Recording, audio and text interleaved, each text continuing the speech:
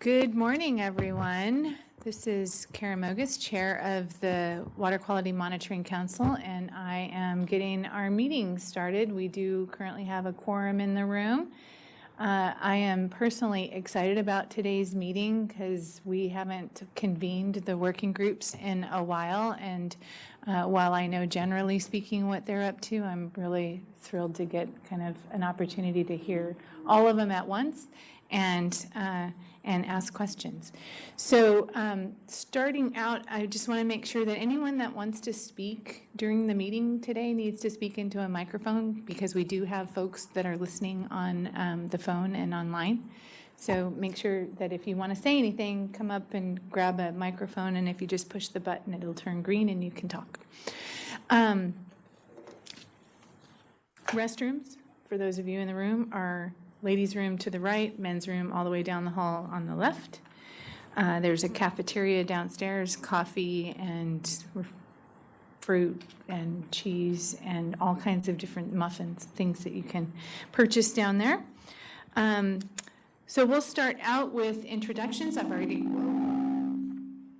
should say, Nick was kind enough to remind me what number of meeting this is, and it's actually our 50th meeting of the Monitoring Council. So welcome to our 50th meeting and the last meeting of the decade. So should be a good one. So with that, I'll take introductions around the table and then around the room and then on the phone. So starting to my left. So my name is Mary Ann Viney, and this is my first time at a meeting. I'm actually substituting for Helen today, and I'm part of a team that does water quality watershed monitoring in Carlsbad, California, and so we monitor 3 watersheds there, and we used to partner with San Diego Coastkeeper, but they ran out of funding, so we kind of took over for the part of the program that did the watersheds in Carlsbad, and it's we're like a completely volunteer citizen scientists. Although we do have chemists, biologists, so on and so forth that are working with us, we're about to do, I think, our 3rd monitoring event in January. We're really excited about it. We worked a lot with Eric Burris in terms of and some instrumentation, and also purchased a lot of our own instrumentation. So that's it, really. Thank you. Hi, good morning. Jared Voskel on behalf of the California Association of Sanitation Agencies. I'm an alternate member for the regulated POTW community. Nick Martirano, Monitoring Council Director, also working for the State Water Board Office of Information Management and Analysis. Steve Weisberg with the Southern California Coastal Water Research Project Authority and representing the scientific community on the council. I'm Peter Vroom, Deputy Director from City of San Diego Public Utilities, and I represent the water supply sector. Hi, good morning, everyone. Grant Sharp with Orange County Public Works, representing the regulated stormwater community. We just pass one around for that. Cool. Hello, I'm Tony Hale, representing the San Francisco Estuary Institute Aquatic Science Center. I'm here in my capacity as co-chair of the Trash Monitoring Work Group. I'm Jay Davis, also with San Francisco Estuary Institute Aquatic Science Center. I'm the lead of the Bioaccumulation Work Group. Hi, I'm Christine Cornelli with Larry Walker Associates, co-chair of the Trash Work Group with Tony. Becky Stanton-Owiha here as co-chair for California Cyanobacteria and Harmful Algal Bloom Network. Hi, I'm Carl Ronning. I work up in Nevada City for a nonprofit called Circle, the Southeast River Citizens League. I'm a hydrologist for them, and I oversee our citizen science-based water quality monitoring program. And this is our first meeting we've come down for, so just seeing what's going on with this council. So. Hi, I'm Jacqueline. I'm also with Circle.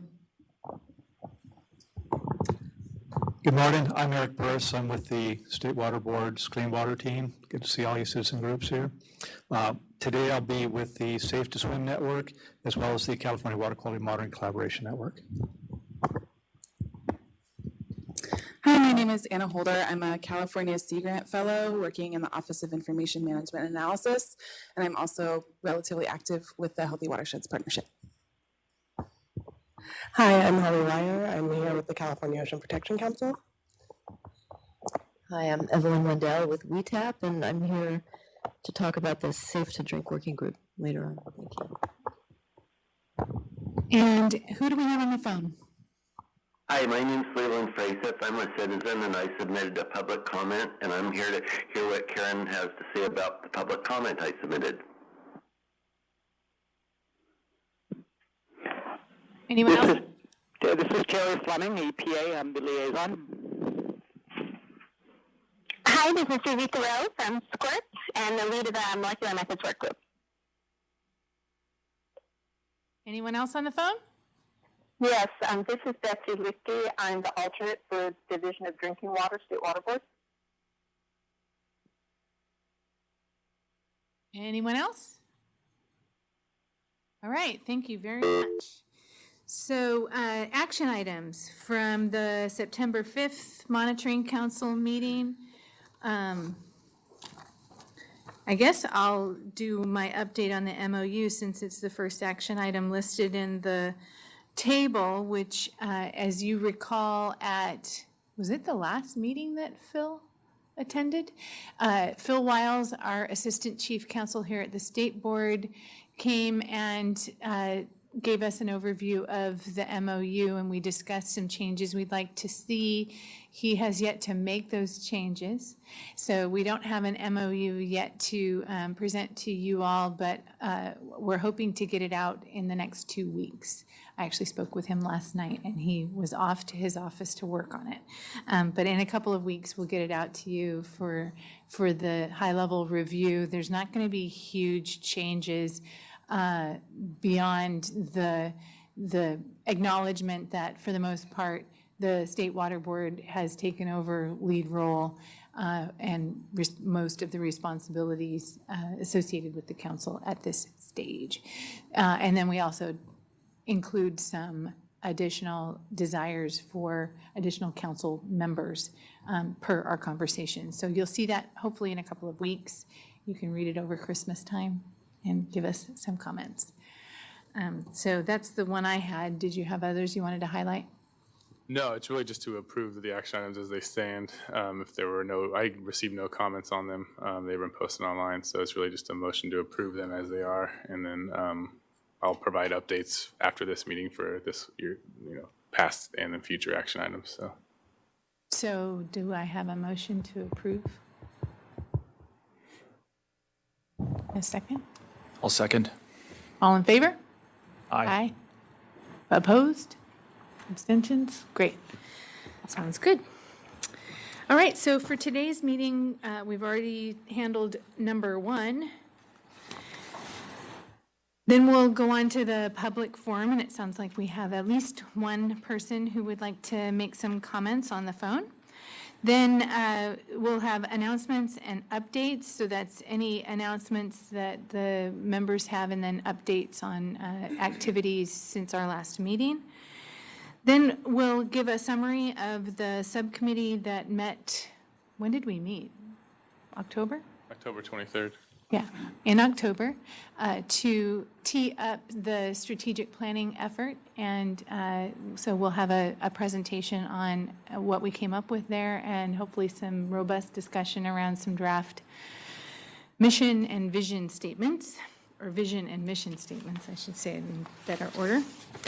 Then we'll move on to the real, well, that was a meaty item too. That will be a good meaty item. And then we'll spend the rest of the afternoon, the morning and then into the afternoon hearing from all of the working groups and getting updates and hearing from them on their needs. And I hope will generate not just discussion with the council, but maybe discussion among the working groups. I don't know to what degree you guys all get together, but this is a good opportunity for us to have some robust discussion, especially since we are moving into January, where we'll be having a special meeting on our strategic planning. And so the better we can support the working groups in that effort, because that's where the real work is happening. So I'm super excited about hearing from the working groups, and then we'll round out the day with just planning our council meetings for 2020. Any additions or changes to the agenda from council members?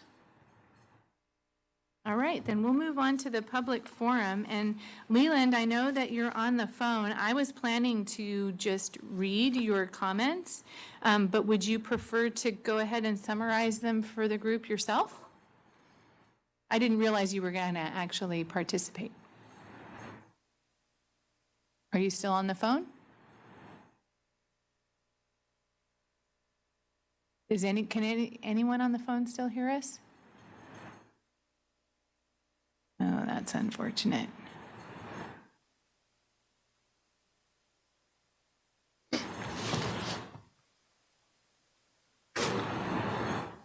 Still there? It's still on. Not him, but I can hear you when I call it. Okay. So the connection is still good. So I'm concerned, though, that nobody's responding. Susie, can you hear us?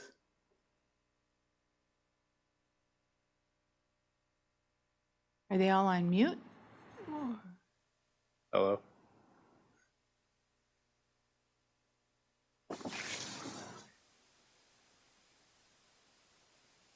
We thought we had it all under control, and we didn't. All right, sorry, we dropped you on accident, folks, so we have moved on to the public forum. Leland, are you still on the phone? Leland is here. Can I speak now? Yeah, so I'd appreciate it if you summarized your comments yourself, since you are participating in the meeting. So go ahead. Thank you.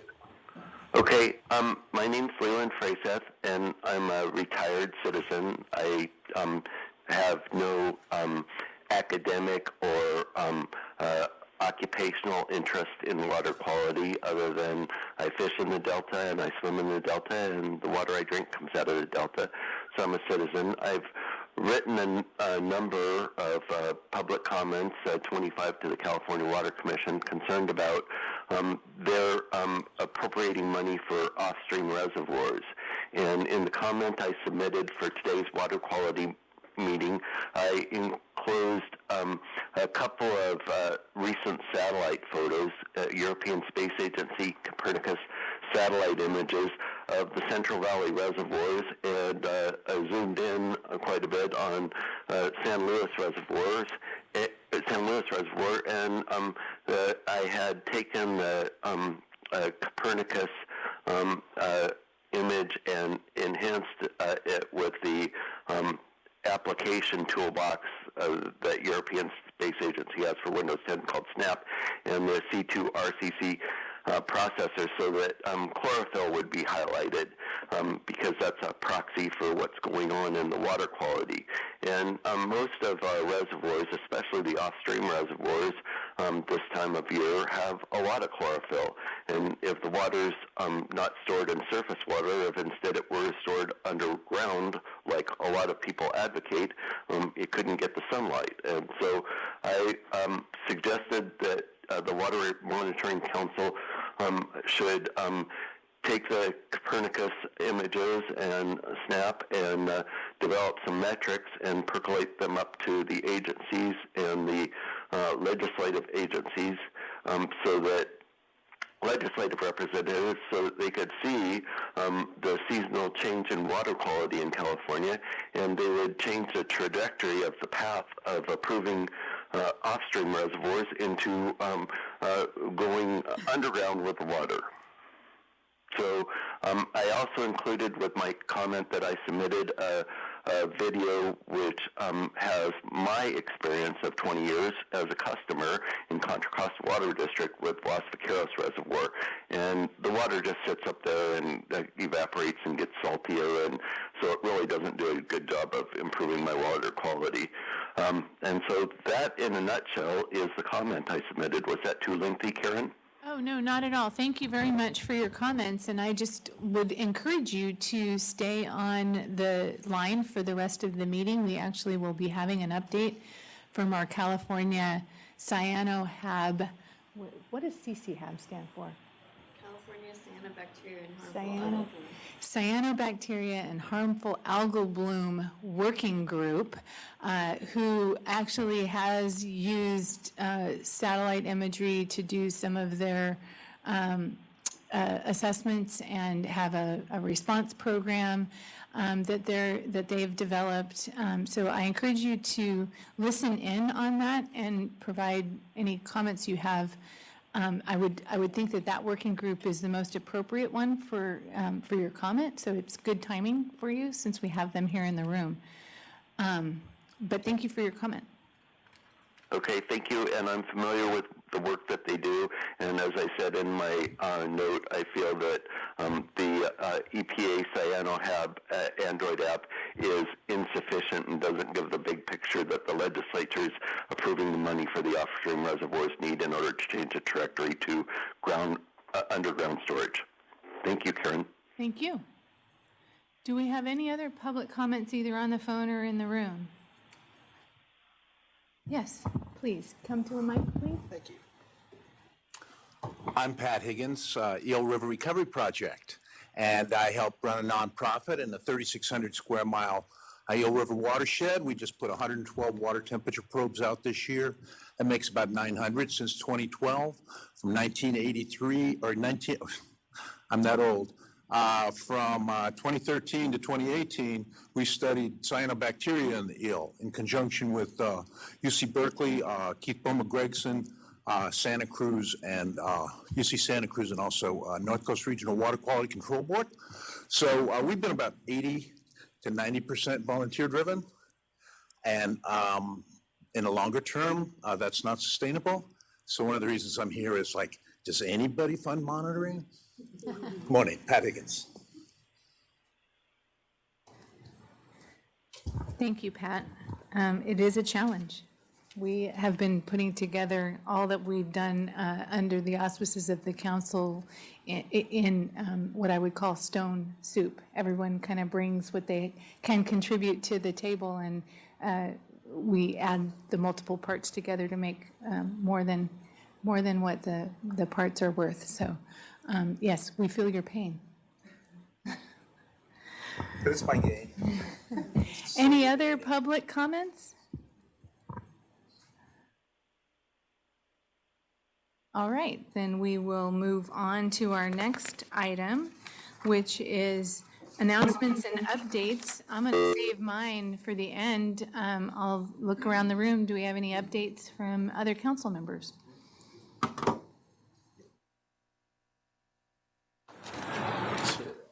Oh, you guys are going to be embarrassed when I talk because I got lots to say. Go ahead, Steve. I have one that is a developing item that I think is a compliment to the council. Last year, NOAA, Navy, BOEM, and maybe even a few others, put together what they called the first national environment or extracellular DNA conference.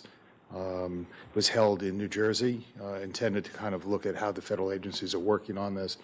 And they contacted me, actually the head of NOAA contacted me last week to say that they would like to hold the next one on the West Coast. They would like to hold it at SWRCB in large part because they wanted to make connections with states as well. And in particular, they want to focus it on how do we move this stuff out of the science world and into the application world. And they were aware of and impressed by what we're doing with our genomics, or what we call molecular committee, and really looking to us as maybe this is a good venue to kind of talk about how are we transitioning those kinds of technologies into application in California. So it's, as I say, very early. This was a phone call that took place just last week. But I think two things. One, it's a compliment that our work is out there and people are recognizing that there's a need for a congealing body to help move this stuff into application. And two, I think it's potentially an opportunity for the council to become a co-sponsor of that kind of workshop should it move forward. And I think it has legs. Do you have any idea what the timing would be for that? So I have a call with some of the NOAA leads on this next week. Tentatively, what we've been talking about is something like February of 2021. Again, very early in the process, but the idea was it would take at least a year to pull together. And of course, all the people who work in Washington said, I'd love to come to California in February. Let's hope it's not flooding. Okay, anything else, Steve? Grant? Yes, thank you, Karen. Just wanted to promote on behalf of the California Stormwater Quality Association, they'll be having their annual federal and state stormwater and regulatory programs update quarterly meeting on January 16th here in Sacramento. I believe it'll be at the Doubletree by Hilton Hotel here in Sac. That'll be 9 a.m. to 3 p.m. There will be members of EPA, State Water Board, and several regional boards who will be on the agenda providing updates. I believe there's also an update on storms, the State Board's storms program on the agenda as well. So anyone who's interested, they also offer a webcast option for that. And again, that's the CASQA quarterly meeting on January 16th. Thanks, Grant. Peter? So we made a decision, I guess, at the last meeting to try and have a council sponsor on a lot of the working groups. I attended my first working group meeting, the bioaccumulation work group, which was really interesting. I enjoyed listening to the conversation very much. One of the questions I had is, do we actually have enough people on the council to have a sponsor on all the working groups? And if not, should we sign up for 2 instead of 1? Question. I don't even know. Do we have a list of who's agreed to be on, be liaison to which working groups?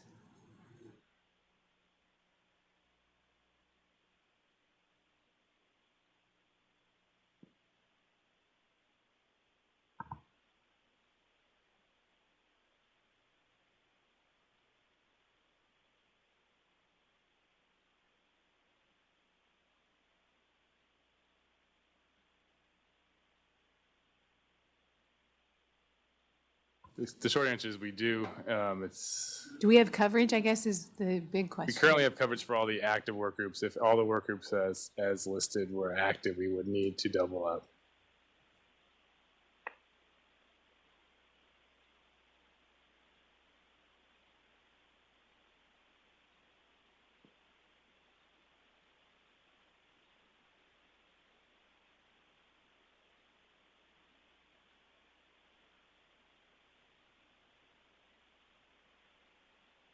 Other updates from council members? All right, well, I already provided the update on the MOU. I have a couple of outreach items to mention. I met with one of the deputy directors at Department of Fish and Wildlife, Chad Dibble, to brief him on what the council is doing. He's actually very familiar with the council. He used to work at the Central Valley Water Board and the Surface Water Ambient Monitoring Program, and at that time was quite familiar with what the council's efforts were. He now is a decision maker at Fish and Wildlife and is interested in participating. Not sure who among his group would be most appropriate. So one of the follow-ups was to send him a list of the staffs that are working in the working groups. And I'll be following up with him to hopefully identify one of his managers, likely in their water program, to become a council member. So we're greasing the skids on that. The second outreach effort I did was I had a meeting with the new director of the Ocean Protection Council, Mark Gold, talking about a number of topics, including the Monitoring Council. He also is interested to know, he's not as familiar with what the council has been up to, and so we're scheduling a meeting that is focused just to brief him and his staff on the council. And we have his staff here in the room, so I really appreciate your attendance. It looks like my meeting was at least successful at getting somebody to come to the meeting, so that's good. More to come on that. I also encouraged him to either participate or have staff participate in the strategic planning effort in January and provide some leadership from the ocean perspective at that meeting. So more to come on that. I think our briefing with him is scheduled on the 19th. So we're getting that moving before the strategic planning meeting so we can identify areas of mutual interest and possibly get a council member from OPC as well, which I think would be spectacular. So those are the two things I worked on since our last meeting. Any other updates? Nick? Sure. Thank you. So there's a couple of updates.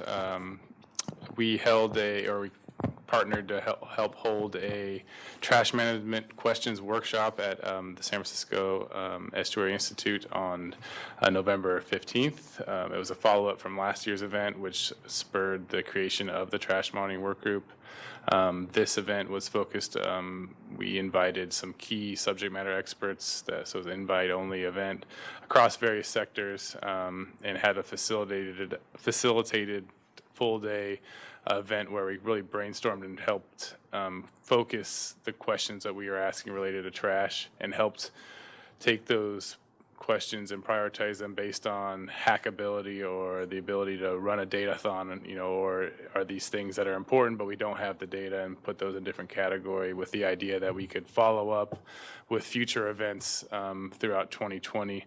Anna Holder, actually here, the Sea Grant Fellow, did a great job facilitating the event. Shelley Walther was one of the facilitators representing the council. I helped on the steering committee as well and participated in the event. Overall was really great. We've already scheduled, in fact, the next event, which is going to be here on February 28th. If there's any, if anybody wants information on that, I can certainly provide it. And we're hoping to have another event that'll piggyback on the symposium, the 2020 Water Data Science Symposium, which we again are co-sponsoring. And that's on June 29th and 30th. And we're actually going to have our second council meeting the very next day on July 1 to help kind of piggyback further on that event and have more of an open forum. So there'll be more on that. In not so great news, the ACWI, the parent agency from the federal government that encapsulates the National Water Quality Monitoring Council, officially ceased or went inactive as of today.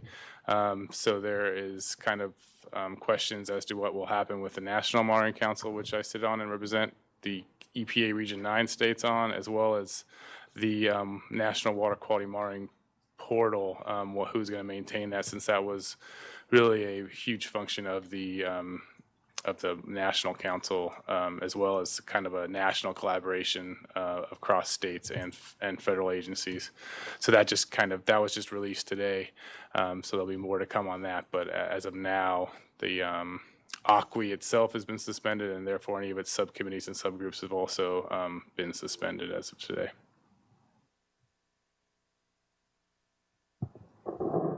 Can you give us any background as to what led to the suspension? Was it a withdrawal of an organization? It's just there's been a lack of federal action since 2018-19, so it's been a full year where they haven't been able to agree on, I'll try to pull up the email from this morning. Their formal FACA has expired?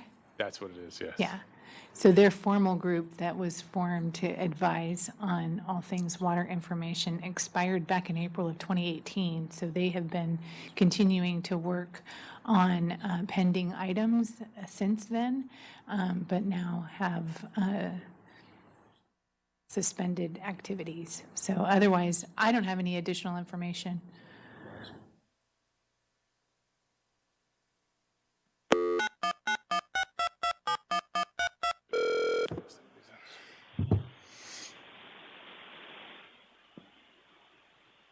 Otherwise, that's it for me.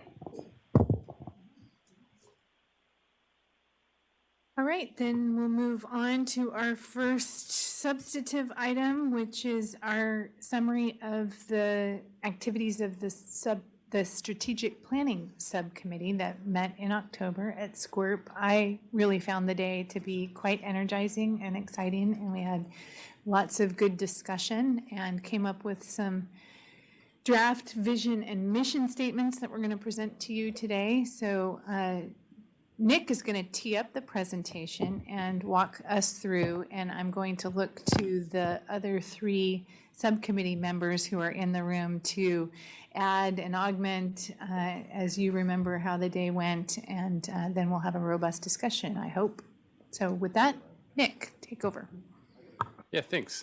So this was a subcommittee meeting which consisted of Dr. Vroom, Grant, Shelley, Jared, Karen, and myself. We met for a good 4 or 5 hours down at SWRCB to kind of better lay the groundwork for a larger full council meeting to be held in January, where we'll hopefully kind of complete the strategic planning process or set the action plan moving forward. We talked about the September 5th meeting, this idea of a dynamic tool set rather than the traditional kind of strategic plan document that kind of gets written and then sits on a shelf and nobody reads.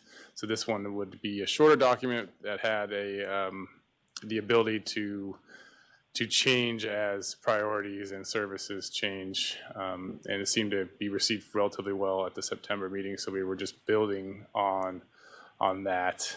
So the graphic on the right, and this is kind of what we were focusing on. We were trying to come up with at least a draft strategy map that would allow us to be on the same page ourselves when we are talking about the council and what it's trying to do, utilize that as a recruitment tool, as well as allow us to then work our way down to, okay, here is our mission and vision, here are our goals, and then how do we accomplish those goals, and how do we measure how we are doing in achieving those goals, as well as the assets that we have available.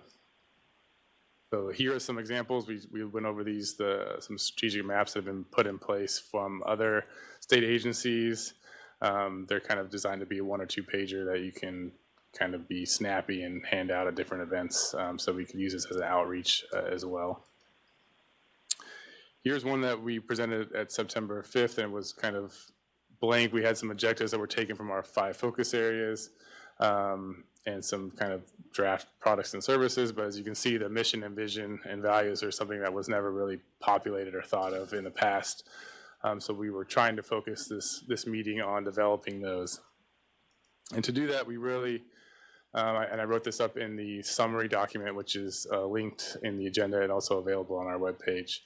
We started off with a SWOT analysis, or strengths, weaknesses, obstacles, and threats exercise, where I basically asked the subcommittee members to fill out where they thought we had strengths and weaknesses and opportunities and obstacles and threats, and then we put them all up on the board and kind of categorize them, and with keeping in mind our 5 focus areas from last year, and in order to help kind of define where we had overlap and help us kind of clarify our mission and vision.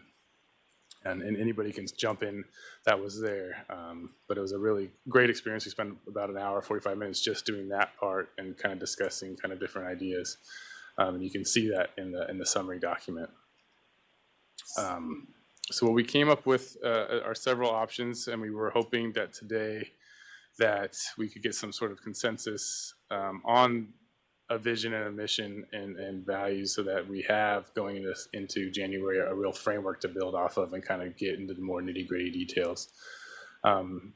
As far as the vision, we had in mind that it was something that was kind of, a utopic kind of, this is what we would want to see in a really short one-sentence type of format. Here's several options. Anything that you see highlighted were things that were kind of our favorite, but we were hoping to kind of get feedback from people that are at the meeting here today and the council members to see what they thought on some of these options, or if they had other ideas. Any feedback on these? We decided to kind of say that what we would want for a vision for California to be a world-class quality and ecosystem monitoring network for California. So that would be the vision of just something for the state that we would hopefully try to feed into with our mission. Our mission is a little bit long and more kind of focused on what the council actually would do. We had a favorite being to enhance water ecosystem health monitoring programs by providing a venue for coordination and developing guidance and recommendations to build a comprehensive statewide network for Californians. So this gets more into what the council itself is tasked with. Jerry was great about keeping us on track with what the legislation details in it, so we weren't getting outside of our scope, and also staying focused. So this would be our mission, to help us get to that vision, recognizing that we can't do all of it for the vision. So the summary went out ahead of today's meeting. I hope folks were able to take a look at it. It was not long and highlighted the two statements, the vision and the mission, and included the other iterations for your consideration. So thoughts? Most of the people sitting around the table were at the subcommittee meeting, so just curious if folks had a chance to look at it and what you thought of it. Steve? I don't disagree with any of it. I think there are some small nuances should suggest. I think the biggest, I wouldn't call it concern, but the biggest area, I think, of discussion is how we translate that into the actions to achieve it, and how we measure whether we are successful in doing that, and how we morph if we're not successful.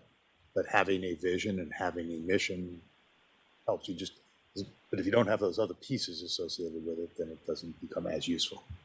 The one small nuance I would suggest to you, of the ones that you wanted, I thought they were well done.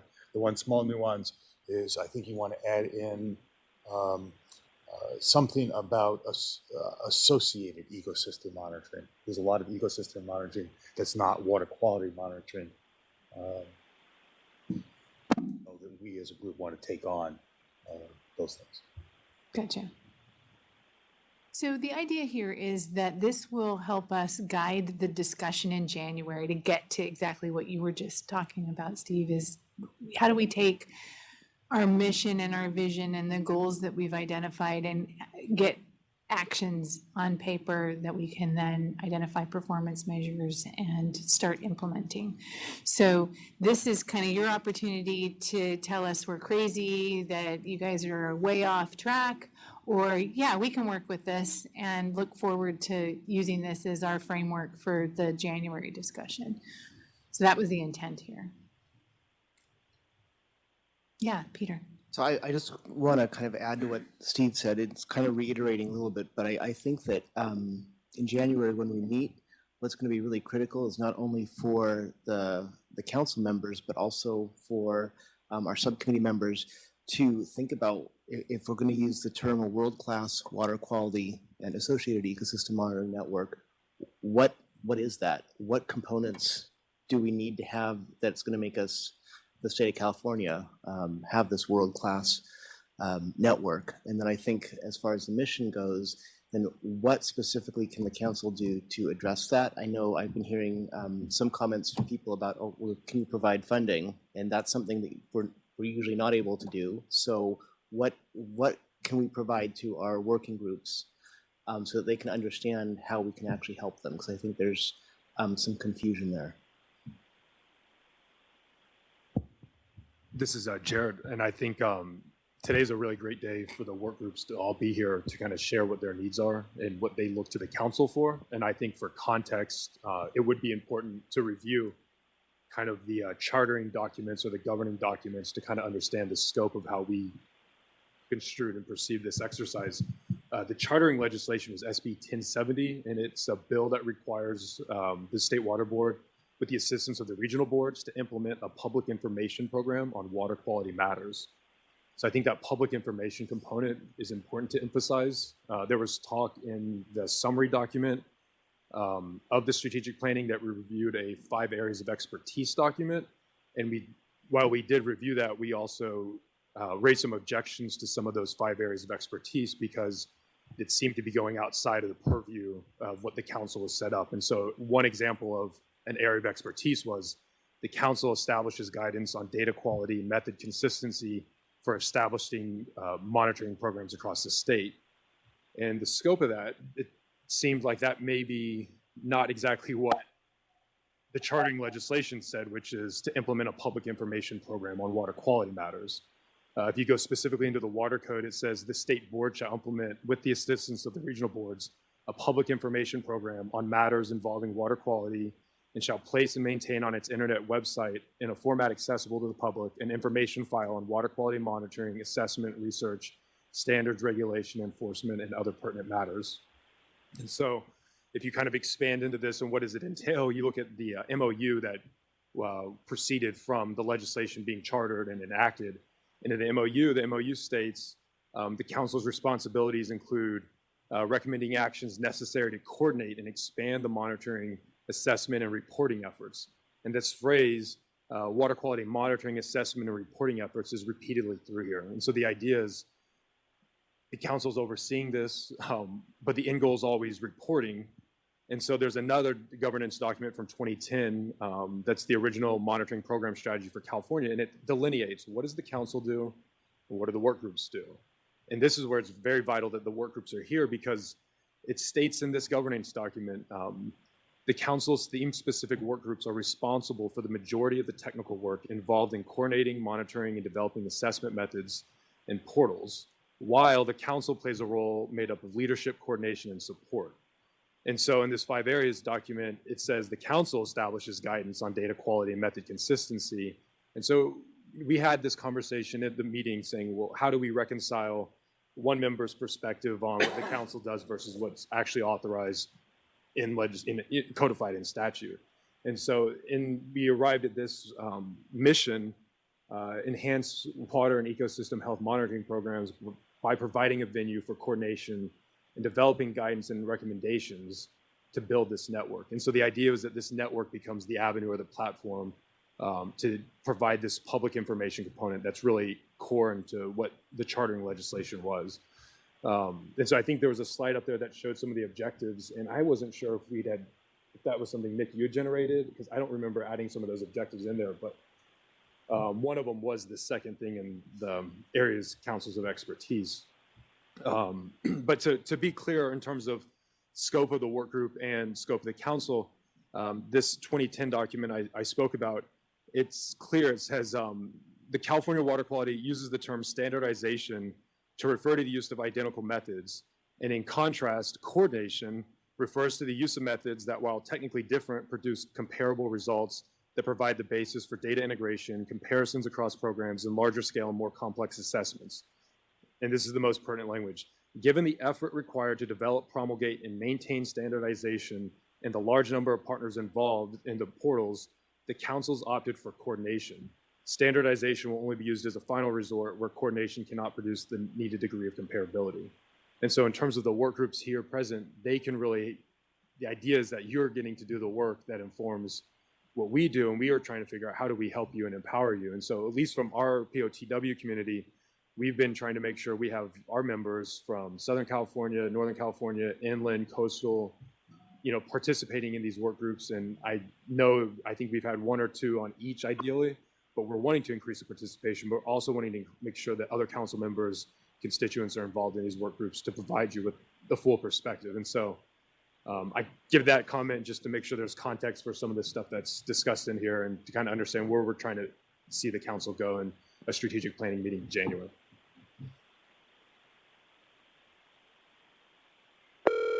Yes, the continuing to collect data thing. Yeah. Yeah, no, that's the place. Can you please mute your phones?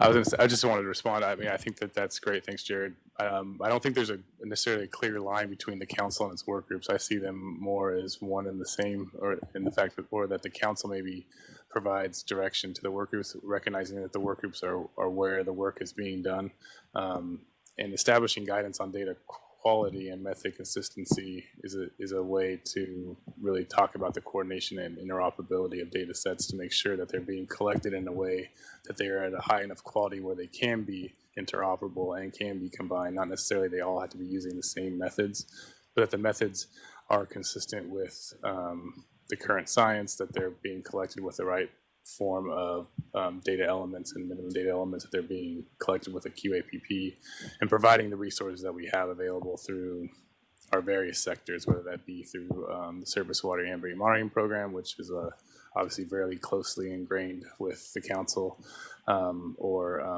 other areas where the regulated sector is also developing new methods and bringing up ways of collecting and reporting high quality monitoring data. But thanks for Just a little bit. Sure.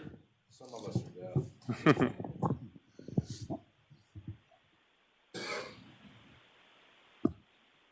I did want to point out that we also identified some core values that we pulled together at the meeting.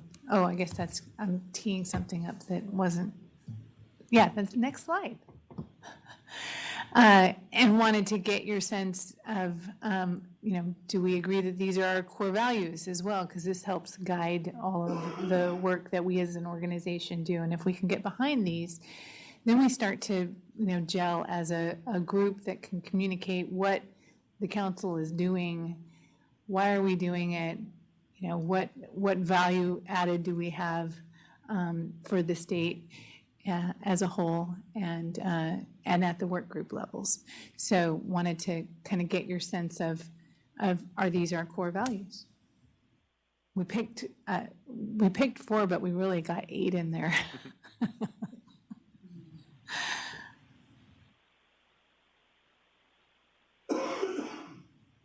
I guess, is there anything missing or redundant or, yeah. All right, no, go ahead. Thank you, Karen. This is great. I just had a couple comments. As someone who's relatively new to the council, I think this is particularly helpful for me. I think going through this process, for those who've gone through this with an organization developing a mission, vision, values, it's it can be difficult, sometimes challenging. I think this was, as Karen alluded to, we had a fairly productive meeting back in October, and personally, I think that we've struck a fairly good balance here with the vision statement and the mission statement. I think it will be particularly helpful moving forward as we look to engage others. And I know personally for me, I would like to see more engagement with the council from the stormwater community. I think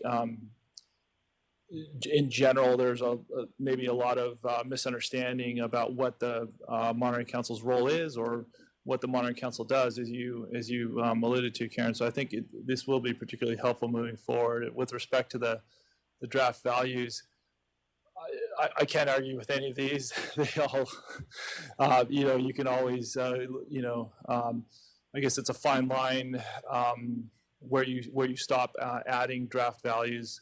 But my 2 cents are that these are I think we hit the critical ones here with this particular set, but that's not to say that there aren't other values important to the council that, and, appreciate input from other council members on that. So thank you for allowing me to put in some 2 cents on it. Thanks, Grant. So again, I think this helps us gel as an organization, and if we are all behind our vision, our mission, and our values, we can do better at communicating out what we are, what we do, why we do it. And so it may seem trivial and not important, but I think one of our biggest weaknesses has been the ability to clearly communicate who we are and where we're going and why. And so my hope is that this exercise and our strategic planning exercise in January gets us to a place where we're all on the same page as to who we are and where we're going, like I said. So while it seems trivial, I think it's quite foundational and important and really critical for our success in moving forward with all of the different pressures on the state to, have open data and to get data out to the public for their consumption, whether that be just general public or legislature or decision makers or staff at agencies. Defining what we are is going to be important for us to serve our audiences and our stakeholders.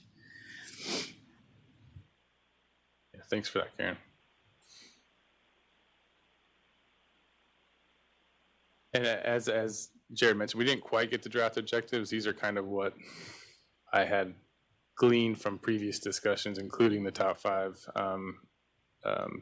areas, which really was, again, intended for those that weren't around last year, was really a document that was drafted to help delineate between the AB 1755, or the Open Data and Transparency Act, and our legislation, and where there was overlap, and where, even though one that with AB 1755 was going to really focus on the accessibility of data or the publication of data, which was also kind of captured in our legislation, that we would say, okay, great, that's going to help our mission, but here's where we still provide value and where we can take, be complementary in the 2 efforts. So, and this is kind of where we saw at the time the strategy subcommittee at that time, which consisted of Tara and Karen, Steve, and myself and Chris Jones, where really with the eye on what the work groups are doing that provide value. So it's really a look at really what the work groups are doing, and that's kind of the objectives and goals are there to help implement the mission, and it's recognizing that the council itself, the members, aren't necessarily doing the work. It's really the work groups, and this is what what their products are generally, and what we charge them to do. So if it was hopefully trying to agree on what we are asking of these voluntary work groups to be doing to help achieve our common mission. So. I think there was conversation at the strategic planning. We just wanted to get the mission, vision, and core values, leaving the real strategic planning meeting to these objectives and goals. So, to that, the second and third one are straight out of the top 5 areas document, and they are in conflict with the governing documents. And I don't want to push the issue, but establishing guidance on data quality and method consistencies outside of the purview of the council. And it says the work groups are responsible for the majority of the technical work involved in the coordinating, monitoring, developing assessment methods, and reporting. And to be clear, it says in this governing document, the 2010 one, it states the council plays up a role made up of leadership, coordination, and support. And it says the council is a flexible organizational structure, but the council itself is not where the establishing guidance on data quality, identifying data interpretation thresholds, that's work group work. And so I think the idea is the work group bubbles this up to the council, where we can sit there and assess and figure out, how do we make a network, how do we make a public information website to provide all this information to the public so they can be users of it, to keep it within the four corners of the statute of what this is supposed to be a public information portal or dissemination tool. And so to utilize it for anything beyond that, you would have to wade carefully into those waters, no pun intended,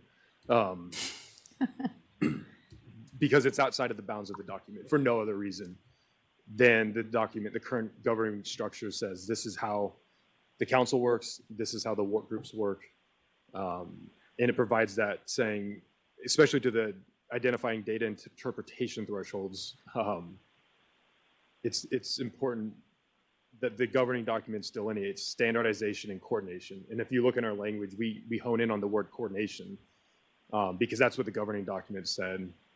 Coordination refers to the use of methods that, while technically different, produce comparable results. And given the effort to develop standardization, the council's opting for coordination. And so I think that I'd leave it there, but to kind of reiterate and maybe set up the conversation for how do we balance this this tension that the governing document sets up between the council's role and the work group's role. I think these objectives and goals, really nailing this down in January, is where the work should be focused, and I think all excited to get to that point. Is this discussion open?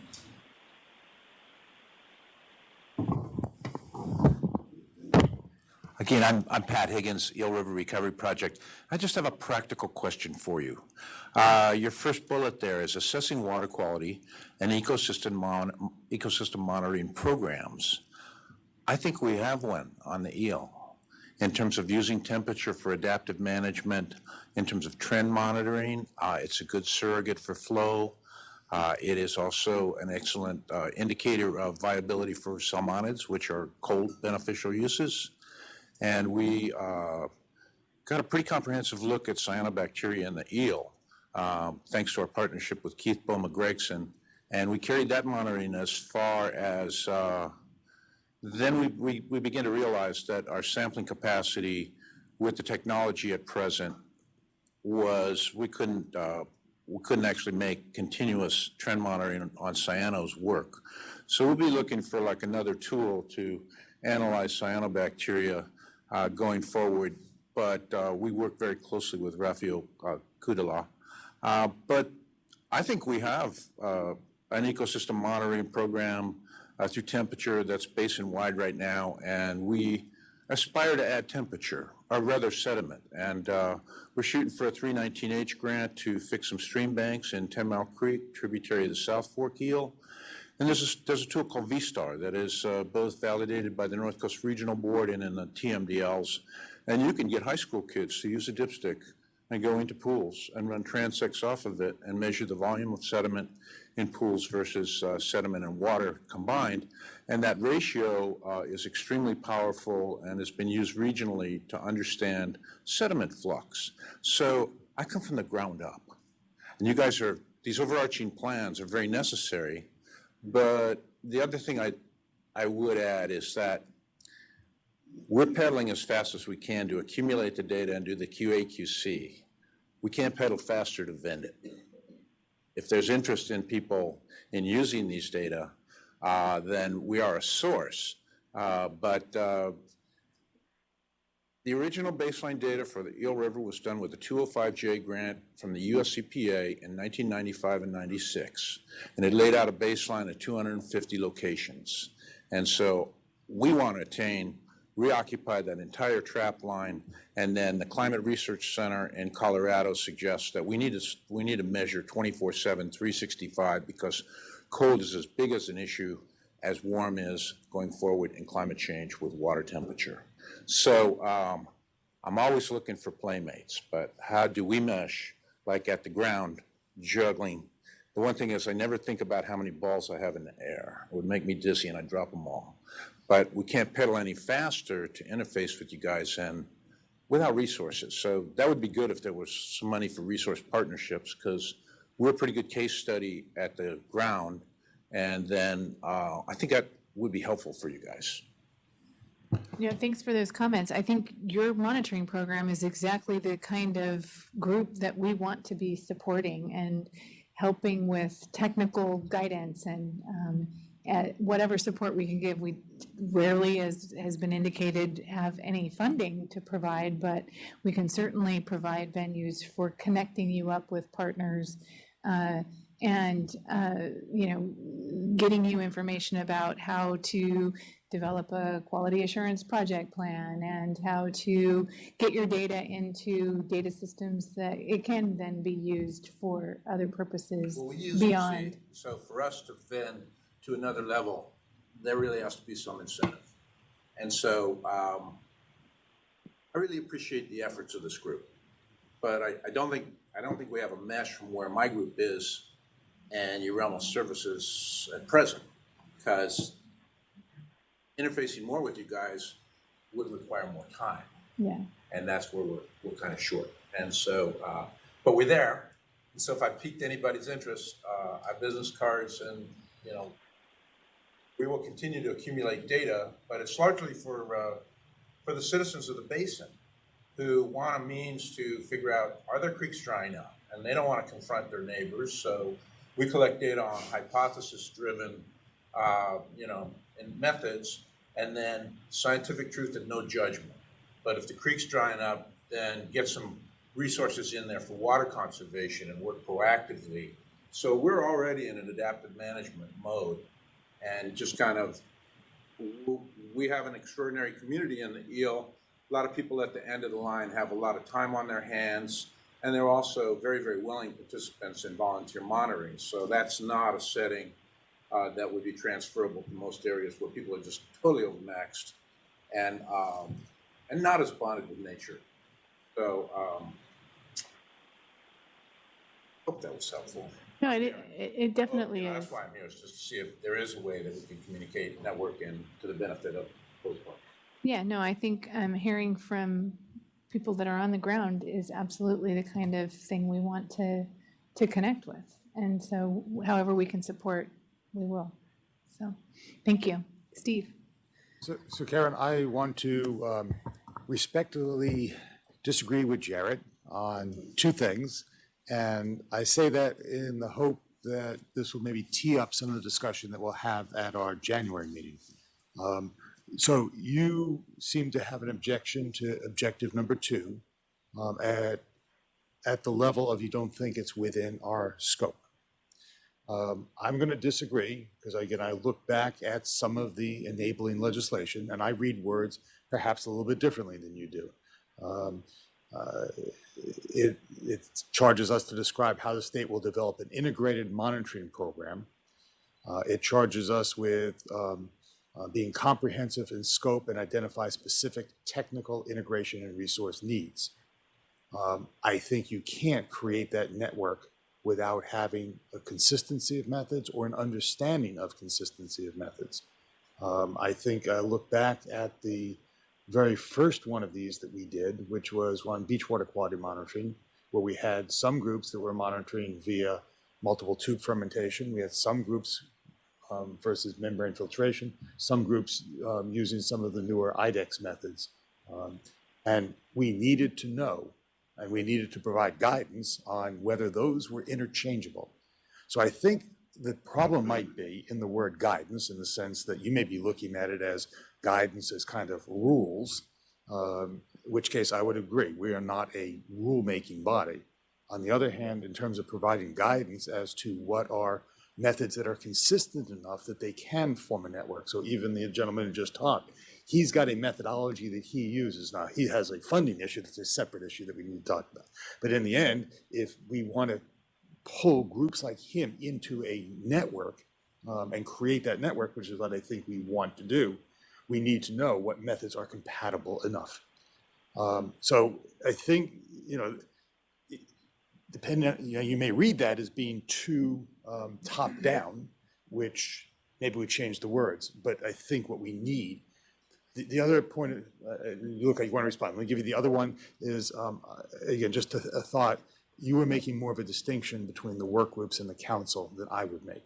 The work groups I look at as are the council. They are the arms and legs on specific topics. They would be the ones that do that, but ultimately, we're the ones who are asking them to do that. It's coming from, in a sense, our charter to them, that those are the things you need to work on. So anyway, I look forward to your response, but on the other hand, I really think this is a great tee-up for the things that we need to get more specific so we're all on the same page.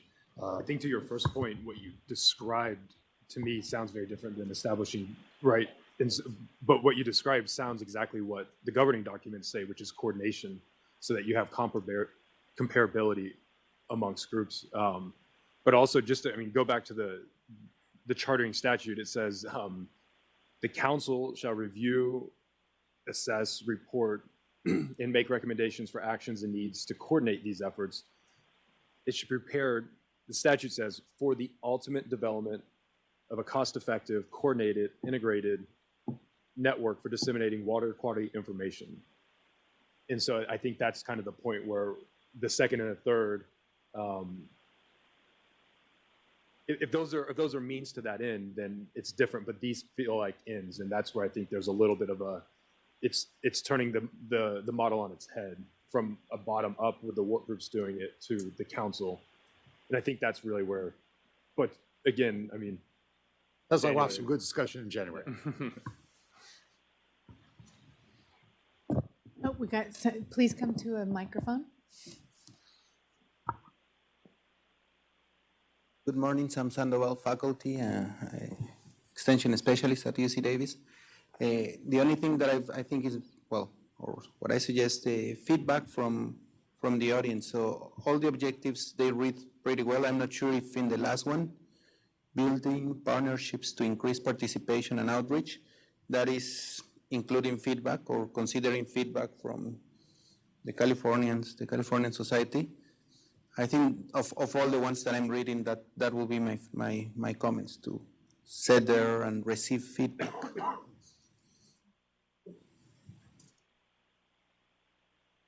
So have we laid a acceptable framework for our discussion in January? I think that's really what we like everyone to be like, yeah, this makes sense. Our values, mission, vision, we can work with this. Yeah, go ahead. Yeah, real quick, Karen, I had a similar question to, I think, Steve, is in terms of, maybe it's a philosophical one, is when we're talking about these, draft objectives for the council, are we also talking about the work groups, or are we making a distinction between the council and the work groups? Because I think that does change how we would craft those objectives if we are making a distinction. And so I think it would be helpful going into the January discussion if we were all sort of on the same page or in agreement on what the council embodies. When we say the council, does that include the work groups? I think that'd be helpful.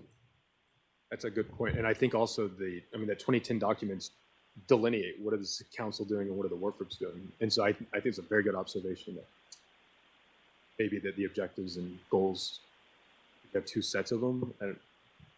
Maybe the two should be harmonized. They should, and not that they would be contradictory, but there are different roles assigned, and that may provide different objectives, or just from a scoping perspective. What's the scope? Yeah, no, the way I would think of it is establishing the roles and responsibilities, but that we are one organization of the council and its working groups. Now, that's not to say that the working groups wouldn't exist without the council, because many of them predated the council. But I think we are one organization, and we need to articulate our path forward as one organization, but maybe be more clear as to who's doing what and how does the council help support and guide and collaborate in order to support the working groups. I'm happy to be, crystal clear on that. I had another thought and I lost it. So I think the CC Hab is a great example of taking a working group that's really, maybe it always was its own thing, but seeing the legislative support it had this year, I can't but think when you're talking about having financial support there's resiliency bonds out there that are going to be coming in the legislature.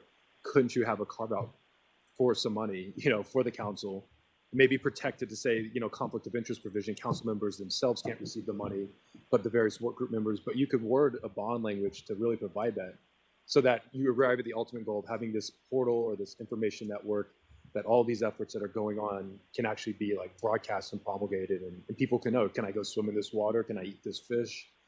I mean, that's the ultimate goal of the chartering statute. And so I would think that would be like well within the bounds of, I don't know how many legislative folk are in here would be interested in like diving in, but I don't think it would be that hard of a provision to draft and then go talk to some legislative offices and see if they'd be, up for adding that provision in to get that financial resources that I think we've talked about multiple times needing. Hi, Becky Stan. I guess from as a work group perspective, I think we've all tried to establish our own charters that have at a individual work group level, these things. And so I guess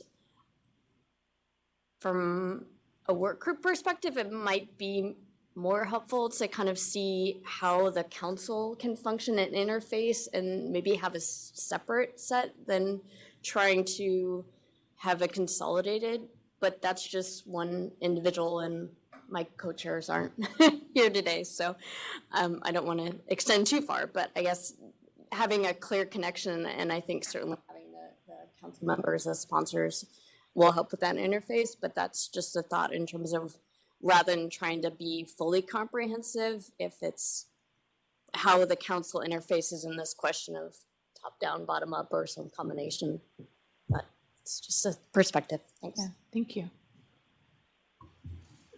Karen, I believe the plan was to have all of the work group chairs join at the January meeting. Is that correct? Yeah, we definitely wanted the working groups to participate in that planning effort. This conversation just illustrates Absolutely. how important that is. And Agreed. creating clarity on this would be a good thing.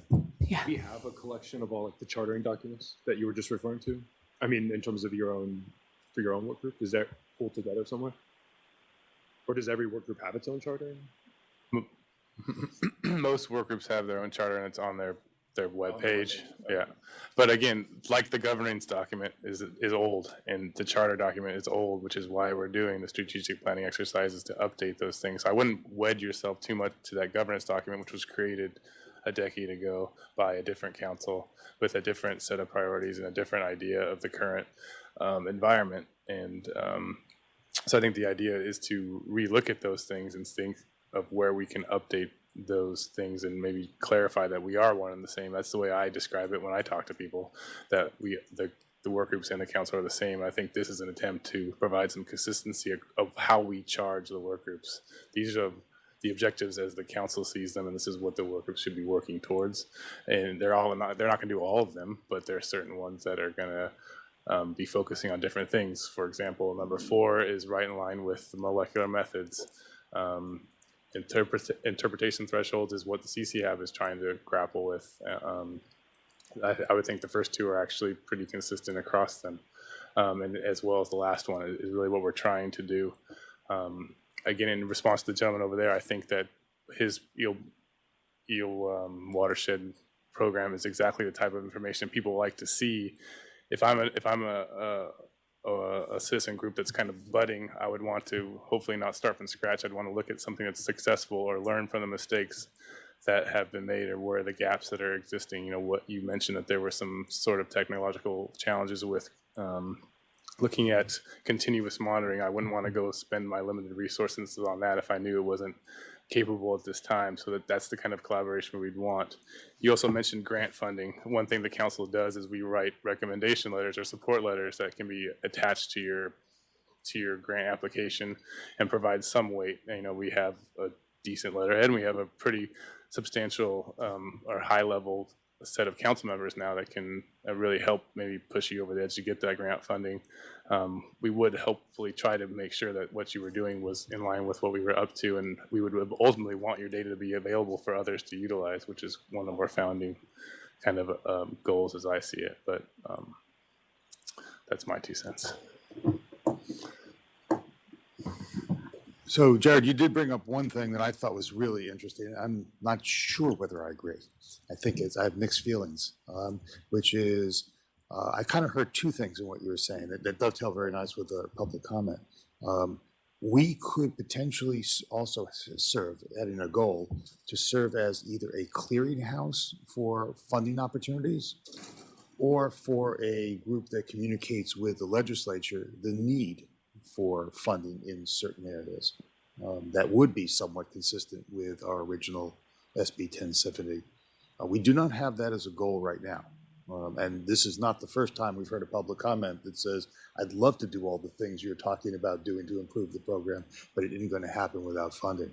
I have mixed feelings about it because it puts you down a whole different set of interactions.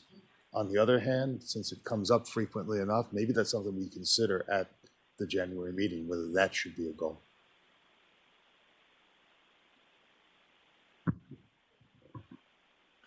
There's certainly an authority issue, and just anecdotally, I'm thinking of the Ocean Protection Council receives through multiple bond measures pools of money that, like you said, like a clearinghouse. And I'm not sure how we are currently chartered, if we'd even be an eligible recipient. And I also think the status of our MOU, I don't even know what that does to the technical status of the council per se. But all that withstanding, I mean, I think you're ultimately going to need some attorneys in here to help maybe answer some of those questions. But I think, yeah.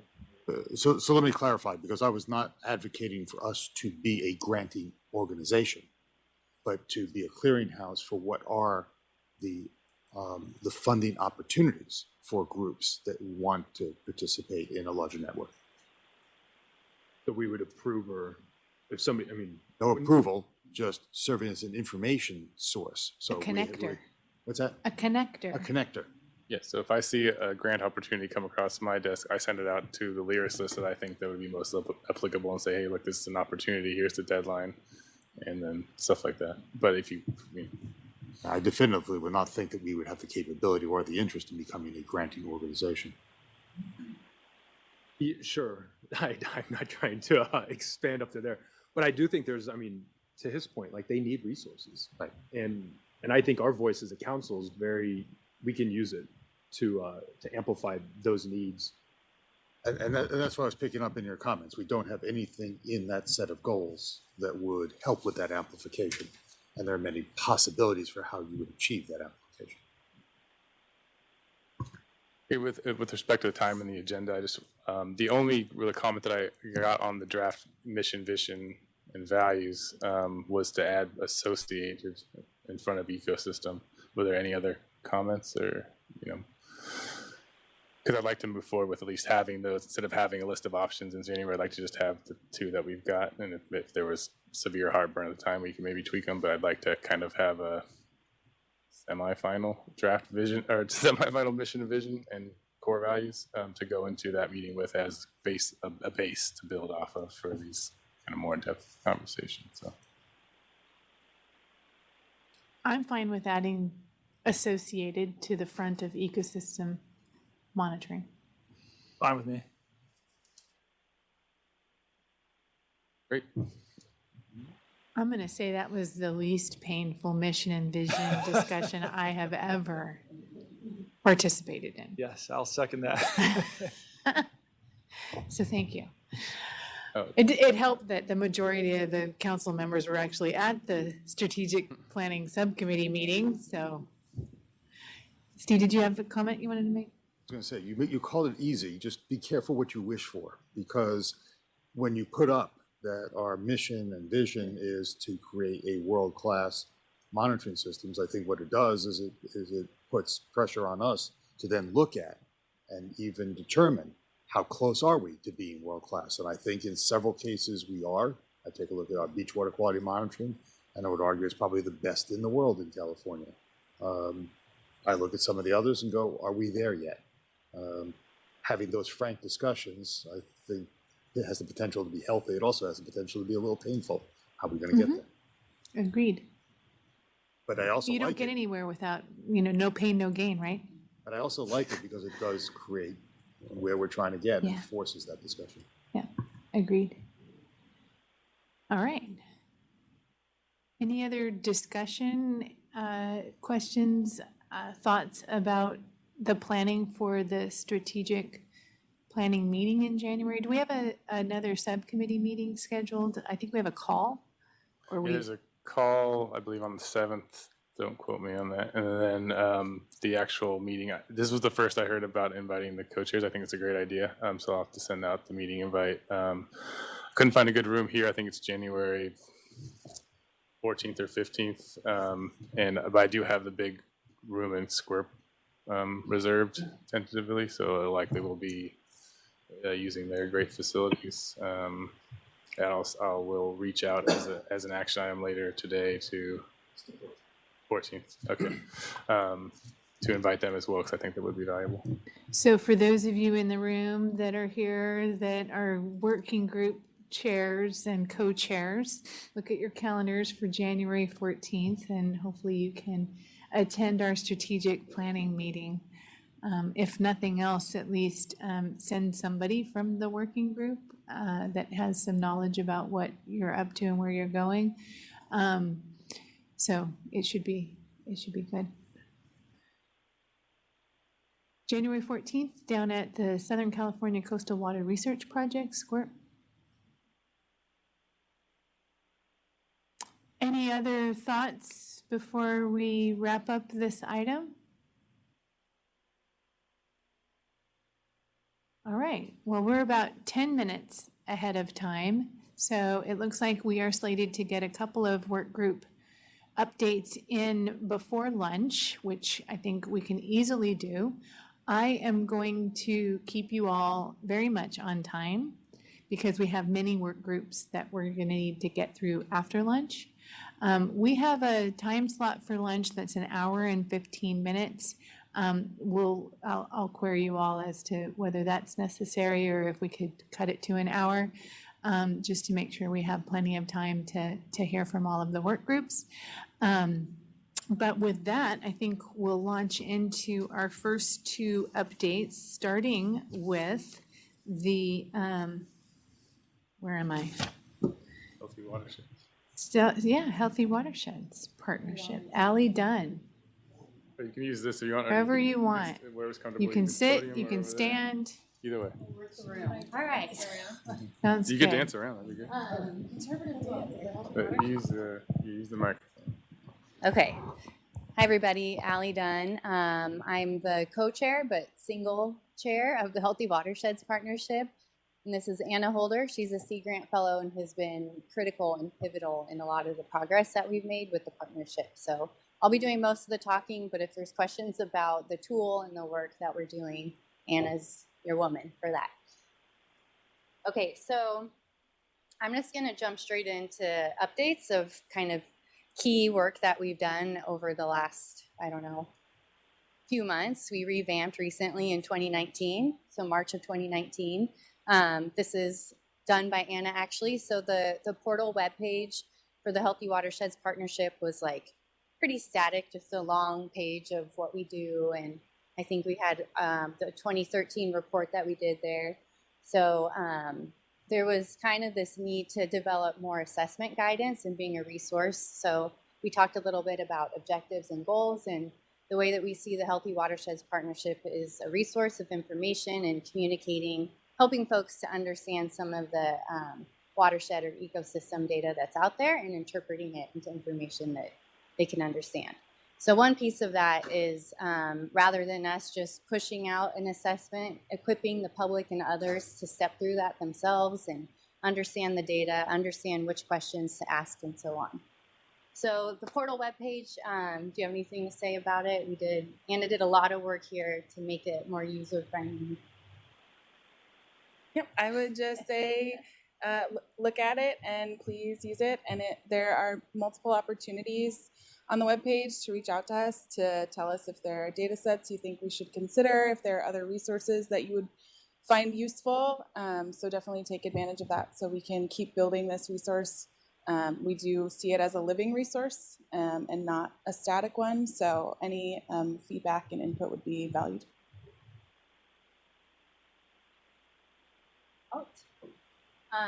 One thing too I would add is,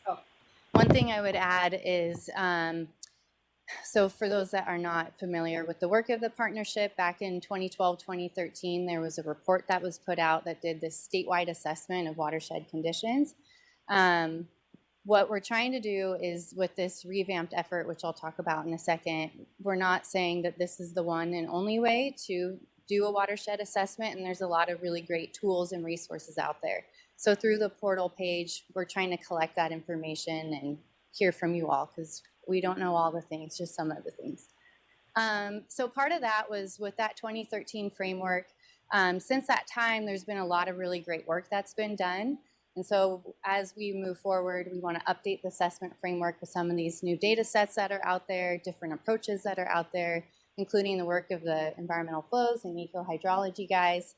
I won't read through all of these. I think you've heard in the past from Jeanette Howard at the Nature Conservancy, the Freshwater Conservation Blueprint, the Natural Resource Agency, Loretta Marino and company have a lot of really great work looking at ecological performance measures, and their methodology is really good. If you haven't seen it, check it out.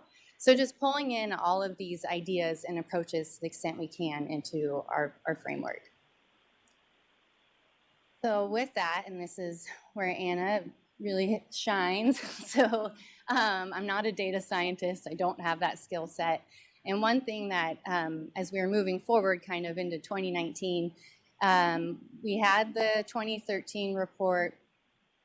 Lance Lay up at the North Coast Regional Water Board took that R code and the data sets associated with that work and put it into an R-Shiny or a web-based application so you can interact with the data more dynamically.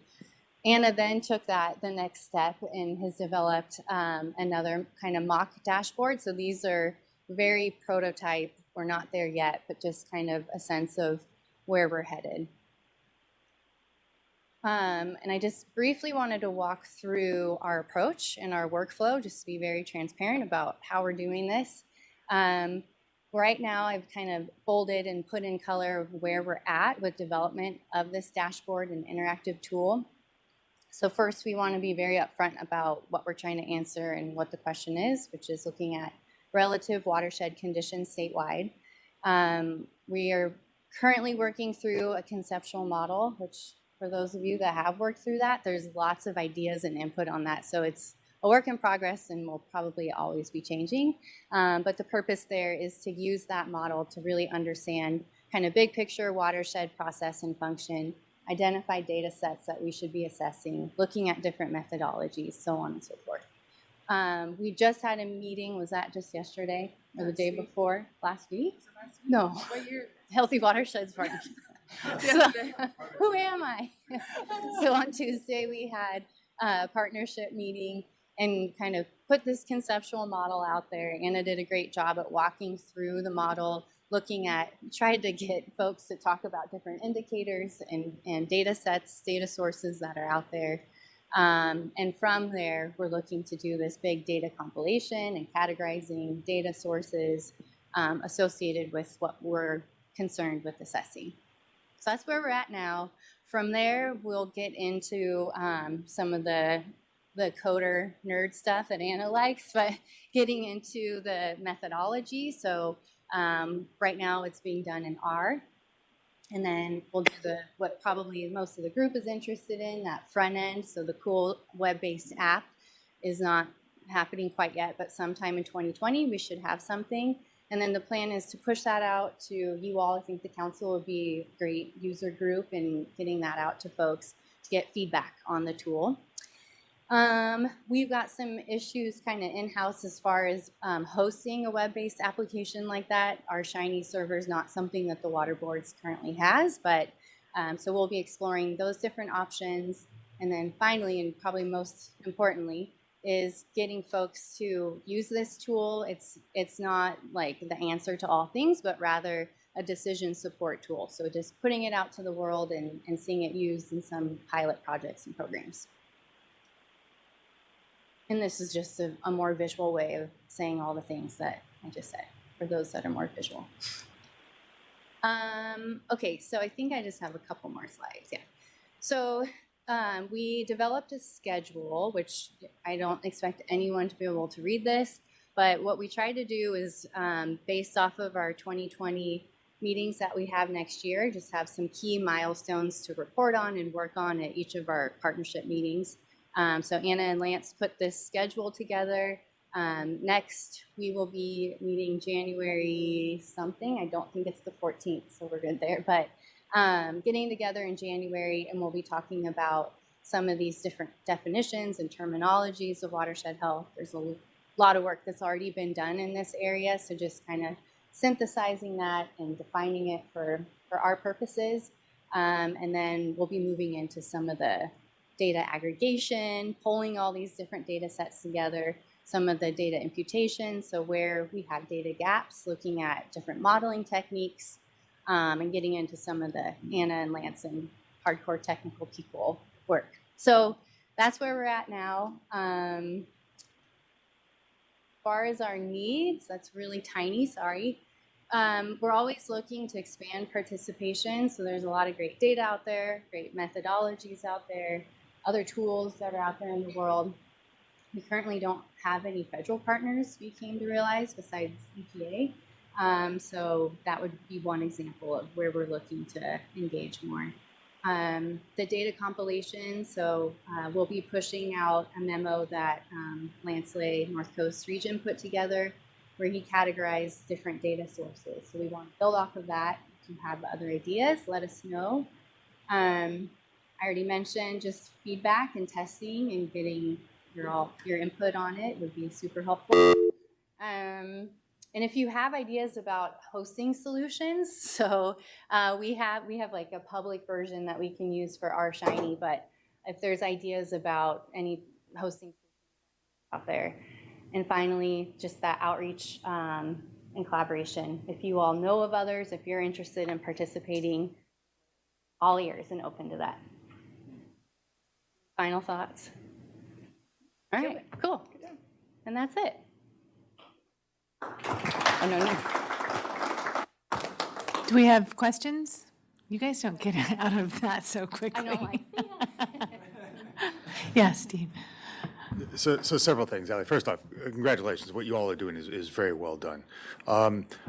So our primary goal, Karen, today is to hear these things to inform our January discussions about what our goals are. How much time do you want to take?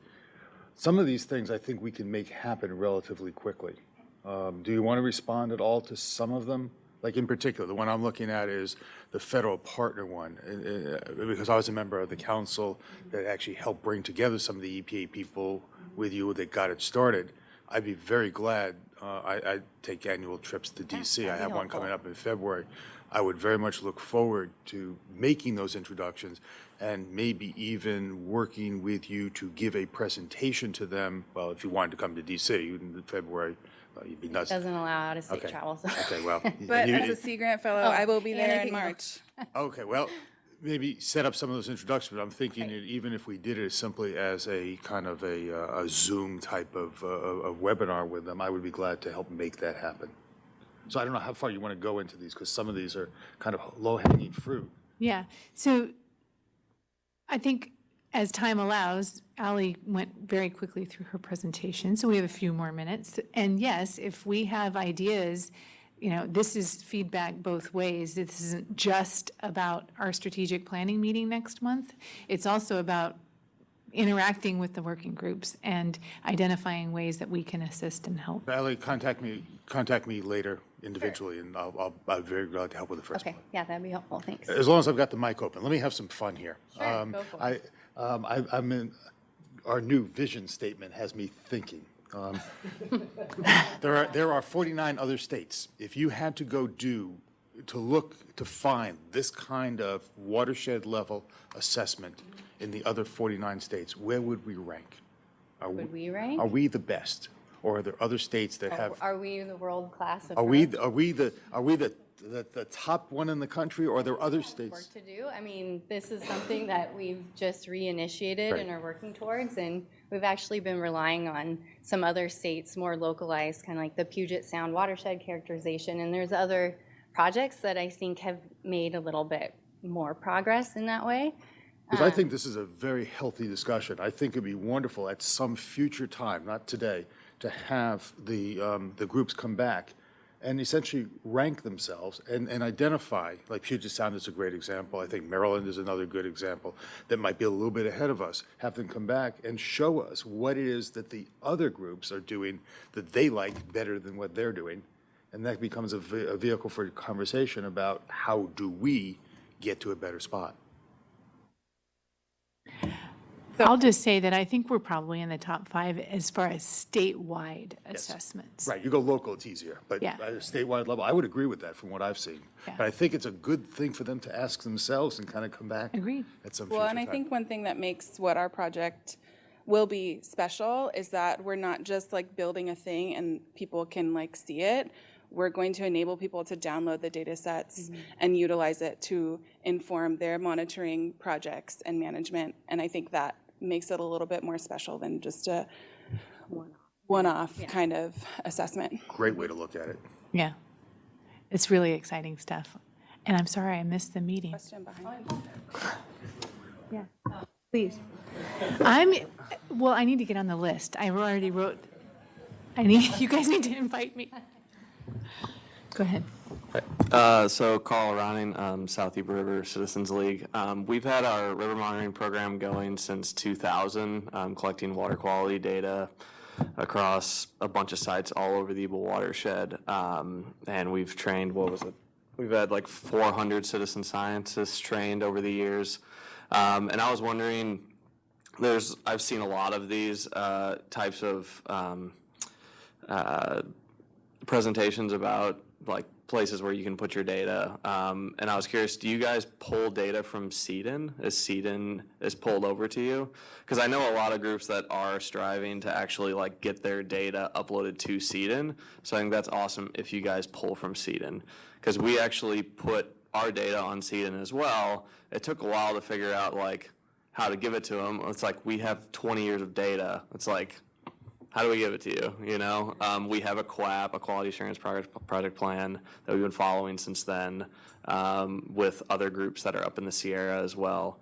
And in terms of the Shiny app and R and everything, we're releasing a similar thing called RiverDB that we've been working with somebody for the past 3 years to make, and it's going to be public in March of 2020, where we are working with citizen science monitoring groups and trying to provide a solution for them to have a data entry template for their citizen science monitoring program, and then it goes onto like a cloud database, and then it has all of these automated graphs and things and filters you can play to show your data, and you can download all the data as well.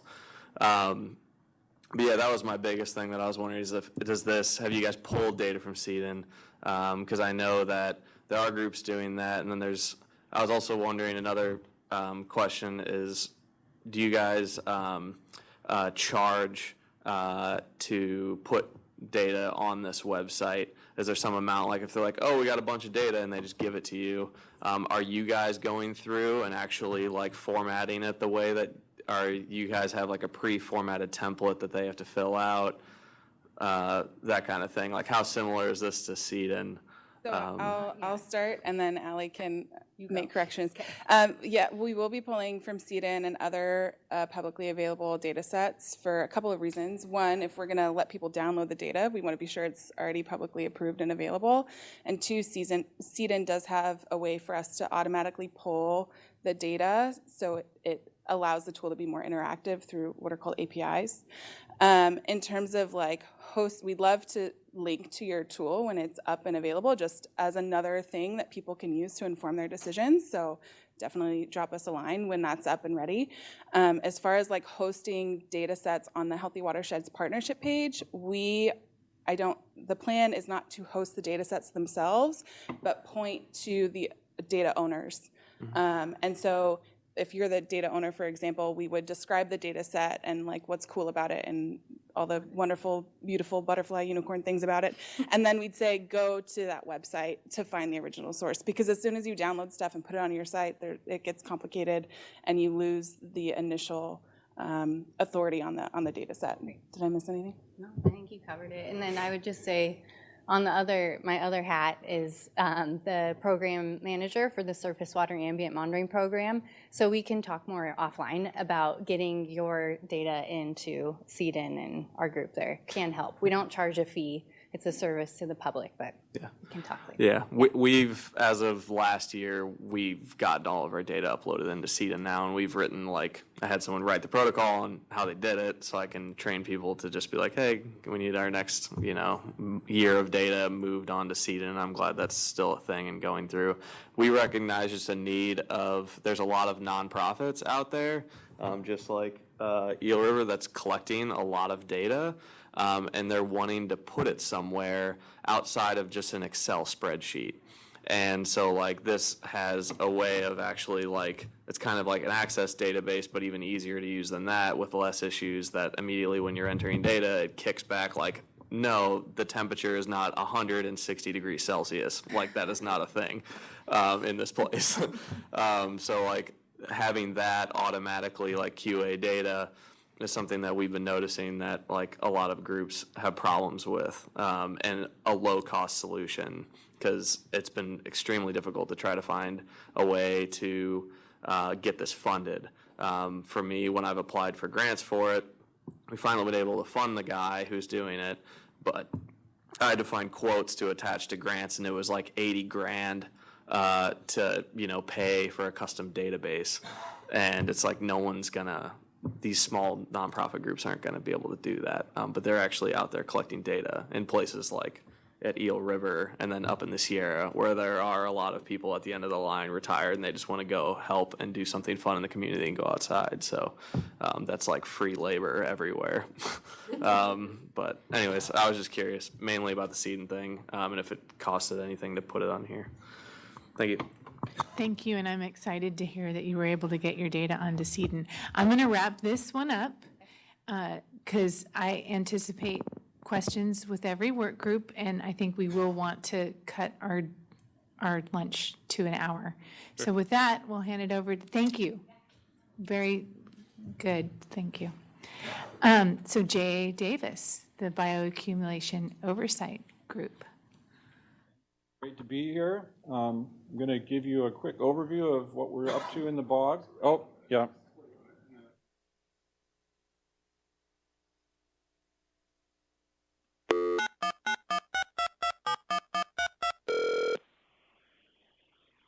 Okay. So this work group has a somewhat different name from the other work groups. It's a Bioaccumulation Oversight Group. It's because this does predate the council. It's a subcommittee of the Swamp Roundtable that oversees the swamp monitoring. And we wanted to come up with an acronym that fit with swamp, so BOG, swamp. So what I want to do today is just give you a quick overview of what we're doing in the BOG, and then talk about some of the needs that we identified at our meeting last week. So quick overview of the Bioaccumulation Monitoring Program of SWAMP. It began in 2007. We monitor annually. We have a focus on sport fish. We've done some other work over the years looking at birds, but primarily we're focusing on sport fish. We have a long-term plan of covering all the major water body types in California, lakes and reservoirs, rivers and streams, and the coast.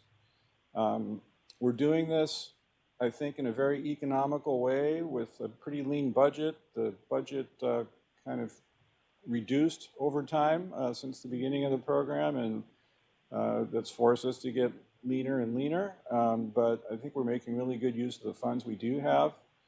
I think this is a world-class monitoring program, and one of the reasons that I say that with some confidence is that we have some of the world experts on bioaccumulation providing peer review. Steve, your question about how do we compare to other states?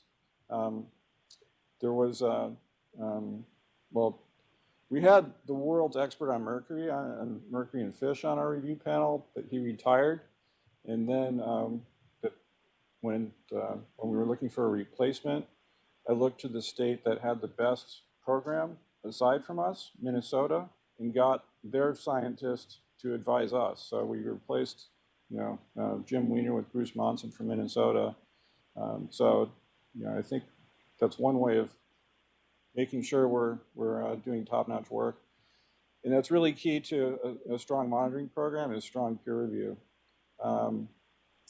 We produce annual reports on the monitoring that we do. And then the monitoring is sort of the main thing that we focus on in the bog. It's a big job to plan and implement and report on this monitoring every year. The second biggest thing we do is make the information accessible. So we have developed a portal. We populate the portal with data on an annual basis. We're adding to the data that are presented on the portal. And then the information has high impact for management. It feeds into 303D listings. It led to a statewide TNDL, statewide fish advisories, a lot of site-specific fish advisories as well. So the data are highly used in management contexts. The map I'm showing here is a map from the portal. It's a screenshot from the portal. I'm showing all the water bodies that are represented on the portal. Most of this is coming from swamp monitoring. So what we're up to recently, in 2018 and 2020, we're monitoring the coast. And this is the second round of monitoring bioaccumulation in fish on the coast. The first round was in 2009 and 10. We're doing this on approximately a 10-year cycle. And we're doing this in collaboration with two other major programs on the coast, the Southern California Bite Program and the Regional Monitoring Program for San Francisco Bay. And part of the reason for the timing is that on this 10-year cycle, we can line up with the bite monitoring, which happens in the years ending in 8. Their fish monitoring, and then the RMP is also on a cycle of 5-year cycle of monitoring. That's 2014, 2019, 2024. Another reason I'm confident in saying this is a world-class monitoring program at the statewide level is that the BITE program is a world-class program. The Bay RMP is a world-class program, and we're combining all of this, adding, this is all coordinated closely and adding to what we're doing in SWAMP to create, I think, very strong statewide monitoring program. The coordination between the SWAMP and the BITE program in 2018 was very strong. We started the coast monitoring in the BITE, again, to synchronize with BITE monitoring. And the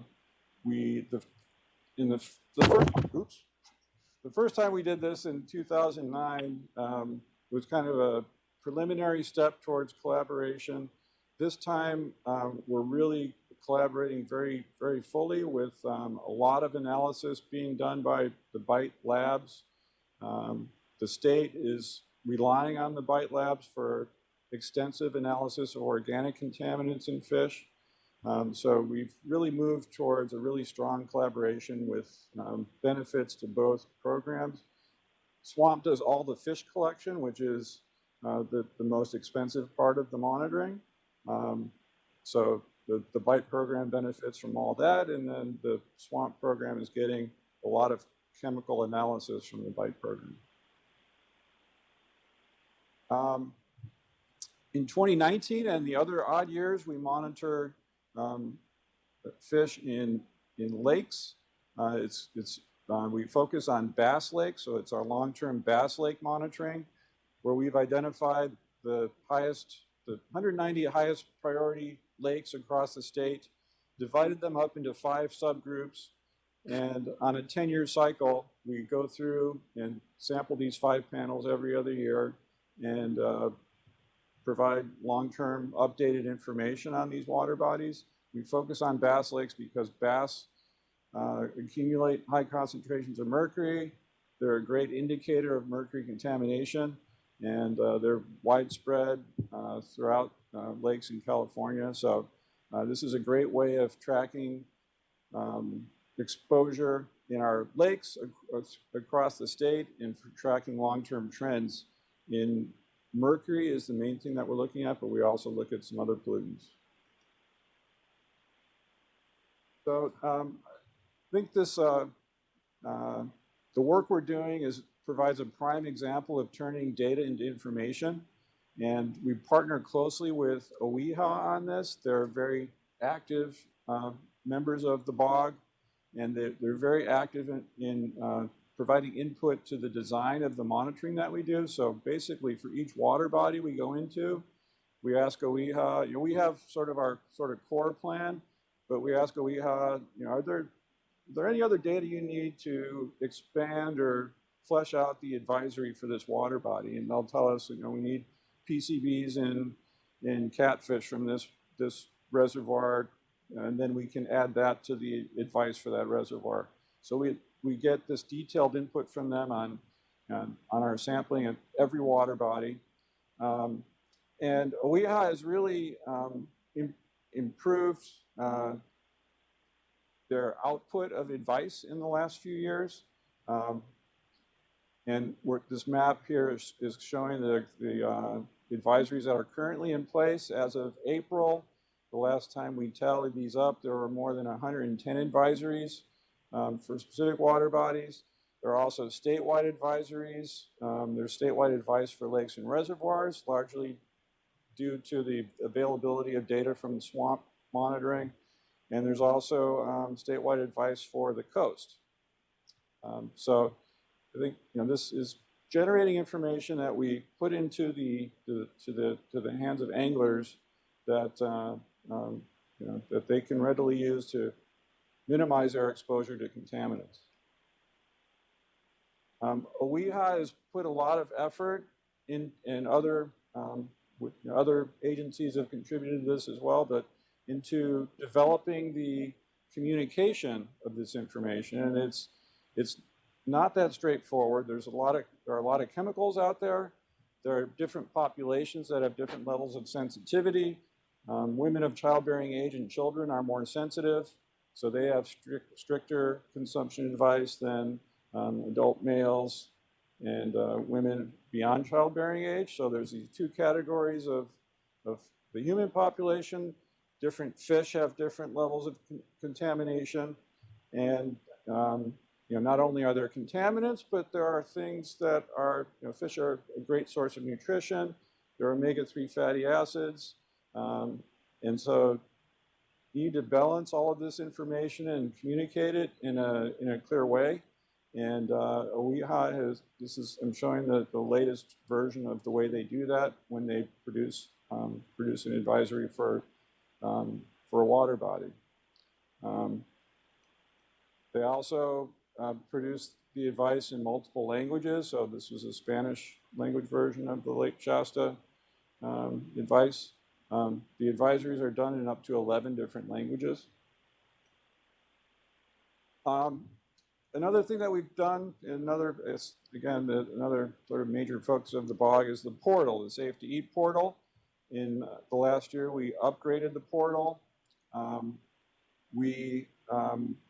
of the main things we've done is really focus attention on steering the public towards advisories, because again, you know, we have a lot of data. It's complicated to present this, and I think the way OEHA has done it is the first form of communication that we want the public to see, so that we sort of have our best shot at communicating the right message about fish consumption. So the front page points to the OEHA advisory map, which leads you to the advisories for the water bodies. And then we also make the data available in a more detailed form. And SFEI has done a lot of work on that, called the data and trends page, but I'm not going to show that here. So some of the priority needs that we came up with. One is that I think continued enhancement of the portal is something that that would be great. I think this is one of the forms of data that people really need access to, and it's important to get people the information, put it in their hands so that they can make good decisions about the fish that they consume. I think having the portal available as a smartphone app is, in this day and age, a very obvious thing that would be a major step forward and probably greatly increase the use of the information on the portal. And then Allie mentioned the idea of getting user feedback. I think this is potentially something that the council could coordinate across the different work groups, is organizing and providing a coordinated way of getting information from users, and with that feedback, enhancing the communication of information through the portals. A second idea that we have is, and this relates to the idea of the council being a clearinghouse for funding needs. I think, to me, that seems like the best thing the council could possibly do would be to enhance the flow of funds to the different monitoring efforts. That would be fantastic if that was possible. One of the areas that was highlighted by the recent legislation, AB 762, about doing a better job of posting advisories. That legislation mentions that the state, there's legislative requirements that we're not really fulfilling for monitoring shellfish on a statewide basis. BOG has focused on sport fish due to a lack of funds. We're doing the best we can with the limited funding we have, but shellfish monitoring has dropped off over the years. There is shellfish monitoring on the coast for toxins, algal toxins, but there's a broader need for that, and a need to look at other contaminants as well. So if we could get more funding for that, that would be help to meet the legislation, and also just be a major need, major monitoring need. Another thing that we discussed at the meeting last week that we want to do in the BOG is to increase our engagement with tribes and subsistence fishers. There are new beneficial uses established for these categories and in water quality objectives. So it would be really valuable to provide better information on the levels of contaminants in the areas where these folks are fishing. We're not really focusing on that now in the BOG. We haven't really taken that, our design is not taking that into consideration. We try to hit priority water bodies, but we haven't specifically focused on tribes and subsistence fishing populations. So getting them more involved could help us identify where else we should be fishing, monitoring fish, and then having them engaged could also really help us with communicating back to their communities on the information that they need to have to protect their health. That's all I have. So we have a couple minutes for a couple questions. So any questions from council members? Steve? At the risk of delaying lunch, I have three. First, Jay, you did something I thought was very powerful when you answered the question of where do you sit and kind of relative to the rest of the state. You even give us some criteria that I think would be nice for us to kind of capture as we charge other groups to think about it. So I marked down 5 that I heard you say. One is basically how much data coverage do you have? 2 is data quality. Third is a review process to ensure that what is being produced, not just at the data quality level, but at the essentially interpretation level, is correct. 4 is making data available and making it available in many formats. And then 5, leveraging. How do you, in other words, you could do all of this with a very expensive single program, or what you have done is cobbled together many, some large, but even some small programs, and then the desire to bring in things like the tribes. So I think that's just a great set of criteria.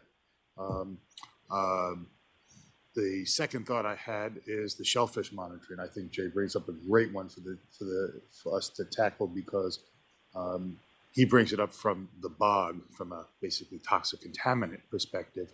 But there is shellfish monitoring that goes on for HABs, and there's shellfish monitoring, albeit limited, that goes on for pathogens. And that's probably something that's becoming even more important. And there's probably a need for coordination among those kind of programs. I don't think exists at the moment. So that might be a fun thing for us to tackle, and cuts across at least 3 of our work groups. Third thought I had is, if you had to rate this program relative to Duke basketball, where would it be? Rate higher or lower than Duke basketball? I would rate it higher right now. Okay, I would too. I just want that on the record. And that's saying a lot. If you're doing some Newport Beach shellfish monitoring, is that right? Does it have any interaction with? Not a bit. So that's a good example of one that's being done entirely from the perspective of pathogens. And we're not doing anything with HABs on that one. We do some other things with HABs ourselves, but not in that program. And we're doing 0 contaminants where we probably could. And in San Francisco Bay, we're starting to do some algal toxin monitoring in mussels, and we're seeing levels that are above the thresholds, the OER screening values. So it's not often we have examples of that, but this seems to be one, and we don't have a lot of data on it. One more question, anyone? Thank you, Jay. All right, so it's 1 minute after noon. Let's reconvene at 1 o'clock. Is that all right? Can you change it? We'll reconvene at 1, so we have a few minutes of time in between each working group to have a couple of questions.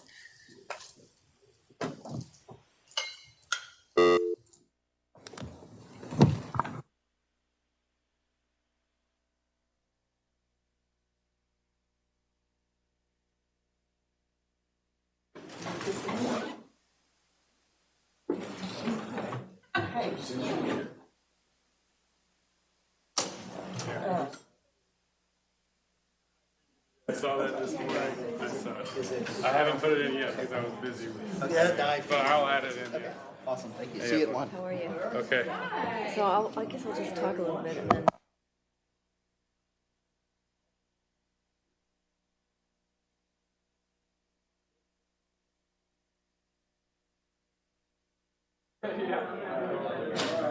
Yeah, you gotta be kind of concise.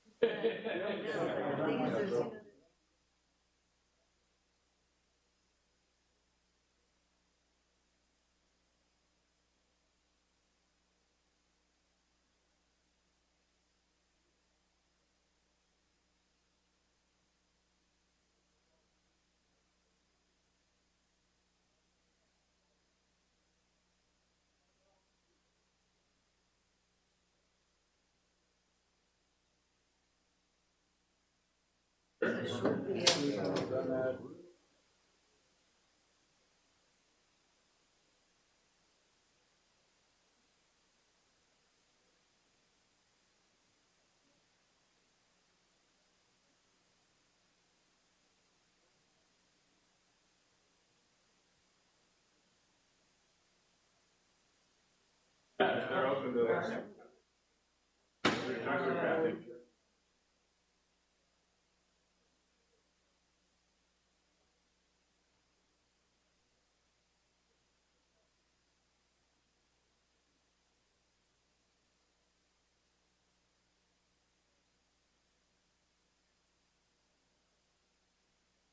More energized? Well, I feel more.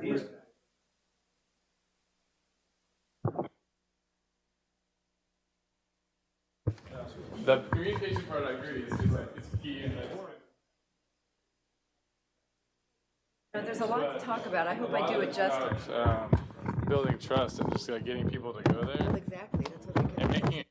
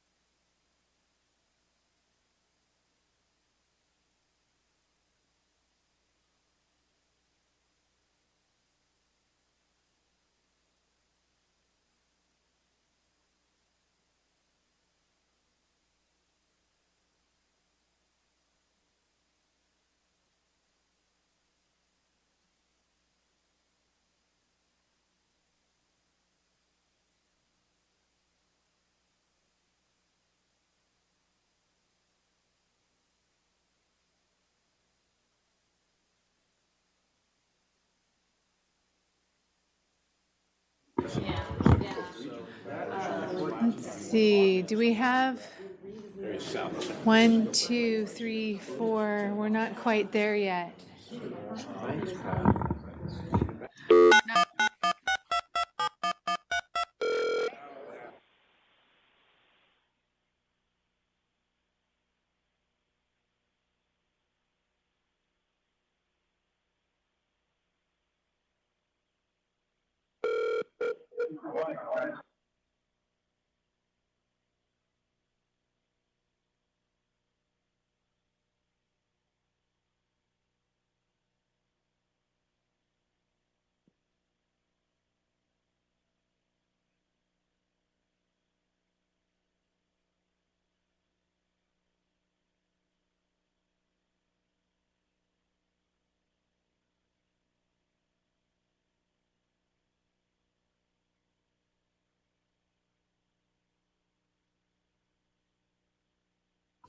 Yeah, that's true. All right, so we're going to go ahead and get started. I'm glad to see that folks are having offline conversations, but we're ready to get going again. We've got a suite of 8 more work groups to get through this afternoon, so I want to get going. We're going to start off the afternoon with the wetland monitoring work group, and Paul Han is going to present.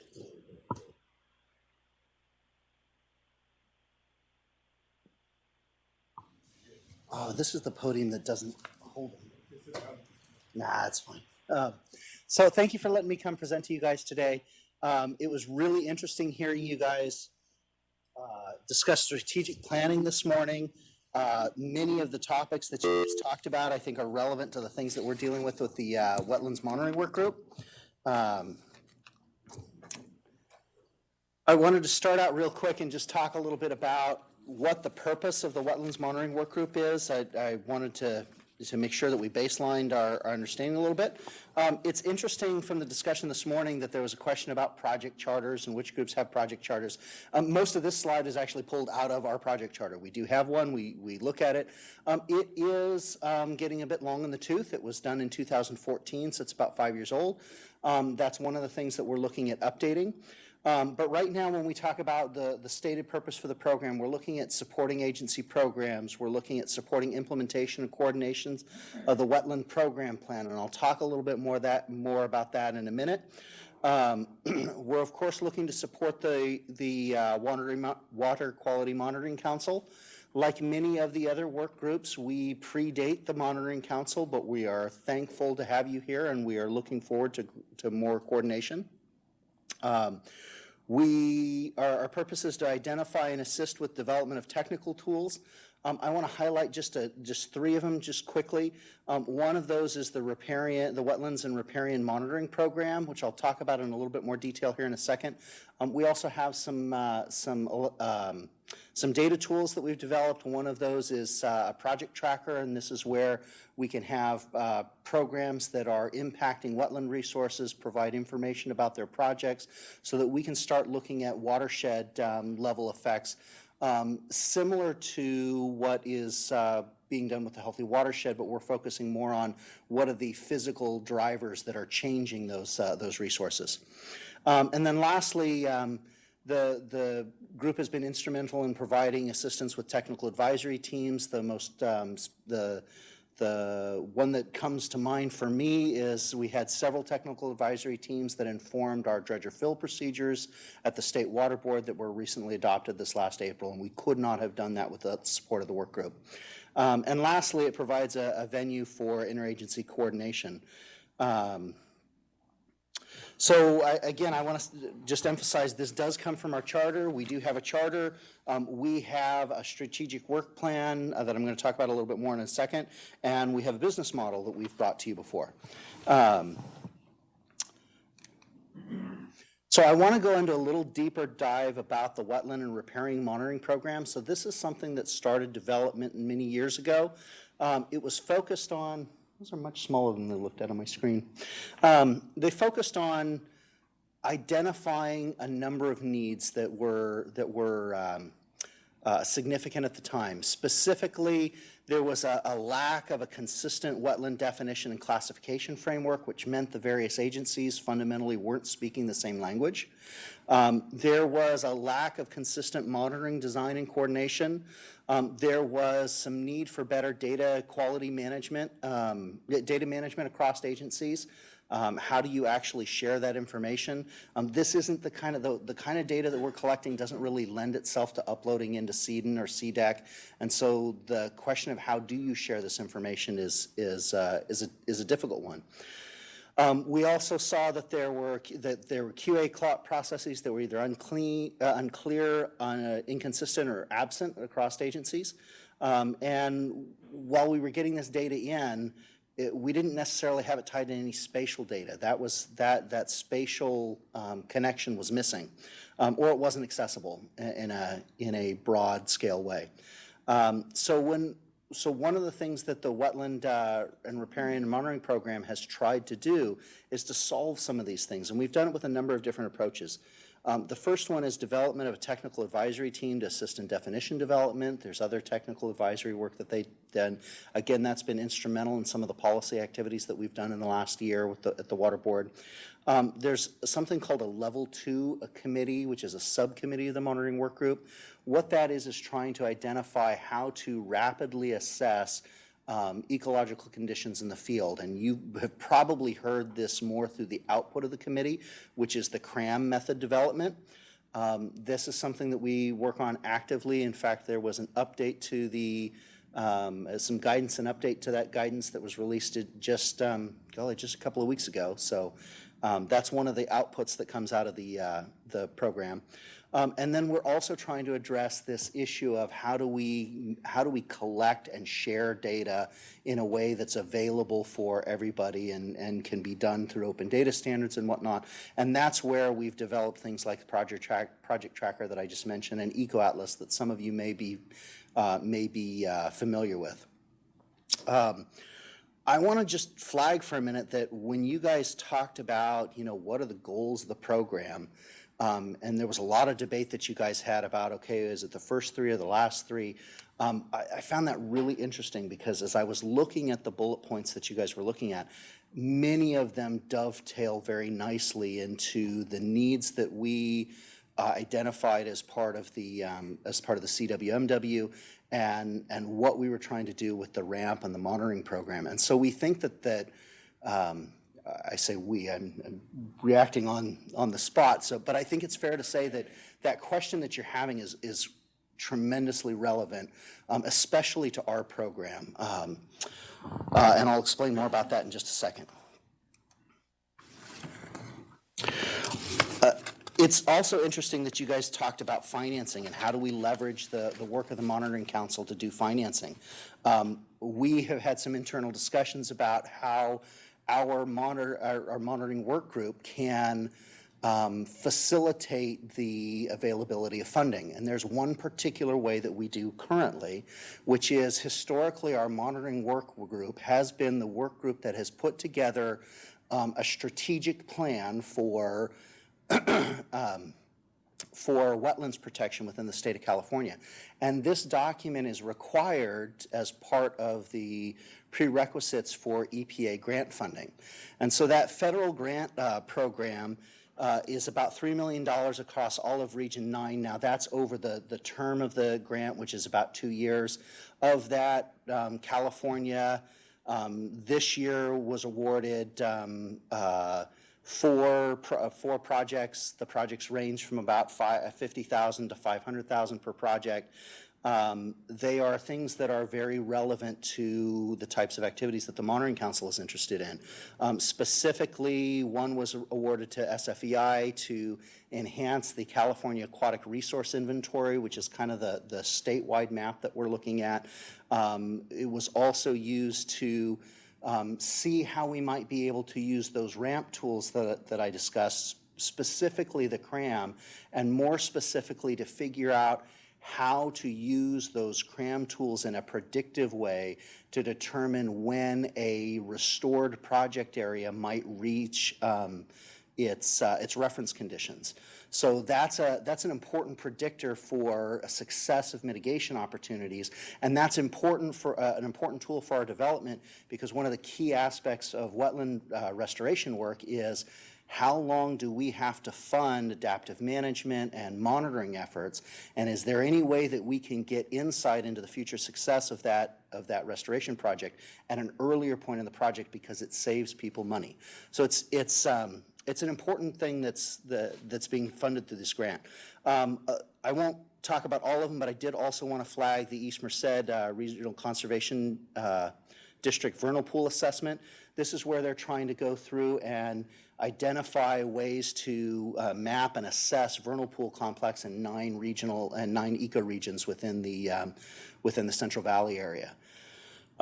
So this is well, I won't spend too much time about it. If you'd like to know more, please talk to me about it. I will say that, again, this grant funding requires development of a wetlands program plan. It's a little bit of an odd duck in that I say odd duck, odd fit for the monitoring work group, in that the monitoring work group is really intended to be focused kind of on monitoring activities and how do we improve data capture and sharing. This is really more strategic planning, but the two dovetail so well together that it makes sense for us to do that, or we think it makes sense for us to do that, and that's part of what we're looking to the Monitoring Council to help us figure out to what extent how we approach this. So recent activities, just oops. I mentioned that we just updated a technical document that assists people with using these rapid assessment methods. We have had a change in co-chair presentation. I'm actually a new co-chair as of it hasn't been 6 months yet. It's been a few months, but it hasn't been 6 months yet. I'm taking over for Shakura, who had left after many years in the position. We also are expecting some other changes in the co-chair position. Currently, I share the co-chair duties with Josh Collins at SFEI and with Miss Melissa Shiani at EPA. So there's been some changes in management. As part of that change in management, we have started to look at what kind of tools did we have on our website, what does our website look like, what are our supporting documents, and what we're realizing is that they're fairly old, similar to what the Monitoring Council is looking at. And so we have determined that, hey, it's really appropriate and it's timely for us to be thinking about how we might be revisioning this work group and what we ought to be thinking about in the future. We've also been looking at where we might be doing better coordination with the other monitoring working groups, specifically the Healthy Soils Initiative, the Healthy Watersheds Initiative, where we see a significant overlap between the work that we're doing and the work that they're doing. So we're just starting that cross-coordination. I don't really know at this point where it's going to go, but that's one of the things that we're looking at. Finally, the working group was instrumental in helping us develop some of the statewide policies, and will continue to be an important resource for us as we move into the implementation phase and are trying to develop guidance for stakeholders. And lastly, I want to flag that there has been work on the business model for EcoAtlas. This is something that's been brought to the attention of the Monitoring Council before, and we're looking for help with that. So that kind of sets us up for what I see as the needs and challenges for the upcoming year to 5 years. Again, I mentioned that we've had a change of leadership that's brought with us an opportunity to take a look at where we've been. We've been successful in achieving many of the goals that we set out for. We now have a number of CRAM modules. We have wetland definitions that came out of the monitoring committee and have been adopted by an agency. We have other places where we may need to revisit those goals. I bring up EcoAtlas. This is something that's been to the Monitoring Council. There's really two fundamental challenges that are worth bringing to your attention. One of those challenges is that while it's a good model that has a lot of promise, it requires participation, and we haven't reached that point of participation where we can create the virtuous cycle of data input to make the data more useful. That's one thing. The second thing is, of course, as the Monitoring Council, or folks, some of you may know, is that there's a question about how do we have a consistent and sustained funding mechanism for this. And if not, if there isn't a consistent and sustained funding model, what do we do instead? I know there's been a lot of discussion about whether or not EcoAtlas is meeting the goals that was set before it. Without digging into that, I do want to say that the questions that drove the development of it are still pertinent. Where are the wetlands? What are the conditions? How are they changing? How does that translate into a regulatory response? Those are still relevant, and we need the Monitoring Council's help to figure out how to resolve this issue of ongoing support for EcoAtlas.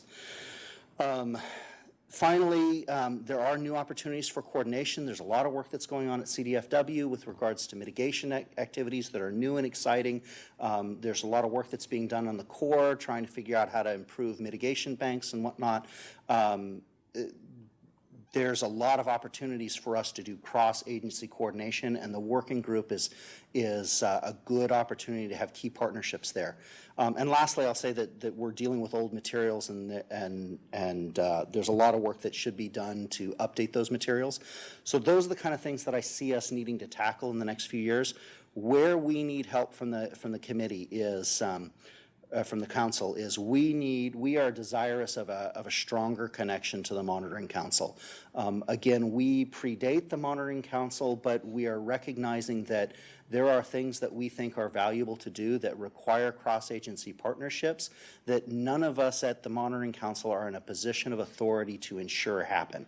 And so as a result, we have good participation by a number of agencies. There are some agencies where we would like to see more engagement. In some cases, we have people from the right agency, but perhaps not the right program. And so as we start looking at how to do our upcoming strategic planning, which we'd like to be able to do kind of in coordination with the Monitoring Council, part of that is figuring out, okay, how do we get the participation of these agencies? And then lastly, need for development for the next wetland program plan. This is that program plan that provides more, not just monitoring, but more of a strategic plan for wetlands protection. And that's the piece that provides us with an avenue of continued EPA funding. And that's one that in the past, the water boards have taken the lead on being the development drivers. We're looking to another agency to help with this moving forward. We'd like to share the burden a little bit. And again, that's something that I can say at my level, but I don't have the authority to provide the resources to be able to make that happen. That's where I'm looking to you guys to help with that. So that's my presentation. Are there any questions or comments? Yeah. I have a question. It's not necessarily related just to your group, but all the groups. So I'm hearing kind of a common thread in that people are looking for ways to, I guess, reach out and have more participation, more collaboration amongst groups. Right now, is there any communication between the working groups, or are all of you kind of working independently from each other? My history with the monitoring work group is new enough. I can tell you what we're doing currently, which is the reaching out to the Healthy Watersheds initiatives, because we do see some overlap in functions there. We have not recently reached out to the other monitoring work groups. Some of those, I think there's some potential there. Others, I'm not sure if there's enough of an overlap in focus to merit the resource investment, and but it's a good question to ask. I think that would be something to consider as we move forward into another strategic planning process. I think historically, to answer your question, Peter, is, one of my roles is to try to keep in line with what each work group's doing, and when I see avenues for collaboration. I try to put them in context. So like when I saw stuff that the Healthy Watershed Partnership was doing, I said, hey, you should be talking to the wetland group. They have a ramp program that could be a valuable resource, and you should coordinate. So then they had a meeting where they were both at the table, and then they started the path forward for collaboration. Similarly, across other groups, I tie a lot of people to the environmental flows work group with their hydrologic work and trying to say that they're developing tools that can be really useful to your goals. Safe to swim, trying to collaborate across the coastal and the inland. And so I try to provide that piece, but I can't be everywhere at once. It's just part of the reason why the sponsors, with the council members being sponsors, and hopefully can help attend meetings. And then by talking about them at council meetings, and maybe those connections can be more solid. I've had a meeting where it was tried to get a lot of participation from the work group chairs to kind of sit in a room and identify common needs, which was great. Similar things that we're hearing now, but then translating it over the council was a little bit difficult, especially across scheduling. So this is kind of a different format where they get a chance to get together and maybe identify who is who, what are we having common issues, and then make those connections there. But it's kind of organic in that nature. Yeah. I don't know, it might almost, since we are trying to form a network that's, integrated, it might almost be useful to have like an annual type of meeting like this, but even for a larger group of people that, where there's presentations by all the work groups, and you might find a lot more commonality in some of the issues you're trying to address than you realize. Thought? So with regards to future things, one of the things that we're actively interested in coming to you is to give the Monitoring Council a little deeper dive into those wetland, the ramp tools. That's one of those things where we definitely need to get some feedback from the Monitoring Council and reach resolution on some questions we've brought to you previously. And we thought it might be helpful to come at another time and just give you guys a walk through at a deeper level of what it is that we're producing and where we see a need for more development. Steve. So two things, Paul, since a lot of our conversation has been about, like, are you world-class? I think one of the things that you, in your presentation, kind of bring out is that there's looking at how world-class are you at present, but also looking at what have you achieved? And I think one of the things that's impressive, if you look at before this group started working together, how disorganized the wetland monitoring was. It wasn't coordinated at really at any level, at the level of how you do it, where you do it, how you pull the data together, how you interpret the data. And you all have all of those things now and have common tools, so you've got apples and apples across the state. So I would like to at some point ask the question, how are you doing relative to other states, but which I think is well, but it's also good to recognize the successes. This is clearly one. Second thought for you, you listed your number one request, a greater connection to the Monitoring Council. Maybe this is a question, Nick, that we should be asking all of them, or you should introduce, is who is the liaison? Do you have a liaison from the council? I think that's Karen. That's actually Amaranth, It's actually who? Amaranth, but I was going to say, if you can't answer the question off the top of your head, that's step one. then you have already answered the question. Yes. So maybe that's one of the things, Nick, we could be even focusing on. And I'm not sure who it should be in this particular case, but I think I'm hearing that from several of the groups, and we should make that a focal point of our conversations. How do we make sure you have that? And how do you make sure that they are effective? And maybe when we have our January meeting, what do we mean by effective, and what is that? I think one of the things that we're thinking about as a group is we have had a number of successes. We've also had a number of places where we think a redirection may be appropriate. Putting that together with the change in the changing the guard that's in process, it's a good time for us to be reflective.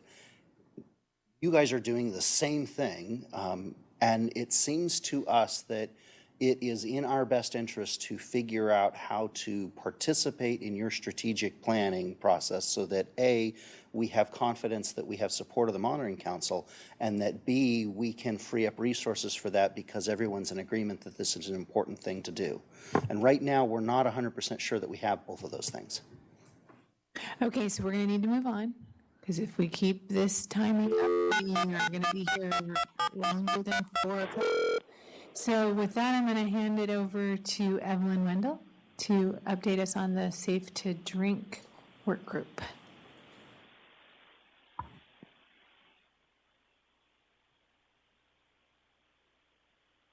Hi, everyone. I'm so glad to be here. I really am. I'm going to start with, the other way. Start with this one. So I'm really grateful to be here because I believe that the mywaterquality.ca.gov has a real tremendous potential, and I hope everyone takes it quite seriously. I know that I am. It's a very ambitious undertaking, right, to communicate. I mean, we realize that it's not a trivial at all. I consider it like one of the foundations of life, how we communicate. And what we need is a clear, concise narrative about our drinking water. So I'm here representing, I think I can say this, the nonprofit sector, the public health sector, the oral health community, the education community, the environmental community, scientists, climate scientists, the general public, even water agencies, because water agencies are really struggling to share their consumer confidence report information for people to really understand it. They provide water at a relatively low cost, and yet the people don't even really appreciate it, and it's a problem. We're losing the battle of confidence and trust, and bottled water is kind of getting the best of us as far as drinking water. And we live in a modern world. Information is everything. And it's very important that California help shape this conversation. It's incredibly important. So our drinking water definitely has to be appreciated. We need a concise website to help us communicate simply if our water is safe to drink and if our water sources are being protected. It's just simple information. This website can have a huge impact with trust, and we need far less fear in our communities and more trust. I've learned a tremendous amount over the last few months. I've read California statutes and regulations and much more with a keen eye of how do we contemplate this task of presenting a water, drinking water narrative with dignity and respect for the drinking water that this whole building and everybody that works here really works hard to make sure it is there. And I just hope everybody really takes this very seriously, because we really need a strategic communication plan. There's so much to communicate. There's so much good out there. There's so much good work out there that the public is just not connected to that good work or to what's going on with the Cal EPA and the water boards. I was listening to last Monitoring Council meeting, and I'm just going to repeat what Melinda Moore said. The questions we ask and the answers we provide drive the conversation about quality assurance. I just think that's exactly the point. So full disclosure, some of these slides, I think I gave Nick too many slides. So he took some out, he put some in, so I'm just gonna. But when you actually look up, is our water safe to drink? This is the website you go to, My Water Quality. It's right there for the taking. So I really want to stress how important that website is, and I really hope you don't ever take it down. I hope it just gets really robust and strong and supported. Because if not this website, where do we go for that information? It really has to be housed here with the California Water Boards and Monitoring Council. When we go out in the world trying to go through all this complicated information, it's really difficult. And from my experience, California is a global leader, and the US EPA had a pretty robust drinking water website, but it's no longer up there. So I feel like now California really does matter. The world is watching us. If we want to go world class, we we can do it. We just have to have kind of a strategic plan and the goals in mind to do it. So it's not going to happen automatically. It's not going to happen with a volunteer group of people. It really has to be supported. I mean, that's just what I believe. You know, and the Water Board and the EPA is a powerful, powerful network of people. I mean, it's incredible. And the public does not really know what you guys do. They don't even really know you exist. And I find that to be really sort of tragic. So we really do have to build confidence. And I really believe this website can be one of those vehicles for that. California needs to demonstrate our strong foundation so we can create a framework that can help transcend good decision-making into the future. So we're lucky. Not everything's perfect. Of course, nothing's ever perfect. Maybe a baby when it's born, the second it's born. But essentially, what we can say, we can trust our drinking water in California. We can say that. So, and the public should believe that because they can believe that.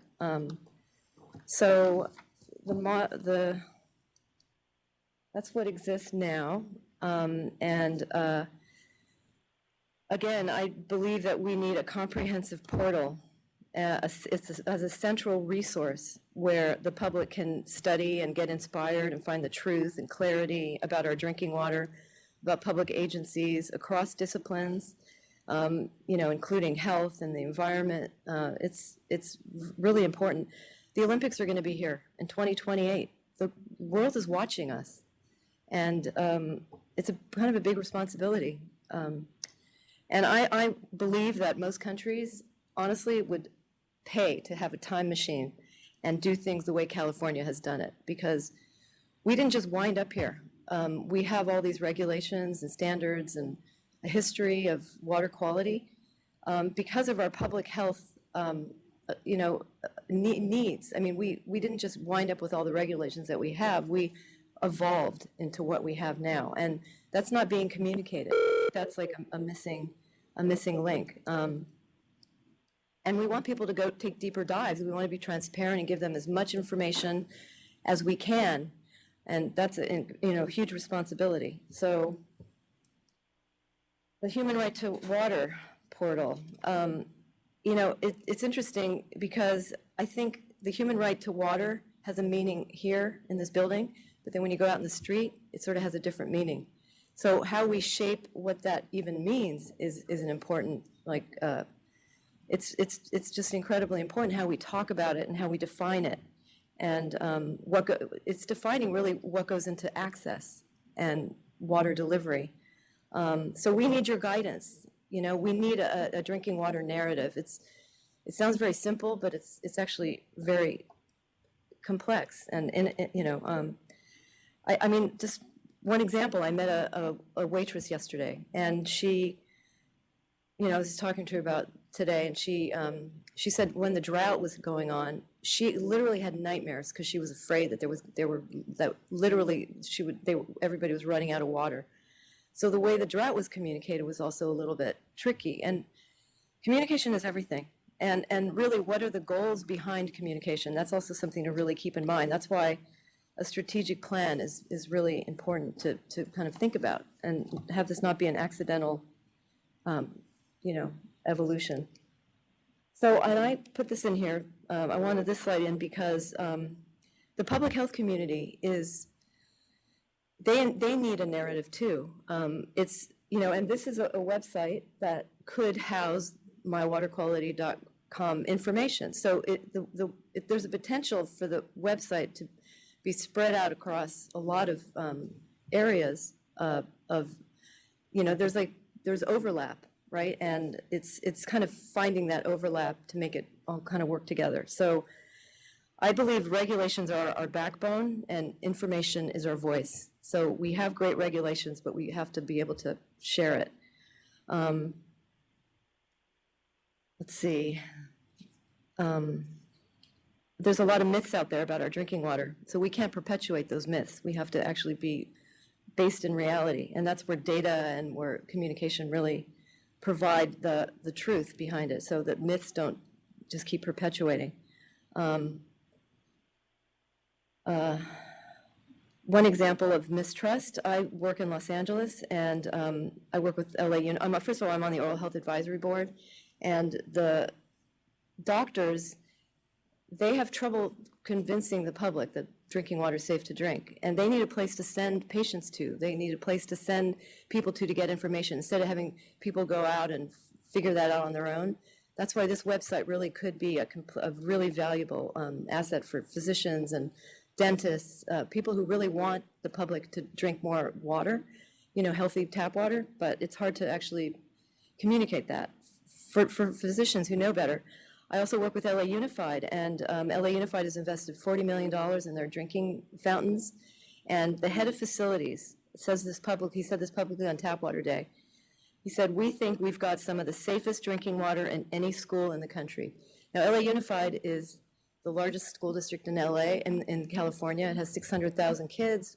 When you think of their community members, it reaches over 1 million people. So they stand behind their water quality, but the public doesn't understand it, and they don't even know how to communicate this to the teachers, students, the principals. So this website could help them as well. I mean, it's really, I really do believe that, because mistrust persists, and we have to get over that. And can we just talk about bottled water for a second? Okay, I'm just going to say one thing. It's $360 billion in annual sales globally. The International Bottled Water Association, they're bragging on their website about California, how Californians love their bottled water. We drink 64 gallons or 61 gallons a year, and the national average is 30 gallons. So Californians drink more bottled water than the national average. There's something wrong there. I don't think that's something we can be proud of. And also with PFAS, I spoke to somebody from the US EPA here yesterday, and he recognizes that there has to be a conversation about water, PFAS, bottled water, all that. So he's going to help us with that. So microplastics, it's something we have to talk about. The Ocean Protection Council, they cared very much so about plastic pollution. So we have to deal with source reduction. And now I think Nick should talk about the website as it is, right? Yeah. Sorry. That's great. It's Sorry, great, I'm doing Evelyn, like for some of that background. But some further background is basically she showed the current website, which is basically one page and really diverts people to the Human Right to Water portal maintained by the Division of Drinking Water. Prior to the merger of public health coming over to become the Division of Drinking Water, there was a significant effort to create a portal that had an expansive set of resources for around drinking water, including tap water, groundwater, and other sources. I came to the council last year, I think, asking what should we do with this portal? If it's going to just redirect people to the Division of Drinking Water, what's the point of having it? Do we still want to do something with it? I got a resounding yes from many members. So I basically I used the existing listserv to call for people to help create a new portal to make it more useful, expand on the information.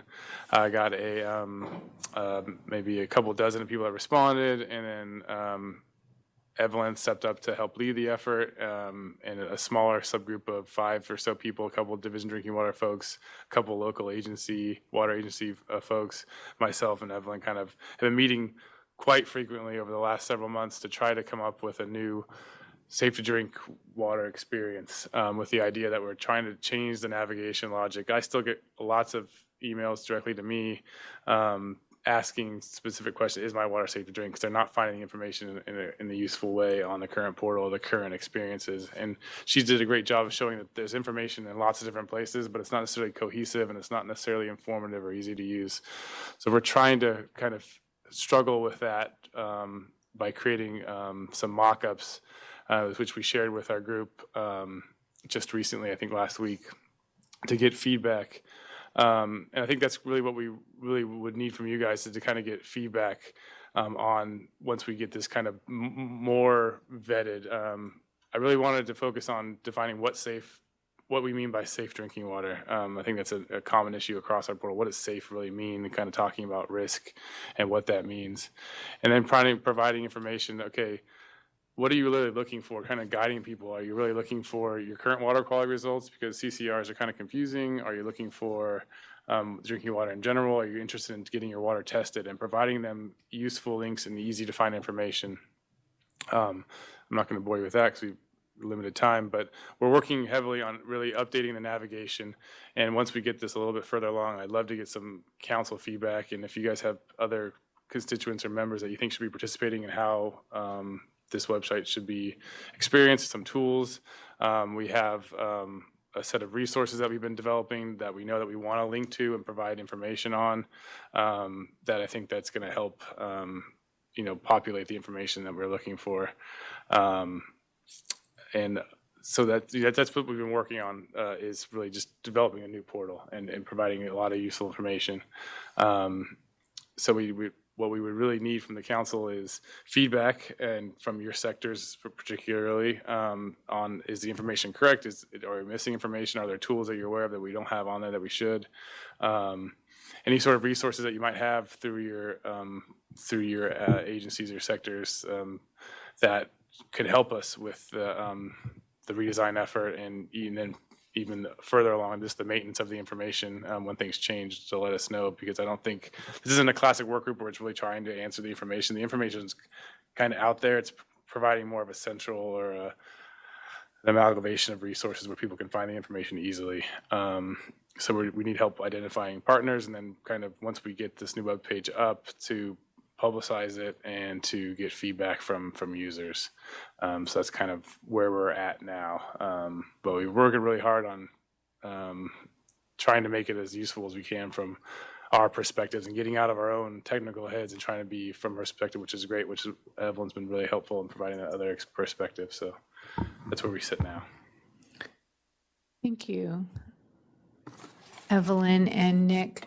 I do have one suggestion for potential partners and folks to get feedback from are, the NGOs that work with community groups would be, most connected with the people who are looking for information about the quality of their water, and they would be a good test group for the website once it's, even at this stage, getting some feedback as to, what do your constituents look for and how do they look for it and how can we best design this website to be useful for them? Because this, and I would say the bioaccumulation portals are the two, well, and Safe to Swim are probably the three that are most geared toward the general public audience.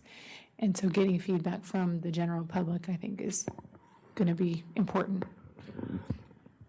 Other questions or comments? Yes, Steve. So this is one clearly that is not as developed, in comparison to something like the BOG, which is already in a leadership role. So when we're not yet where we want to be, essentially maybe that question about what world-class looks like becomes relevant. Have you all been able to identify other states that you think are doing it well? Are there some websites that we have as good examples? No, but we have, when we rolled this out to the kind of larger group, there were some people that kind of specialize in website development that are going to start stepping in to provide some feedback.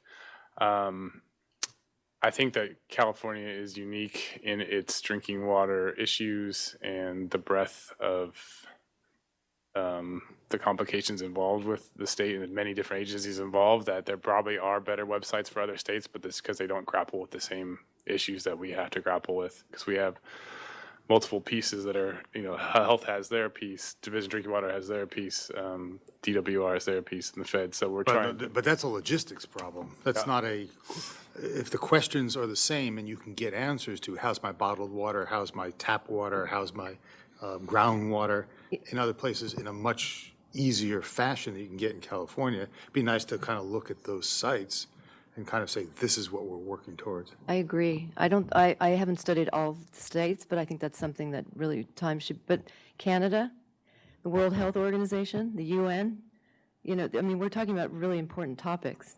And so the conversation has to be very, clear. And so, but Alternatively, if the other states, I mean, maybe we are in a leadership role in the sense Yes, other we states should maybe be. they have not yet developed it to that extent. We should know that too. And if we are a model at that level, then that does even open up, you ask Chris, funding is one of the things. I mean, if no other state has a good example, then Right. maybe we should be going to the World Health Organization or going Well- to other kinds of groups like that and say, we want to be the model, and coming in as a council request is probably easier than just an individual organization doing it. I think we have a good opportunity also, because the EPA had a pretty robust website, and Nancy Stoner ran the water there. She, I think, works in Michigan, or I would imagine she would be willing to help us. And she would probably have incredible resources and that she could guide us for that purpose. Thank you. I think we're going to need to move on. We've got the Safe to Swim Network, who is tag team. So they get 20 minutes, but they're compensated by Eric's desire to only have 10 minutes for the Collaboration Network. So with that, Eric, take it away. Good afternoon. We have with me Alicia Wenzel. She is co-facilitator of the Safe to Swim Network and leads the Inland Work Group. And then, unbeknownst to me, I'm glad she showed up, we have Karen Black, and she is our facilitator and leads the work groups on the coast, where we have two work groups, Southern California beaches and Northern and Central California beaches. And me, I'm just a leftover from when Jerdy used to run the program, helping him out. You'll see my face around for the clean water team and the other presentation following this. I got it? We got it here. Awesome. I can't even read the slides, and I didn't bring a thing here. I went from distant vision to close vision to I have no vision at all anymore, except for our program's vision. So our recent accomplishments, very generic here. The network produced a draft charter. Really happy with that. We're going to present that at the meeting next week. Adopted and move on, trying to get action in some work groups to support that. Not work groups, but committees within the work groups to support that. So we had a meeting, discussed that. That was held here in Sacramento, and we have a meeting scheduled for next week. So we didn't go away. We're live. The Safe to Swim Network is doing stuff. Why the network? Well, we have these three working groups. How do we really facilitate coordination and sharing and promoting Safe to Swim? It was very confusing because the working groups, by large, predated the council. They kind of said, hey, Safe to Swim is important. These are some awesome groups. Let's use them. Let's have them help the council, help the state with our water quality portal.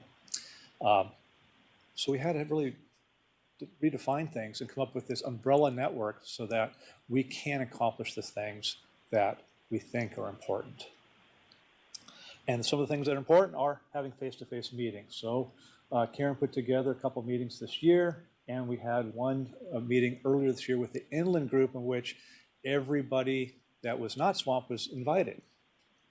Prior, it was mostly folks working for the state of California from the SWAMP programs that were trying to address some of these issues for inland waters, monitoring and getting information out. Since we didn't have a single statewide standard for water quality, it was a difficult conversation, but we had those conversations over the years, and now we even have a new water quality standard. So it's going to make sharing data and communicating things a lot easier.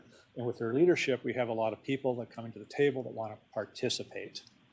One of the things that I didn't put on here, which I should be smacked upside the head because it was my deal, we brought in a young man, a grad student from UCLA in the School of Public Health, to help us design a draft volunteer monitoring guidance. So I'm in an inland county, inland city, or have water bodies in my park. What do I do? How do I monitor? How do I communicate risk to the public? So we have that draft, and now not only do we have the draft, we have a group of people that want to continue working on that. It's going to be spearheaded by Luke at Hilda Bay. So really happy to see that project have a life. So, big part of our work should be communicating to the public. So just like with the drinking water, I guess this is inadvertent drinking water, right? We have to communicate to the public risk. And we've had problems from the get-go with getting a functional website to tell people what's going on. How we've done it on the coast was having web links to the counties. Counties have the data, they're communicating it out, so that was our default. We still don't really have a functional website for that. What we do have is this beta map. Rafa, did you help with this one? Michelle Tang did, okay. So it's in-house development, but it's messy, and we need to take this to our working group so that we can groom it properly, because we have data in there, inland, maybe one sampling site. The data is from 2006. What does that communicate to anybody? There's no context. So we need help with our communication and getting the data where we can use it publicly. So I think this month, Karen, do we have now Beach Watch data going into Seaton? Nick? It's very close. The connection is imminent. I think we're hoping before the end of the year. There's a few bugs. It's being tested right now. There's just a few bugs about some people baiting efforts and stuff like that, but it's really close. That's a huge thing. It's been years in development. So that'll be next year's claim to fame, right? So, but that's been one of our problems.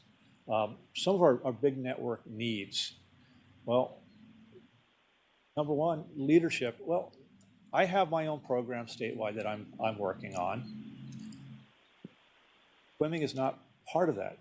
Rec 1 is not a fundamental thing to my citizen monitoring programs.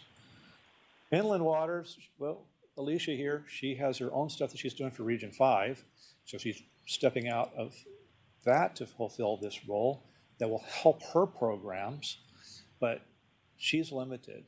And then Karen in DWQ, she's got all that coast. So we need to get some other leadership to help make these things functional and doable. It's been led by state personnel since its inception, but it shouldn't be limited to state personnel. We must open this up so it's more viable. We need new blood too. My blood is old. It's users and the public that are going to benefit from these websites, from the data that's being collected. So we need to get other perspectives involved from the top, not just by participating. We need both. Second, we need support for, it took a decade for Beach Watch to get functional so we can get it into Seaton and actually make some utilization of it. But we had hangups with trying to get requests into DIT. Why can't you guys? Why can't you just tell DIT what to do? We need that type of authority. We need some help with that. Same thing with website maintenance. These co-facilitators and myself don't have the time to always make sure that everything gets posted timely. So we should have all of our presentations up so that people that couldn't make the meeting know that it happened and what the content was. Just basic stuff that we have a lot of procedures to go through. We need some assistance to make sure that all of our obligations are fulfilled. I do the best I can with my stuff, but we don't always talk because we're in different parts of the state, and so not everything gets done. So if Alicia has a meeting and can't follow up with that, it just sits until she can get to it. So we don't have a coordinator of these facilitators. Website maintenance, we're trying our best to make sure it's functional, but with this time lag and trying to get our IT and maps up, it's a lag. So when people ask me, hey Eric, is it safe to swim? I'm like, instead of directing them to this website, I direct them to the county. Fortunately, inland we don't have that. The counties don't have that information. This should be functioning for that. Last presentation, maybe the last two presentations, talked about crossover. We have all these working groups. Are they working together? Well, earlier today you didn't see me because I was down to the FHABS coordination meeting. So we do have some crossover happening, but it's light. It's on a personal program, not because of a work group. I was down there because of citizen monitoring. Thankfully, there's some citizen monitoring groups down there participating. It wasn't me down there because I'm with the Safe to Swim Network. I bring that baggage with me, but we need to have purposeful coordination with CCHAB. It was something that this work group identified as a Safe to Swim issue years ago, but we didn't make that connection. We saw another group form, and they're doing a great job, but we need to coordinate. We need to have linkage so that we can inform the public properly, so not just saying, I can't swim, I can swim signs. It's closed because of this, open because of that, maybe because of my age, maybe not because of my age, something else. So it's very complicated. We need to make things a lot easier. And that happens through coordination and movement that's supported. Lastly, I don't think it's been mentioned yet, is ADA compliance. We have to be compliant with ADA online. Our programs function a lot because we're sharing information amongst programs. It's done through PowerPoints. We need some guidance so that we can, share with our guests, this is what we need to have presented so it's accessible, and so that when we archive your information online, it will be saved online, and it won't be something that is not in compliance and will be taken away. We value all of the people that contribute to our meetings and to the network and the working groups. We want to be able to maintain that. And I don't know about historically what's going to happen with that information either. So one of my requests to the council is to provide us all the working groups with guidance so that we can move forward with making sure that we're ADA compliant and we're honoring the contributions from those that come before us and share knowledge and information. So go back to that. Here, Alicia has some information to share with you that I missed.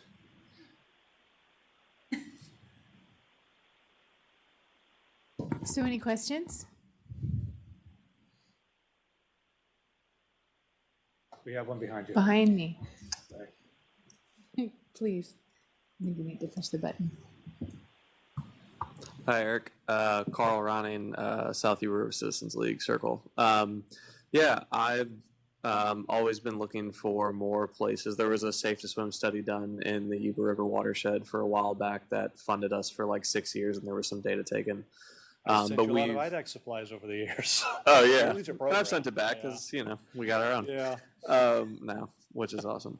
But yeah, I've always been looking for a place to, be able to give our data to. And we've been putting our bacteria data on something called Swim Guide, which I don't know if you've heard of that before.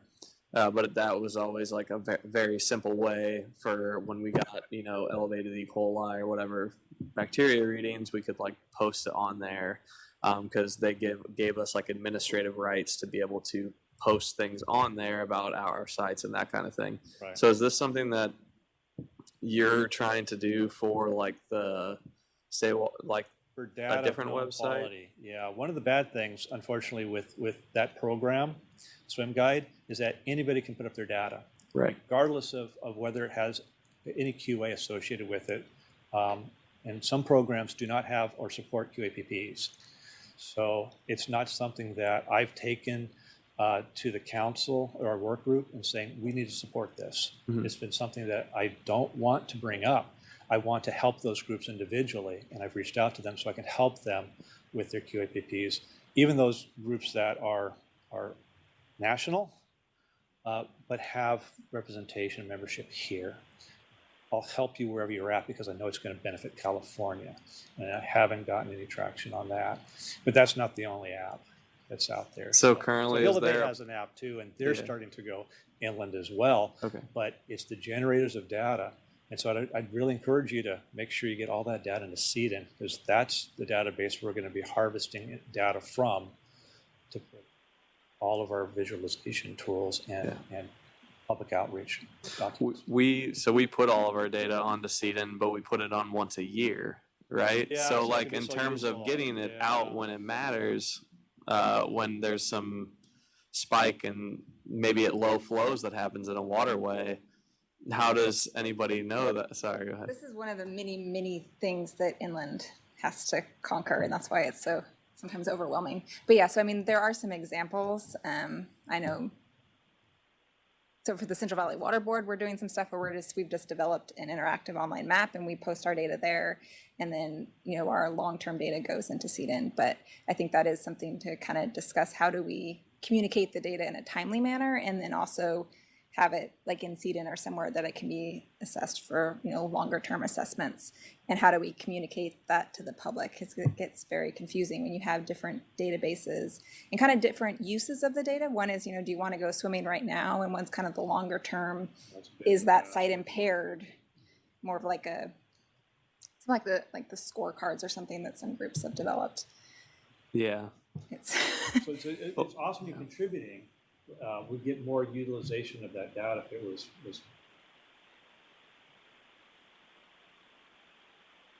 all of the inland groups, data and profits.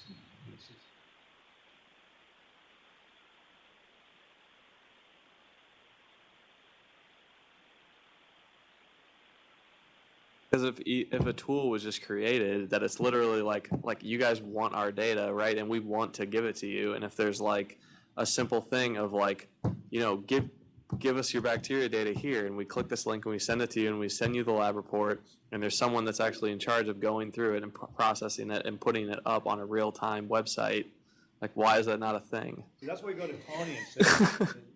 Yeah, so I think, it could be a thing. It's just, who's in charge, but we have some examples out there that, so we're doing it so that it's very simple. We're actually using Google spreadsheets, and, we can key in the data. Michelle Tang is again actually helping us, so she's actually putting that up on the open data portal hopefully very soon, so it'll be accessible that way. But we have to figure out the language and kind of the disclaimers that people understand if they're grabbing that data set. It's a very draft right now data set, and don't expect it to have all the QA and verification. PWR uses language along those lines for their CDEC data. Which is, so we kind of have some language, but it's, it might be confusing because like the beta Safe to Swim map, you can go get some of the same data in there. And so it might actually change if we discover that we had a mistake or something like that. So just that people know what they're grabbing. Yeah, it just seems like on this water quality website, there should just be a thing about Safe to Swim. And I don't know, I need to look and do my own research and look at the website and see what's on there and what I want. It definitely needs to be updated. And so some of that, I think the notification guideline that Eric was talking about, some of like the really basic decisions we have to decide is what are like the values we're going to use for, whether you put up a sign or whether that site turns a different color. Because I think right now, I know I'm kind of using our statewide bacteria objectives, but that's really looking at more longer term assessments. So because they changed it to geometric mean, which is funny. Or the statistical threshold value, which is good. But in the data, so some groups may only go out once a week, maybe only go out once a month. Right. And maybe does the interpretation of the data change based on the frequency or how recent it is? Yeah. But anyways, just to conclude this, I just want to say if at any point there's a time where there's like a really good website that you want me to be continuously giving my data to, I would love to know that. And my email, Eric. So at any time, Making announcements, it's running functional, but I'll call you personally. Yeah, I want the best website to be putting it on. The Well, only people that have reached out to me have been Swim Guide and be like, give us your thing and we can put your data up. And I'm like, sweet, that's awesome. I just want us to be public. Unfortunately, we kind of need people to come and help us build those things or help us decide what's not needed. Yeah. Okay. Thank you. Thank you. And we are meeting with Swim Guide next week. So. Other questions, comments? It's interesting to see the challenge when you move away from beach monitoring into inland and how that changes your data quality questions. It changes your, threshold questions, all of that. So it's kind of this same information, but in different context. So Yeah, lots of people want guidance. I get lots of emails and calls that think because I'm leading the work group, I have all the answers. And unfortunately, that's not the case. Right. And I'm less connected than her, so. Well, and I guess to follow along the lines of Steve's earlier questioning, are there other states that have inland programs that are models that we could look to? Sort of. There's some states like Ohio that they actually have statewide monitoring programs. And so it kind of communicates that data. And I think we don't really have that. So when we're trying to bring other groups in. Some of the Great Lakes, but it's the Great Lakes. Right. Yeah, Maybe added some more water bodies, but it's not. I think New Zealand is really awesome. Yeah, New Zealand's a great example. I would say they're world class, but I think that it gets back to kind of something Evelyn said, that we have no regulatory backbone for the inland surface waters. We have assessments for 303D based on data that we receive, but the coastal subset actually of coastal sites get monitored on a consistent basis because of AB 411. There's nothing for inland. So it's either citizen groups that are interested in protecting their constituents or tribes that go out there are sampling, but it's no consistency or where to put it or how to do it. So Before we close, I want to thank Ray Hunt, who's not here, Grant Sharp, who is, who are our. See, you know who your sponsors are. That's good. Get a gold star. All of you three around us. Yeah. He'll be at the meeting. Any other comments or questions? All right, then Eric, you get to keep the clicker and move on to the collaboration network. My other hat. So this year, I had a list of ideas for webinars that I generated myself. But with other work duties coming along, guess how many webinars we had? That's right, we had that many.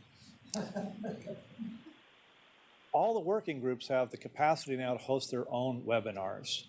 So that's if there's something very important, they're taking care of it themselves.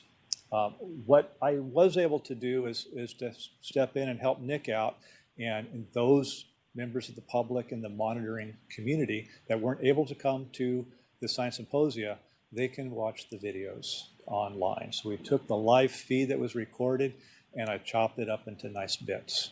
And so we have 21 new videos on our YouTube channel. And so those are in 2 different playlists. You can just scroll down the videos list and find things.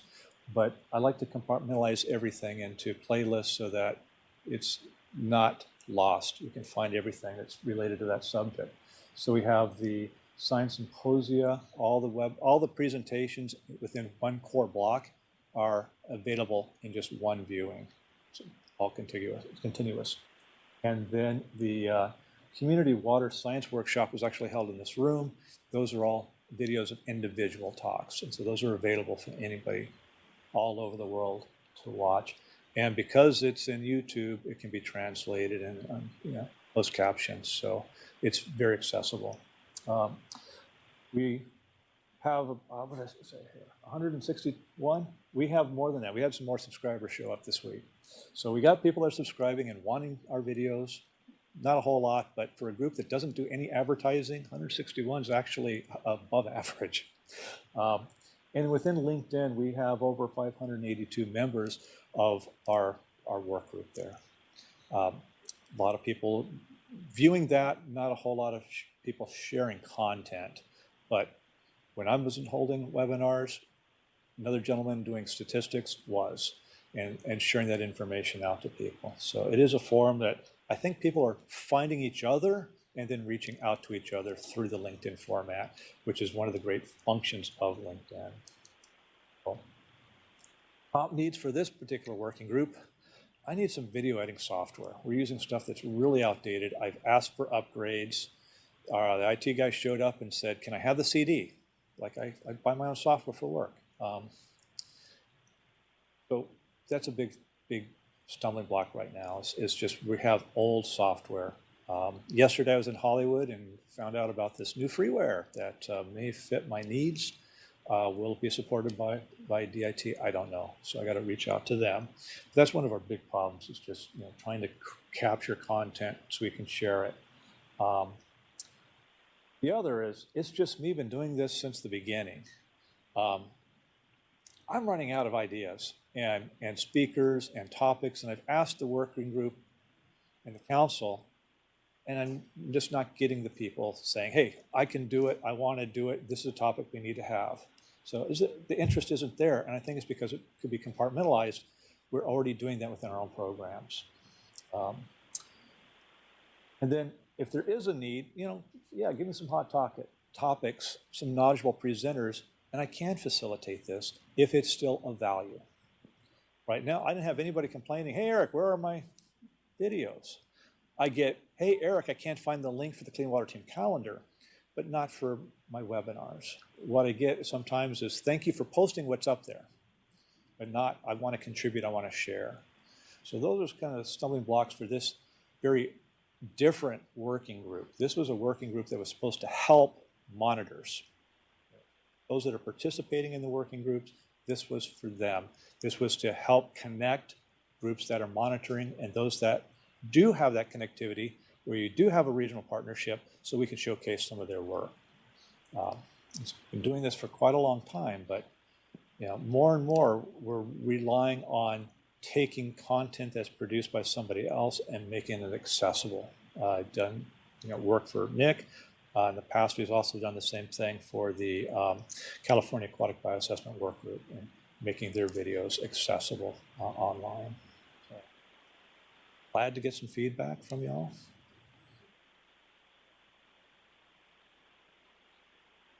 I popped into the PFAS yesterday and today a little bit, this morning, and Amanda McGee, she had they broadcasted a little 2-minute, 3-minute PFAS.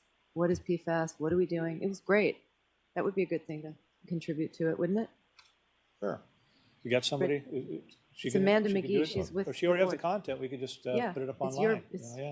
It would be great. Yeah, it was. It's great little video. It's like 2 minutes of what is PFAS. It's great. I loved it. Many of the programs are already delivering their content in a webinar format that they record, that they then make available.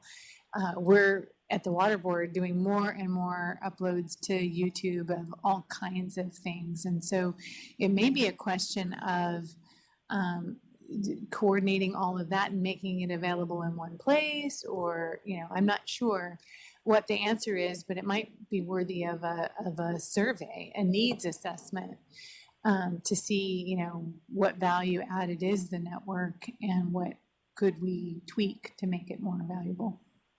Yeah, I used to, before we lost the contract with Constant Contact, after my webinar, send out the survey, but we haven't done anything since then.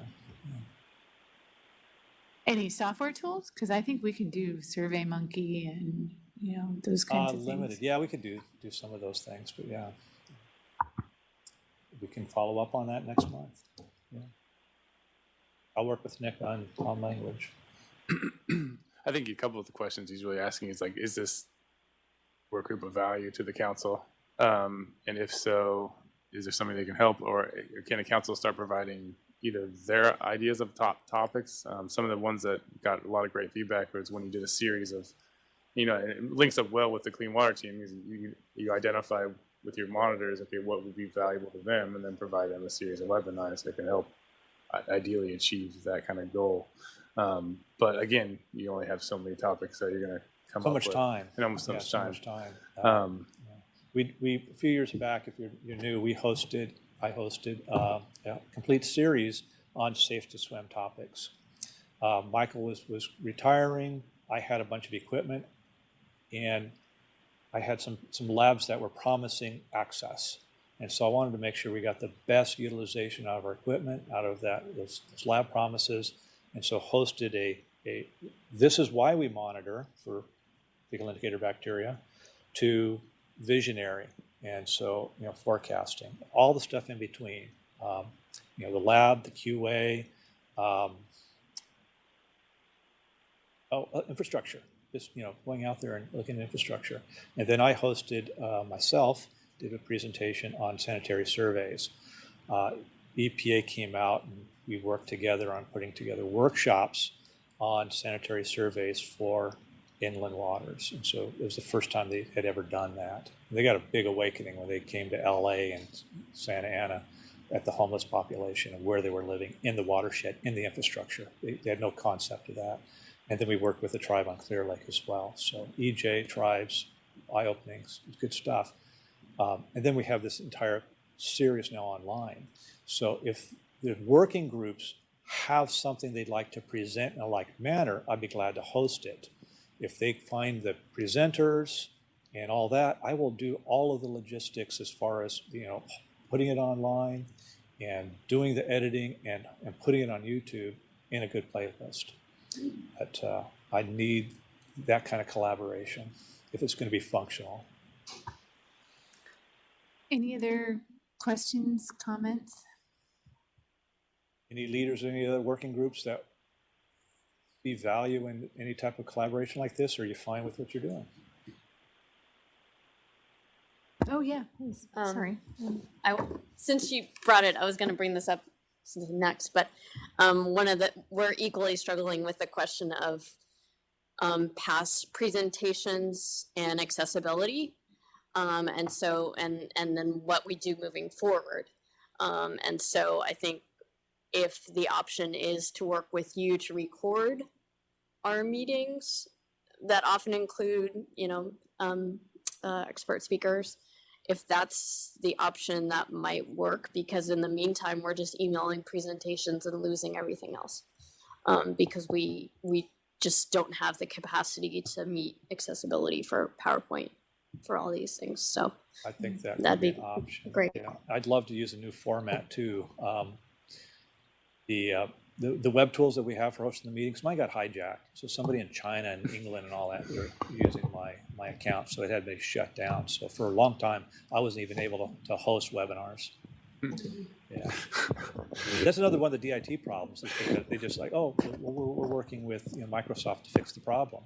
Microsoft is doing stuff without talking to our DIT. So we have other problems that can pop up and just put a squash on what we're trying to accomplish. I like the idea of Karen to set out a survey to the work groups to see, okay, would this be useful? I mean, I think that I've heard a couple today, when Healthy Watersheds comes out with their tool and they're wanting feedback, or if there's work groups that come out with products that want feedback, that's where the collaboration network can provide value. All right. Thank you, Eric. Thanks, Eric. Well, you can come back now. You can either sit or come up to the front, wherever you'd like. I guess I'm gonna have Bethany's slide.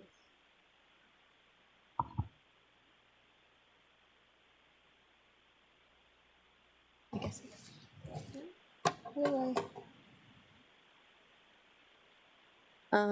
So Becky Stanton, I'm one of the 3 co-chairs for the California Cyanobacteria and Harmful Algal Bloom Network, or CCHAB. Sarah Ryan and Dave Karen are at the other meeting that's going on today. Sarah Ryan thankfully covered a lot of the annual update, I think in September, so I didn't reiterate that today, but just in terms of, basically from our charter, our mission and our 4 key goals in terms of trying to develop a program that integrates across the different aspects of cyanobacteria and harmful algal blooms, particularly in freshwater and estuarine systems, and trying to prioritize management, synthesizing data gaps, and communication tools.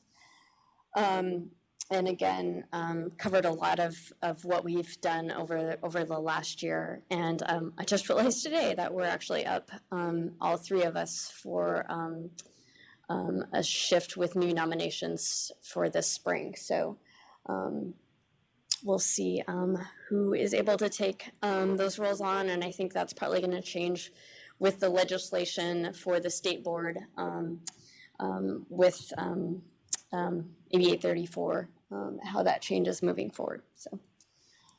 So we tried to go through, and I think as part of the tensions that were expressed earlier, in terms of what's at the work group level and then what's at primarily at the water board in terms of their monitoring group. And so I tried to think about what for CC Hub and then what the monitoring council could help with. So as I spoke to early and Eric covered really well, is administrative IT support are really crucial for us. We have a lot of information online, both as our work group page and the HABS portal. And so it's really hard to keep that up to date in a timely fashion. And then also we've had a lot of our presentations online, and so we certainly have no capacity to try to bring those all up to accessibility. And so we're not quite sure. At this point, they're kind of static, and then we aren't posting any new ones because none of us individually, we're all, all the state employees are scrambling to keep our own web pages up and bring those up. And so we don't really have the capacity to try to, manage that for this additional workload for accessibility. So in the meantime, we're emailing presentations to the listserv, but we, we're uncertain on how to deal with the past presentations and anything to be able to house those online moving forward. So additional support would be greatly appreciated. And then sort of on a similar vein, because currently none of the co-chairs are water board employees, we're working with the water board support staff in terms of doing communication, and Nick has certainly helped with that, but it's just, another step and sometimes a bit of a lag of, we can't use those tools directly. And then we also talked about social media, and that's another thing that would sort of, it's hard to sort of figure out the time, fashion, and then the approval on how that all works. So that's just something that we thought about of how to sort of make better use of those tools and some of the obstacles we face with that. One of the things that's also coordinated across between sort of the water board monitoring data and their program is uploading and sharing HAB monitoring information, and that I know that's something my co-chair Sarah Ryan has brought up before and feels really strongly about. Right now we have the map that shows more event-driven data that's has observations and might have data about a given concentration, but it's not very accessible or exportable in terms of like a specific number. For example, and then we have, who's doing monitoring different places, and then the monitoring data map now just has a list or locations of who's doing monitoring. So I think that getting better information and getting that type of information uploaded, I think there's some capacity within CEDN that's challenging for some of the types of data that we have, and then there's just a backlog in terms of getting even the stuff that's directly compatible now into CEDN. So I think there's some opportunities there. Certainly we work very closely with regional and state board staff that are the leads for the freshwater harmful algal bloom program, but particularly as that evolves with the additional funding and staffing, we're just trying to make sure we work out roles and responsibilities and how that works. And as people mentioned, even today there was this FHED monitoring strategy that's mainly through the state board and SWRCB, but we're correlated and we all overlap, but we're still just trying to figure out how that all works out. So not trying to make that as a negative at all, but it's just something we need to work through how that works out and who's doing what where. And then we have a lot of key players, but there's lots of groups that we could be reaching out to more. And so how to encourage further participation within the network and in terms of getting information onto the portal. So that's another opportunity that we see moving forward. So that's kind of all I had. Questions, comments?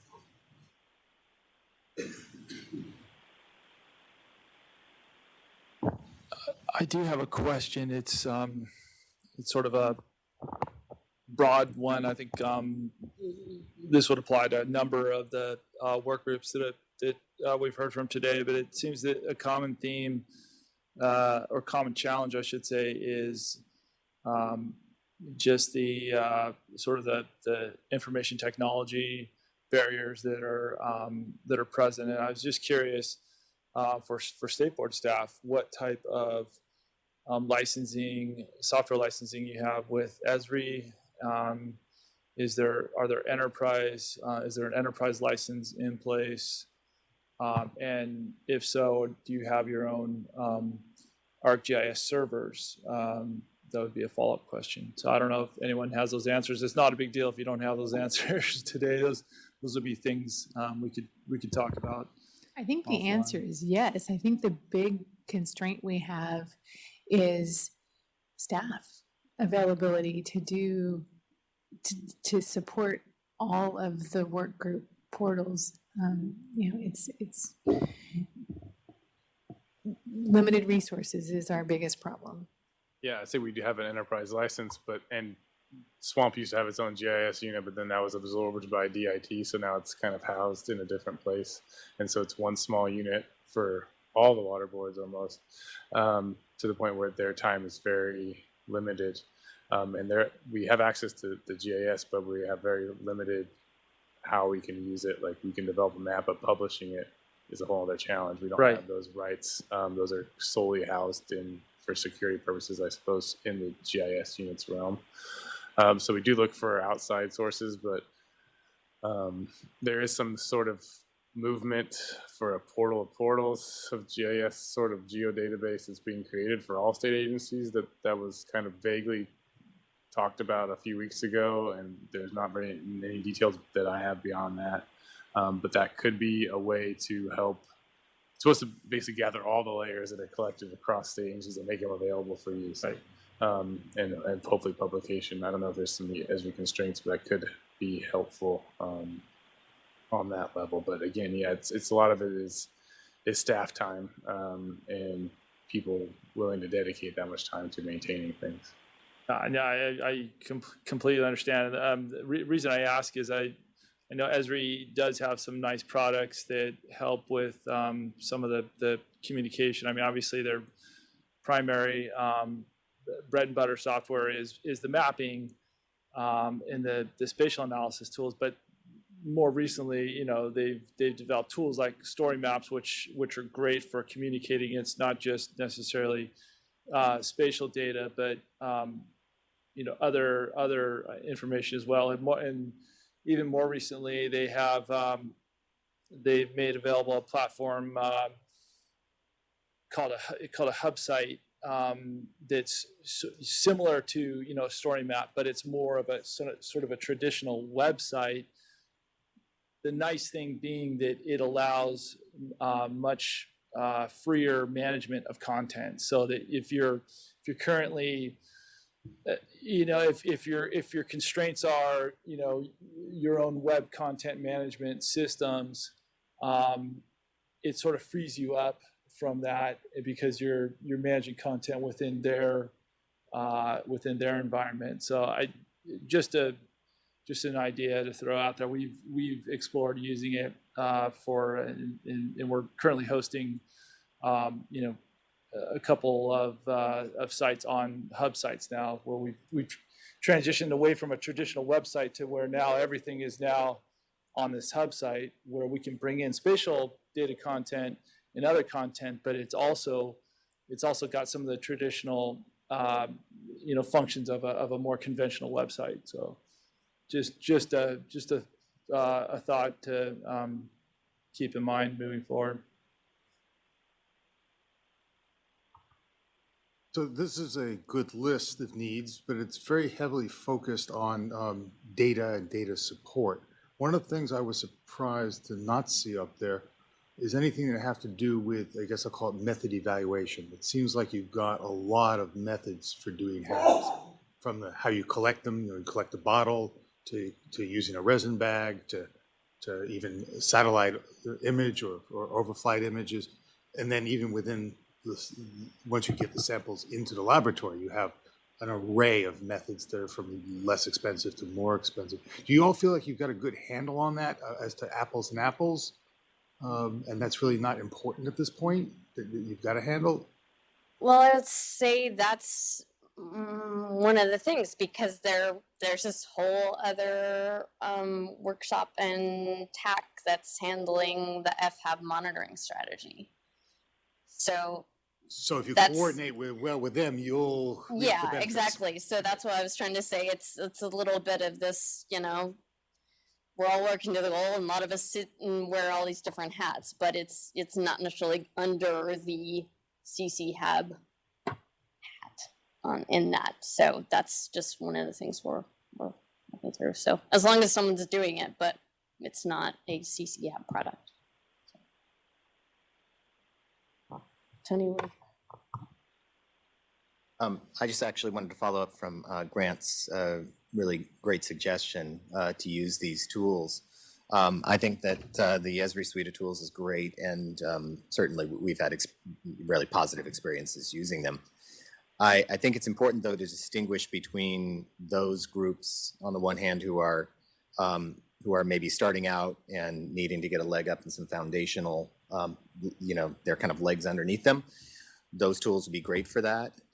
There are, however, a number of groups that have been going on for years who have tools that I would say are of a level of sophistication that exceed what the kind of Esri suite of tools can deliver. And even the FHAB group has this satellite processing system that is highly interactive and I would say goes beyond what the Esri suite of tools could offer. So there's kind of there are different levels of sophistication. I think we've heard from groups that are kind of just trying to get their information out there or tell a compelling story. So Evelyn, it would be great if Evelyn had that foundation to tell the compelling drinking water story that you want to tell. So being empowered by those basic tools is really important for them. But then there are other groups that are trying to develop mobile apps and doing things that are kind of beyond the scope of what those things could deliver. So we just need to be careful that it's not a one size fits all kind of thing. So. Okay. Okay.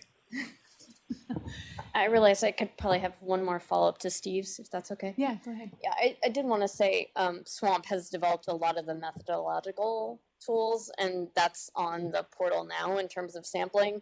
I think what we often run into is state or regional board will, as funding allows, support the first round oftentimes of sampling if somebody submits a Bloom report, and then it's sort of, that's how the money stretches at this point. So oftentimes, we're sort of trying to figure out how to fill that in. And again, that may change with the additional funding that's being brought on board.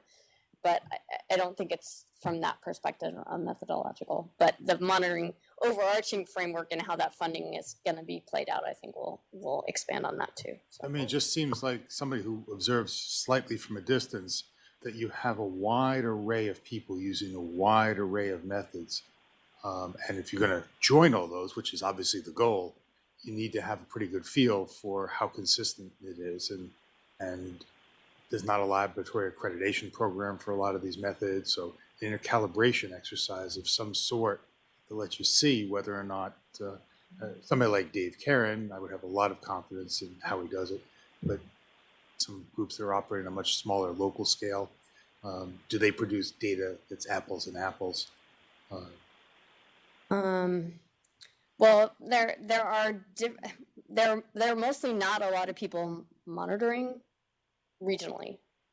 Right. So, Regionally. there's sort of event-based monitoring, and then there's, East Bay Parks, and there's Clear Lake, and there's Klamath.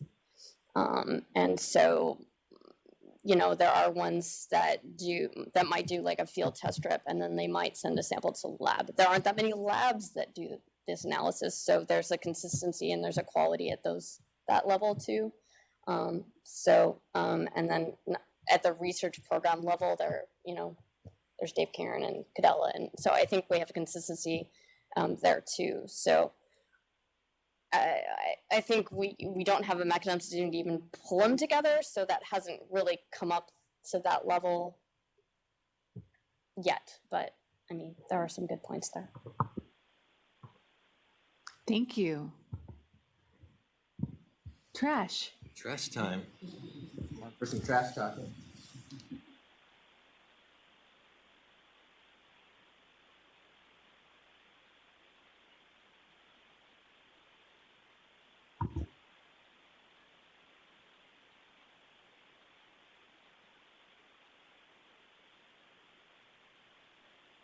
Hi there, my name is Christine Cornelli, and I'm a senior engineer with Larry Walker Associates, which is a water quality consulting firm.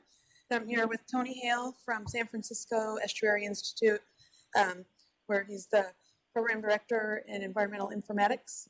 And we are the co-chairs of the trash monitoring work group.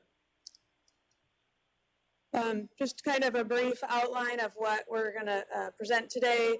We're going to just brief introduction of our work group because it's fairly new before we jump into our goals and objectives and needs and kind of the path forward. So our work group is just a little bit over a year old since conception. The 2018 Trash Data Dive was in November 2018. Brought a ton of people together for a day-long workshop to talk about trash and different stories around trash and how to tell stories about trash data that we have and what to do with that information.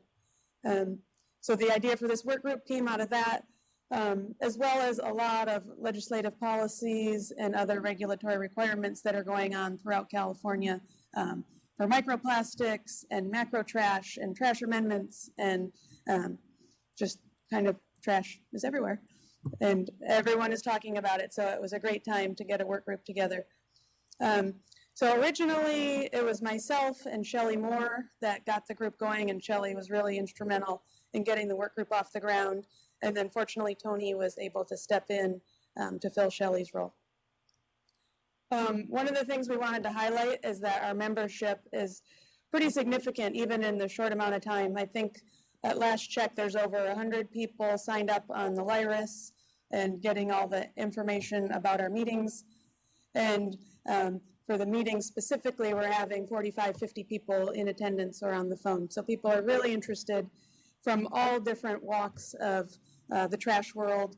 We have city representatives, water board, state board, NGOs, consultants, scientists, students, public agencies, federal agencies. I mean, it's like everyone is showing up to talk about trash. So it's really great to get a bunch of different visions in the same room. And out of our first work group meeting, which was held in April of this year, we're not in 2020 yet. Okay, yes, April of this year.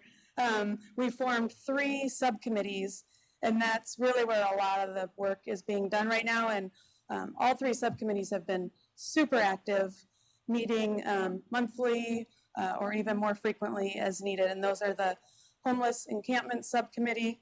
And I just kind of wanted to mention, kind of in the same vein as how broad-reaching our membership is that the Homelessness Subcommittee is led by Dahlia from the City of Rancho Cordova, as well as Caitlin Kulua from California Coastkeeper Alliance. So it's great to get those 2 agencies together to lead this group. And then it says here Citizen Science, but we've changed the name. They've changed the name to Community-Based Science Subcommittee, and that is led by Aaron Heyman from the Delta Conservancy and Sherry Lippiett from NOAA.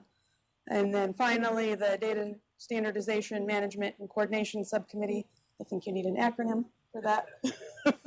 It's led by Tony and Wynn Cowger from UC Riverside. And then in terms of our broader work group, we're meeting quarterly. So we met in April, August, and we have a meeting next Thursday. And then just to kind of jump into our goals and objectives, kind of overarching is the coordination between organizations on trash-related matters, as I've kind of already said, all these different parties wanting to talk about trash. And our goal is to support programs that monitor for trash and provide public data. There's a lot of different programs, and we want to help everyone kind of talk the same language. Also to promote implementation and continued refinement of standardized trash monitoring methods. A lot of groups have different goals, and so they're doing things in different ways. And how can we take these huge data sets and meld them together so that we can tell one story or answer a bunch of questions or make policy decisions using all this great data. We also want to be able to communicate trash monitoring assessment information to agency staff and decision makers at all levels, federal, state, and local. And then also compile all of this great trash information and make them available on a website such as the trashmonitoring.org website. Another one is to develop, recommend, and provide guidance for implementation of approaches for data sharing among trash workgroup partners. Again, there's so many different partners, and everyone's kind of interested in certain pieces of the trash data. So how can we guide all these different people to use this data in a useful manner? And then finally, to serve the ongoing purposes of the council through our mission statement and our activities. And now the picture means it's Tony's turn to talk. Thank you very much, Christine. So as Christine mentioned, there are 3 subcommittees, and that's where a lot of the bulk of the work is happening right now. We're seeing frequent meetings, sometimes on a monthly basis. We meet quarterly for the larger group. And the subcommittees also offer an opportunity to kind of focus and really kind of dig into problems in some detail.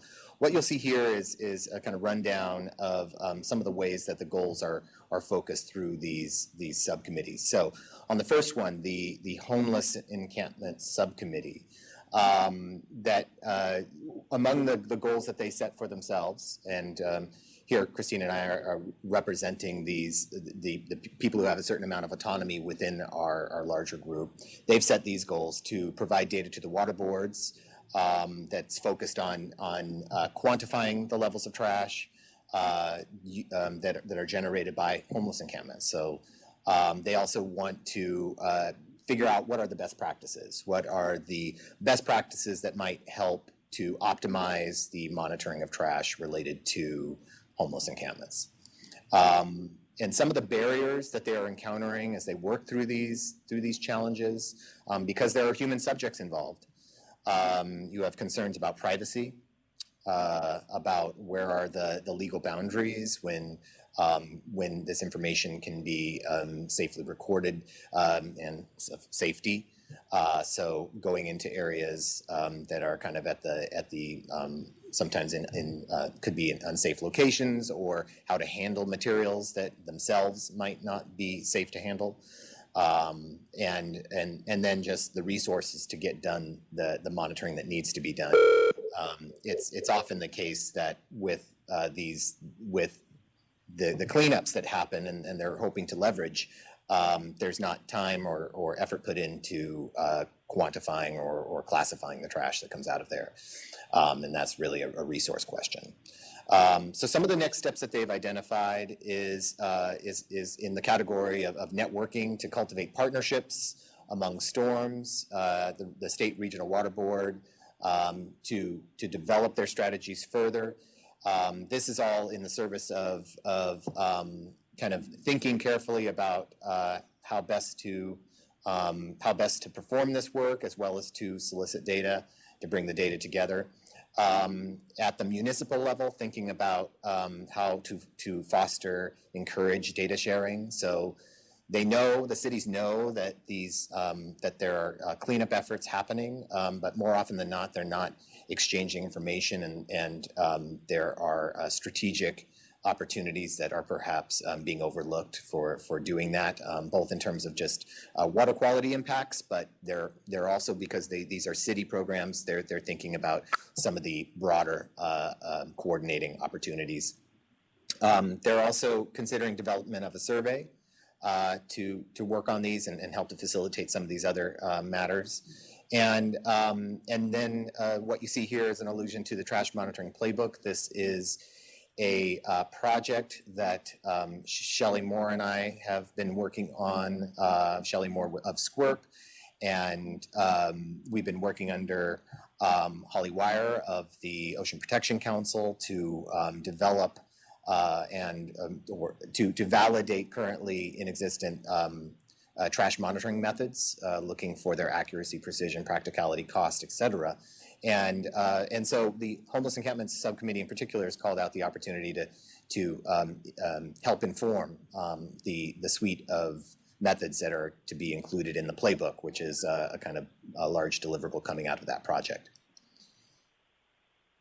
So with the community-based science, sometimes known as citizen science, they are working on their own suite of goals. So evaluating the use of community-based science monitoring data for assessing compliance with trash amendments. So it's very often the case, and Eric, this has probably been a hallmark of Eric's career, where community-based scientists want their data to matter. They want it to feed into key decisions, in this case, compliance with the trash amendments. And so they're very interested in what kind of mechanism would lend the necessary credibility to their data, whether it's a matter of timeliness or data quality. And so they also want to share information amongst themselves about who's doing what when and where. And to, if there are protocols in use, to share those protocols or to develop new ones, and to promote and enhance data collection. So thinking about what types of tools people use, whether technical or procedural, to do that. Some of the barriers we find, a lot of what you'll see as patterns among these subcommittees is that the barriers are related to communication and in this case, outreach limitations, just how much people can afford the time to coordinate with each other and extend their hands out to share with each other. So to a certain extent, we have these subcommittees as a vehicle for sharing, but I just want to call out for the council at large is that I think that it would be good to think about ways to ensure that the right people are at the table to provide the right input during the stages when we're working on these challenges, as well as to be at the tables to receive the information coming out. So it's really a two-way street. There's also a specific need that the tools that are currently developed don't necessarily meet everyone's needs. And so we're trying to kind of assess tools, the suite of tools that are available to help ensure that we have a kind of fit gap analysis of the tools that are available for people. They want to develop guidance on the feasibility of integrating the community-based science into compliance monitoring, establishing a set of tools for community scientists so that they can kind of pick these tools up off the shelf and when they go in the community, they can have some assurance that the data that they're collecting will be credible and usable in a broader context, and to also communicate and coordinate better amongst the different community-based science groups, some of whom are at the table already, others are at the fringes, and so they're trying to ensure that they have the right people around the table. Finally, the Data Standardization Management and Coordination Committee. This is the group that I'm personally most connected with, and we are aiming to support different public agencies by removing data sharing barriers. Along those lines, one of the things that Andrew Hill developed during that very first trash summit back a year ago was a data model, which has since been further enhanced as a conceptual tool to help ensure that all the different methods for monitoring trash, which are really broad, and each program has a slight different variance on how best to monitor trash, that we can use the data model as scaffolding to kind of hold these different pieces of the larger trash picture and see if we can assemble a unified model that can accommodate all of them, knowing that doing that allows us to better visualize how to bring the data together into a unified picture. And Wynn Cowger, who is the co-lead of this subcommittee, has developed a trash taxonomy. So within the data model, there is a taxonomic section, just how do you classify trash, essentially. And so down at UC Riverside, he has a team that's worked on assembling this, meant to be kind of, I guess, a catalog of everything possible that could be trash. So gold and diamonds aren't included for whatever reason, but pretty much everything else is. So it's a matter of validating that, and so we're working on that. Identifying a trash conversion system, so that you can kind of take results from the different trash methods and find ways to crosswalk them. So despite the different methods that people are using to quantify trash, that we can find a way to leverage all those efforts that are currently out there with a known level of certainty in terms of the level of certainty you lose as you move from method to method, and also responding to other subcommittee data needs. So we find ourselves in a point of integration where we're trying to address their needs. Our barriers are simply lack of time and outreach limitations, not necessarily having the bandwidth to bring everyone together. But among the things we'll be doing is to complete the vetting of that taxonomy and data model, to complete the vetting of the trash density calculator. So that density calculator is what I was referring to earlier with this conversion system, finding that most of the methods can be translated into a kind of density model. So we want to pursue that further. And then we want to be able to present the available tools to the subcommittees and have them noodle on the suite of available tools and identify any gaps to the use of these tools, either within the homeless encampment focused group or the community science. So to wrap some things up here, we find that the subcommittees have their own special interests, but there are also hands out reaching to integrate among them, data management working with either, and then the homeless and citizen science focus groups are selectively reaching across those lines. And so that's really Christine and I have the job to kind of ensure that we can play traffic cops and really kind of make sure that we can get some work done. Among the barriers we face is that sometimes the data that come from these efforts are not comparable. So again, some of the work that we're doing to make them comparable, as well as just the varied objectives, measurements, policies, stakeholders, a lot of different perspectives coming all at once and trying to kind of parse it all out and make it manageable. But I also want to highlight that the barrier that you see coming up again and again is the knowing that everyone has an interest in trash. It is the pollutant that people can most readily identify. It is the thing that people think they know a lot about, even anecdotally, like, gosh, this park is a lot trashier than it used to be. But without the kind of rigorous attention to detail that helps make those measurements actionable. And so ensuring that we can kind of bring the right people around the table. We have a lot of people in the group, so it's not that we necessarily need to have more, but knowing who are the critical people who need to be in on some of these developments as we're carrying them forward, I think is really something that it would be good for the Monitoring Council to inform. So we're going to be showcasing the tools, we're going to be showcasing data sharing strategies, as well as just exchanging information about monitoring programs. We'll be meeting next, if you're interested, on December 12th. This is in Southern California. What's the actual location of that meeting? It's at Michael Baker International, right near this meeting. And it's it was mentioned earlier, but the Trash Datathon is on February 28th of this coming decade.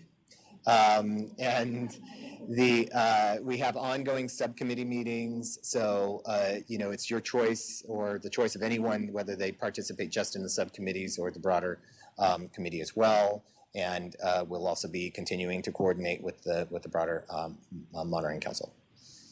So did I miss anything, Christine? But I heard to get brownie points if we say our sponsor's name. Yes, Shelley Walther is our sponsor. While I have the mic, I just want to say one quick thing about one of the prior presentations. When talking about tools, among the challenges we often face is the idea that the tools are not the tools that are developed by the different work groups are not necessarily owned by any given single public agency.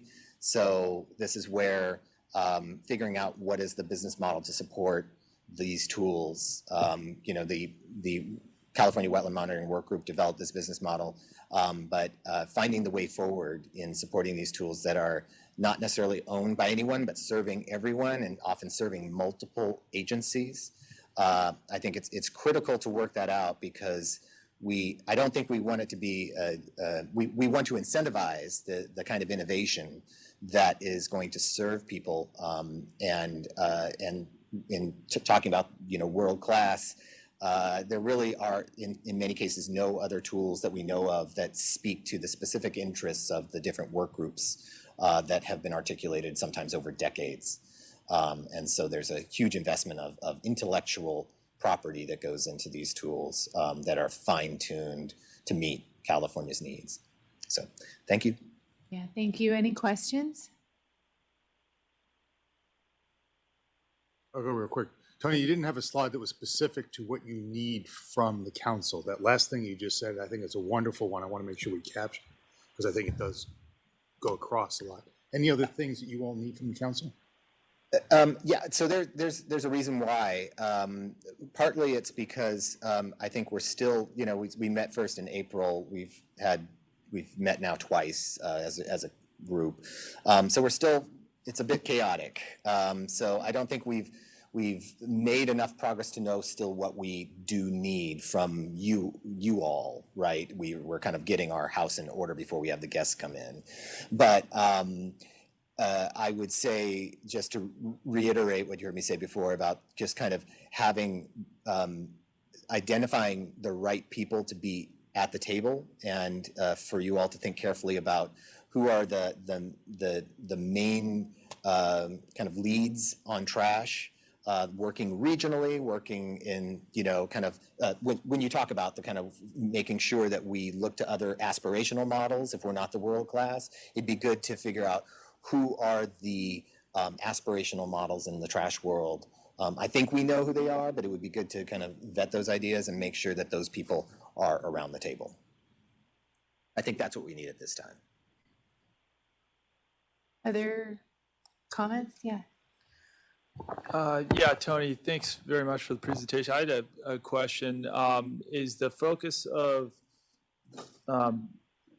this monitoring work group, is it mostly on monitoring trash loads within water bodies, or is it also, does the scope also include monitoring trash generated from land use and in urbanized areas as well? Yeah, that's a great question. It's both on land as well as in water bodies, bound for water bodies, so in MS4 systems, and so yes, it's really the trash writ large.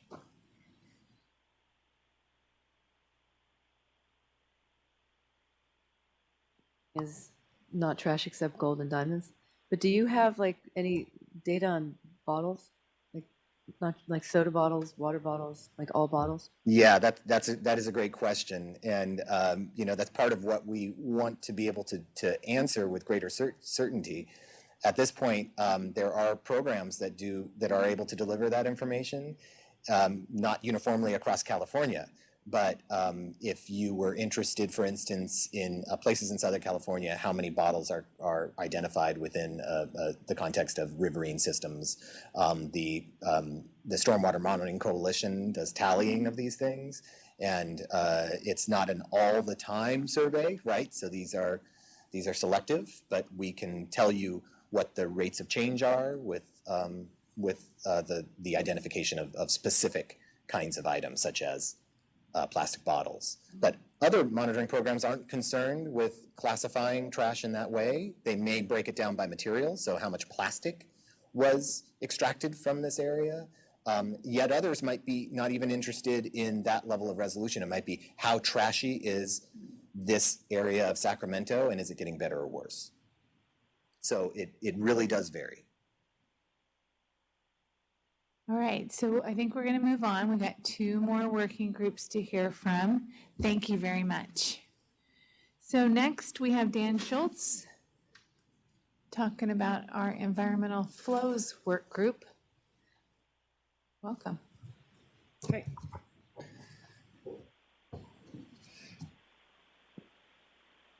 Oh, it's me right here. Like, are you good? All right, good afternoon. I'm Dan Schultz. I'm an environmental program manager for the State Water Board Division of Water Rights and co-chair of the Environmental Flows Working Group. So I thought I'd start with a little bit of an overview because we are a relatively newer group. The mission is to advance the science of ecological flow assessment and application for supporting management decisions at balancing natural resource needs with consumptive water uses to establish environmental flows. We do have a number of objectives. We've been up here for a while, so I'm not going to go into detail on all of these. We meet quarterly on the second Tuesday of the month from 9:30 to 3, and our next meeting is in February, on February 11th. And these are kind of more for reference if people want to look back at later, so we can jump into more of our updates and our needs assessment. So I want to provide a little bit of updates on where we are right now with a touch of background. So right now, the main focus of the working group and also for the State Water Board under a contract with UC Davis is development of the California Environmental Flows Framework. This is basically a couple different, this came about basically, there was a group of basically a technical team that was made up of different government agencies, institutions, non-governmental organizations that was working to develop a statewide approach to develop flow criteria. The Water Board was also working on their own approach. When we recognized that, we went and merged those together, established the California Environmental Flows Technical Team, which basically expanded the tech team to include the Water Board and Department of Fish and Wildlife. The main goal is to strengthen linkages between research and agency needs, and then also to provide support for resource managers working to establish environmental flows for California rivers and streams. And I put a couple stars down there at the bottom to kind of highlight where the environmental flows work group kind of comes into this picture. One of the key things that the contract and the framework was kind of under development first, and then the working group kind of was facilitated to kind of help foster that, and with the long-term goal to kind of be the entity organization that kind of takes over that document and manages it long-term. So as of right now, the technical working group has been presenting and working with the environmental flows work group and the stakeholders there to kind of bounce off, these are the different things that we're working on. These are different tools we're presenting and get feedback from that group as kind of a technical advisory committee to our effort. And so that's been very helpful. And then as I mentioned, upon completion, we envision that the framework would be handed over to be managed through the working group itself moving forward for any updates, modifications, or additional needs. So where we are, on October 31st, UC Davis submitted the first draft of the framework to the Water Board for review. We're looking at somewhere probably in early January to have a final draft that we'd be sending out to peer review. And then around our target right now, because it's basically being led by contracts and funds, is to have a final version out March 31st, 2020. So that's kind of where we are, and then moving into our overview of our needs assessment. And as I was kind of listening to some of the other working groups and kind of thinking of where we're at, part of this, I think, is that the working group, probably one of the next steps that we need to do is start to develop a strategic plan moving forward from where we are at right now. As I mentioned, a lot of the current plan was just kind of following along the development of the framework. So a number of these are really more assistance and guidance that we would be looking for the council. The first one, the California stream literature, is a little bit more of a need than guidance. And this would be helping to establish a platform to assist with collecting, reviewing, and digitizing scientific information, data, literature studies that help inform in-stream flow development. And then the other one is assistance, starting to kind of build and reach out to local stakeholders and conduct outreach, support for new environmental flow case studies. We're kind of, the current framework's pretty focused on the Water Board's current needs, but there's a lot of, or actually divisional water rights specific current needs, and there's a lot of outside applications that we'd like to build in as well as overlap with SIGMA and other programs also. And then also we'd like assistance with development of a monitoring program for how well it's working and kind of create that feedback loop, the adaptive management component, and then tracking implementation of staff, how's it working, what needs to be updated, and et cetera. So I'll go into each of these in a little bit more detail. So I wanted to start with the stream literature review. Basically, this is an effort that we have started in water rights, but we really want to expand and reach out to kind of be housed. It seems like a perfect thing to be housed under the environmental flows work group, to start collecting information throughout the state on different studies and information to support in-stream flow development, and also compiling those. We're trying to come up with a QA/QC procedure for some of that. And then have that hosted somewhere so people can readily access it and be able to download it, query the data, and have it in one spot for everybody. Because right now, DFW they're just going through the process of uploading a lot of their studies and information over here. We have some of our swamp data sets and seeding information over here. And while it's not all stuff that we'd be looking for, ways to pull that information in one spot, as well as collect information from the feds and other local government agencies as well, and nonprofits. So to kind of give an idea what it would look like is, this is currently looking at an effort up in the North Coast, and basically this is how we would envision something being put together, depending on what the type of study is. It could be done by a watershed scale, which would be more polygon. It could be done more of a stream scale, which would be more of a polyline, or it could even be point samples as well. We can display this type of data where we have overlapping, which many streams do, by offsetting a line, so you can kind of get an idea of the different type of data there. The idea is to have a standard attribute table, so it would be coded by specific types of fields. For example, it could be a fisheries study, it could be a watershed study, it could be a macroinvertebrate study, so that you could readily query for types of information that you may want. And then if you go onto one of these and you were to click on it, it would pull up the information that's associated with that study or groups of studies, and you would be able to, in a perfect world, download or view that data in the study itself. So the idea here is it would be kind of a meta table with a summary document of what the study's about and when it was conducted. In the perfect world, you'd be able to select an area that you're interested in, the type of data that you're interested in, hit an export button, and it would spit it all out for you. So that's kind of a big picture look at it, but that's not the easiest thing to do. So what we're looking for assistance with is we need to figure out how to collect the data, store the data, and QA/QC the data. That's kind of the first one. It's a big effort to try to gather this data. We've tried, and you can reach out to, you can look through websites and stuff to gather it. But it's a big effort, and the more that we can have people submit data and have a process to upload that data to us, which does have its issues as well with security issues, but it would really facilitate this going much quicker, and I think would start to engage people in it as well a lot more.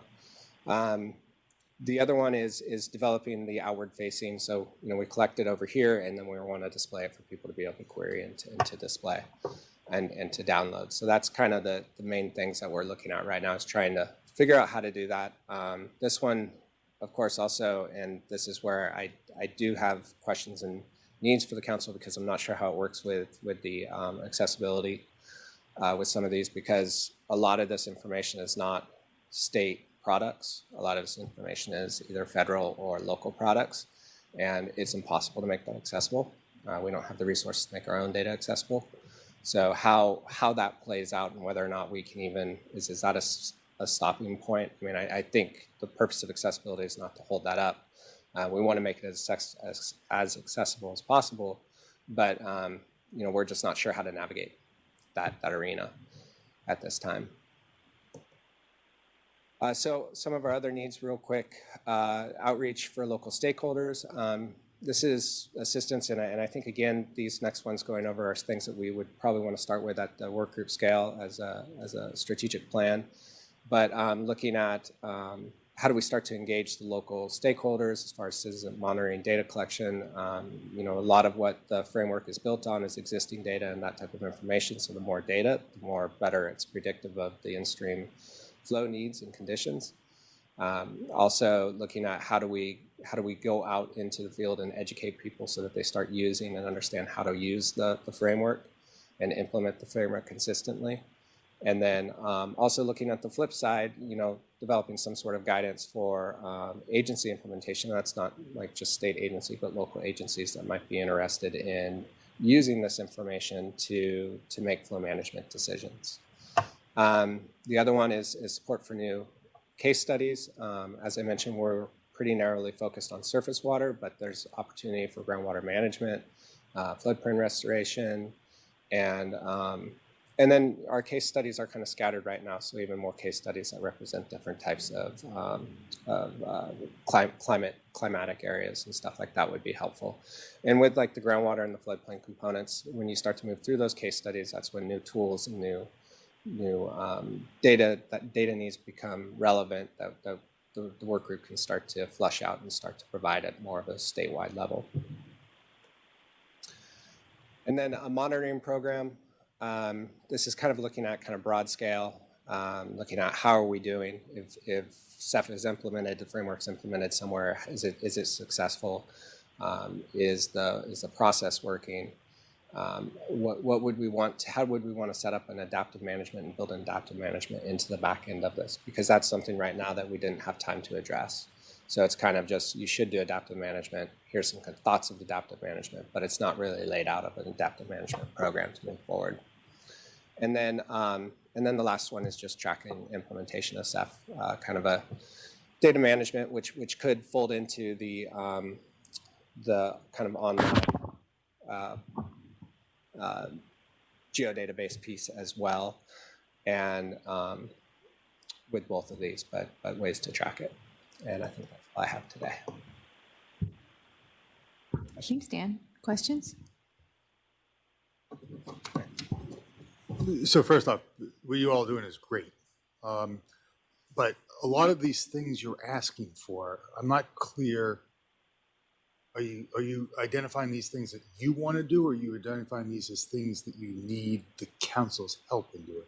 These are things that I think are the next logical steps for the work group to start thinking about. Absolutely agree. They're great. And I think that's where, as I put these together, and then as I was listening more today, I think I would change kind of the way that I frame some of these, and that I think what the work group needs to do is come up with a strategic planning component. What we would be looking for the council and the other work groups is kind of more the recommendations and guidance on helping to develop or implement some of those to get over roadblocks. Okay, thanks.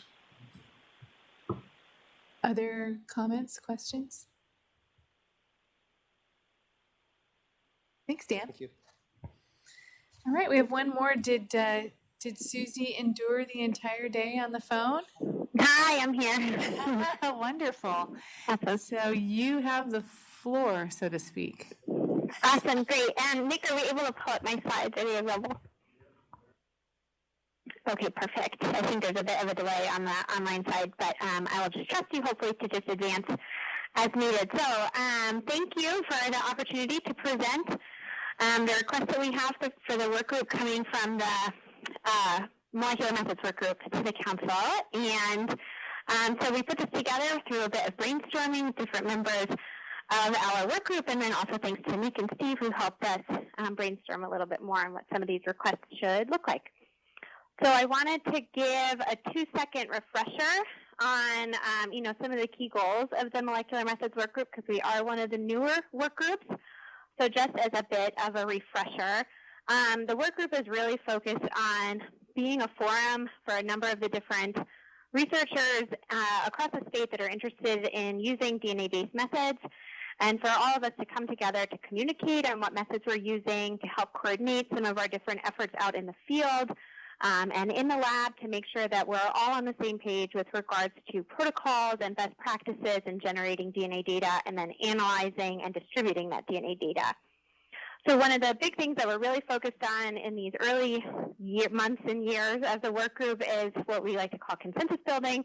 So that's coming up with these best practice recommendations or standardized protocols for collecting and analyzing that DNA data. So that's kind of where you'll see a lot of the focus for some of our asks for how the council, I think, can help us achieve some of those goals. So if you just advance to the next slide, it says method standardization.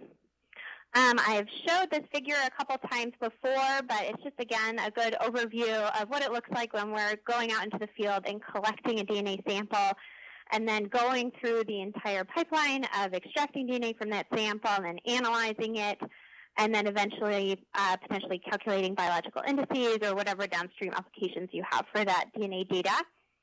And so when we think about method standardization, we really can focus on any one of those waypoints along this pipeline in generating this DNA data.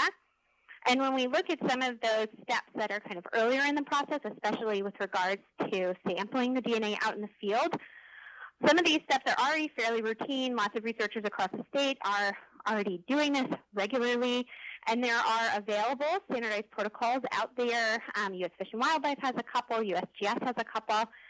And so right now we're focused on drumming up, doing some consensus building, and documenting what we as a work group would recommend as some of the best practices for collecting this DNA out in the wild. And so these are some of the early deliverables that we're focused on generating from the work group. The other thing I want to mention is that some of the protocols are still requiring a bit more workshopping and additional methods testing. So some things such as bioinformatic processing or how we're adapting biological indices to accept this DNA data, those are things that still have a lot of kinks that need to be worked out and need a little bit more investment in terms of pilot studies, or the consensus building will probably just take a little bit longer because we're just not as far along in the process. And so there are fewer of those universal standardized protocols available that we can be leveraging right now. So if you move on to the next slide that says ask number 1, the first ask that we have of the council is to help us kind of accelerate the adoption of some of these standardized protocols that we're developing to be adopted into state, ready to agree to state protocols. So as I mentioned, one of the primary goals of our work group is to draft these standardized protocol documents to help unify sampling and analytical procedures across the state. And so our ask to the council would be, first off, when we have some of these draft SOPs, for us to be able to bring them to the council and the agency members and to solicit feedback from you all on these draft protocols and how they could be implemented for statewide application. So we'll have these draft protocols. We have drafts of them right now that we're still working on. So in less than a year to potentially, the next year or two, we'll have some of these draft protocols that we'd love to be soliciting feedback from you all on. And then the other component to this request is that hopefully the council can provide to us a clear plan on how we can go about kind of enacting some of these draft protocols and making sure that they can be implemented and incorporated and essentially become agreed to state protocols. So that's really just trying to come up with a vision for what the process looks like once the work group has a recommendation or a standardized protocol. How can we make sure that that becomes something usable for the council and the council members, and it can get shared among all of the different members, and that it really can be implemented across different agencies. Okay, if there are not any questions there, then I'll move on to ask number 2. Okay, great. So then ask number 2, we're calling support for various pilot studies. So as I mentioned, right now there are a couple steps in the generation of DNA data that are fairly routine, and there are some steps in the generation of DNA data as we move towards standardized protocols that need a little bit more workshopping.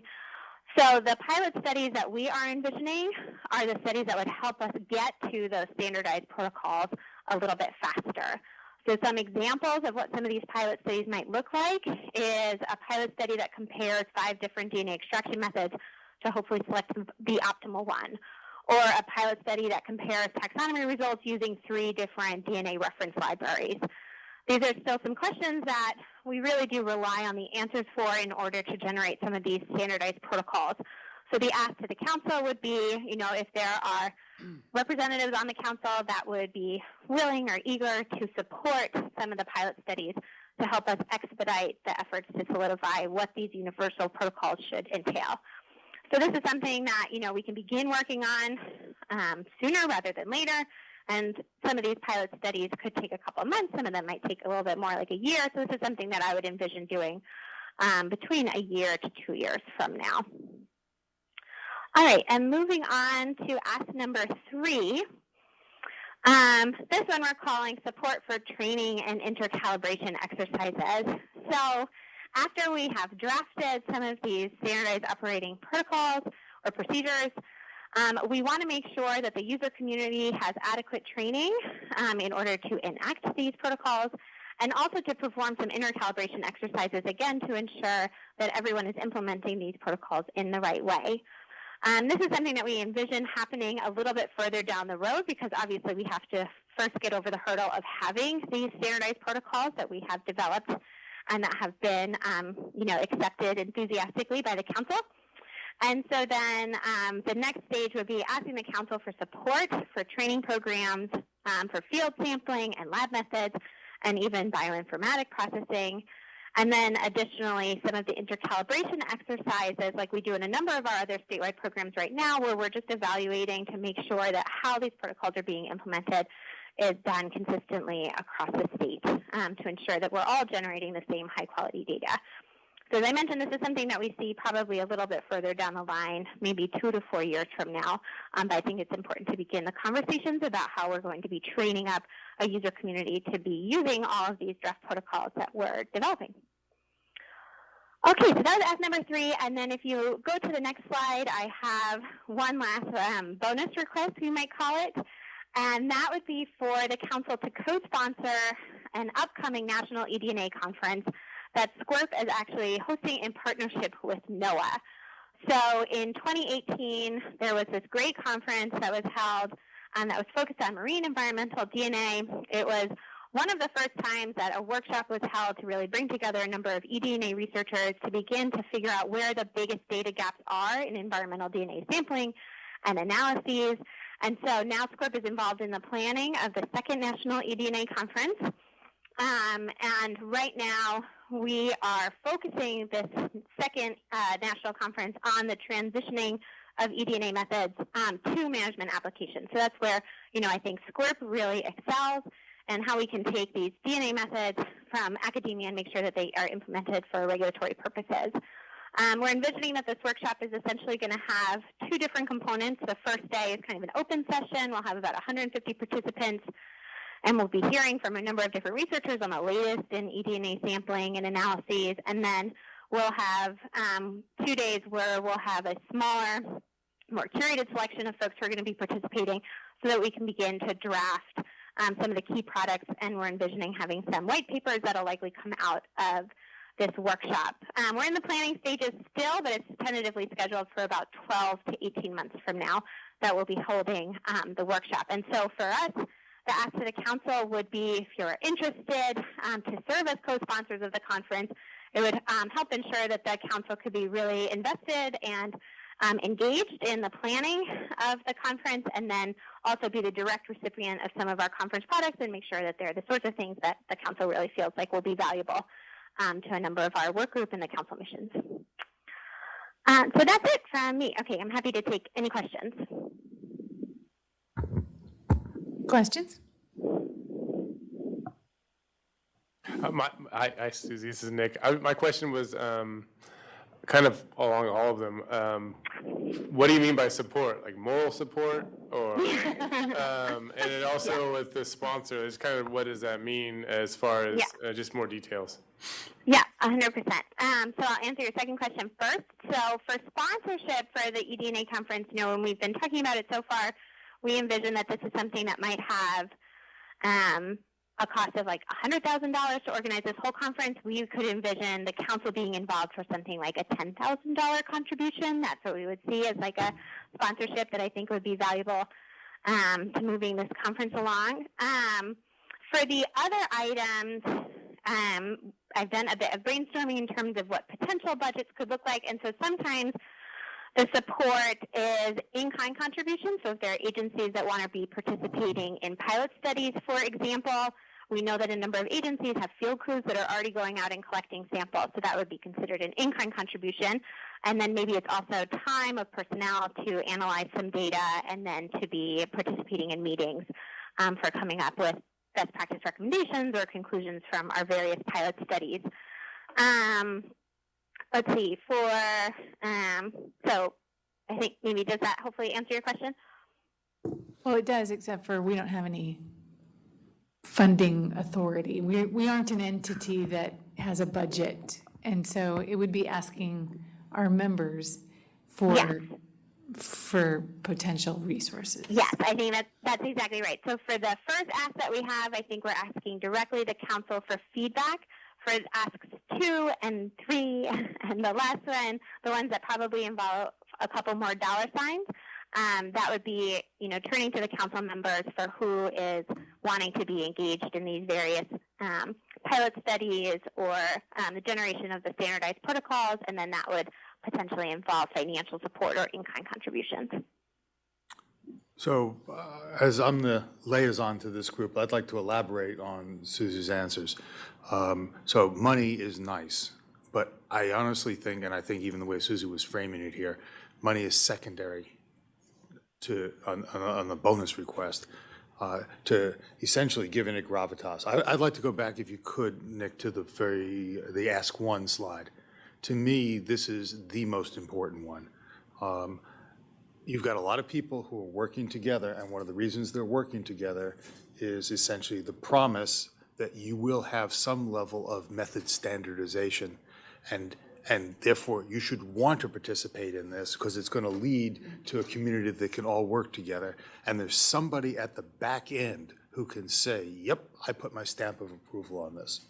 That doesn't mean that there's an absolute requirement that every program in the state ever use this. On the other hand, the motivation, when there is some stamp of approval at the back end, is very high. And the opportunity to get the funds to do the kind of standardization exercises goes up when you know that you have, in a sense, a client, not even a paying client, but a client for the product. I'll go one step further. If you go to the last slide, I think the most important, go to the bonus one here, I think Susie was saying $10,000 just so, in a sense, it's easy to put your name on it, and because I think there are other people who will line up to help pay for the workshop. The federal agencies have already said they want to make that happen. But I think what gives it gravitas is if the whole goal of the workshop is to chart the path for what it's going to take to make something move out of the research lab and into the everyday practice, that having the council and the agencies that are part of the council be able to participate, as named partners in this process, as part of the planning process, and then be able to say, I'm Fish and Wildlife, or I'm the Water Board, or I'm the council, that this is what you need to do to make me buy in. And that there's a process through the council to get that buy-in. That's where the power is. Any other comments or questions? Yeah, I would agree. I think that the ask number 1 is probably the easiest for the council. Once the draft protocols were in place and you got the sponsorship from the council, then that would be a clear path to the agency secretary to get, this is a recommendation from the council that these should be the standards and protocols implemented statewide, and then buy-in from there. Then I think the other balls are rolling. Yeah, I think it's a good ask. Great. All right. Thank you, Susie. Okay, great. Thank you. All right, I'm going to just make a command decision and not give you a break, and we'll just finish up with our planning for 2020. I've circled the dates that work for me, and since I'm your chair, I'm probably the most important one. Just saying. So So I'm going to suggest in March, the only one I'm available is the 19th. We specifically selected July 1st to coincide with the symposium that OWEMA and the SWAMP program put on every year. And so the idea being that we would have a gathering such as what Peter suggested earlier of all of the working groups and take advantage of the fact that many of the work group members are likely to attend the symposium, and so have an opportunity that's at the same time for the working groups to collaborate and work together and have their own sort of sub-event as part of the symposium. So I think we're pretty solid on July 1, and my hope is that the monitoring council members all plan to attend, and maybe we'll have special monitoring council name tags so we can identify, you know, how they have the speaker, or I'm a board member, I'm a council member, would be good. So that's the July meeting. Then September, I can do any of the days as well as in December. So do we want to like doodle poll for those? Or, I mean, not all of the council members are here today, so we might want to.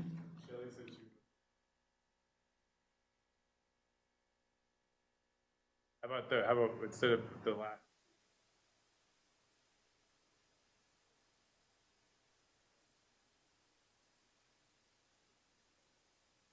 Oh, I'm sorry.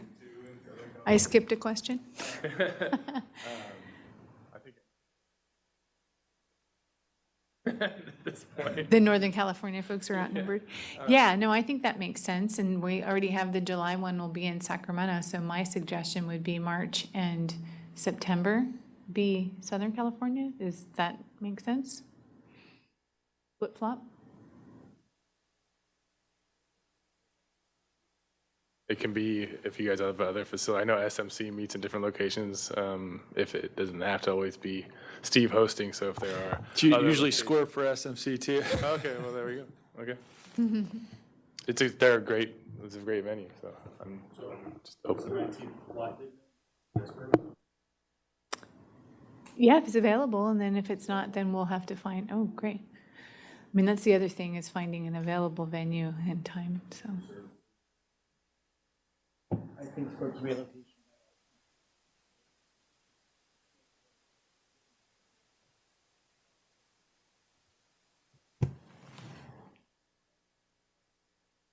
How about ease of getting to your facility via an airport? Oh, well, There you go. sounds good. And maybe we want to do the September one in your location.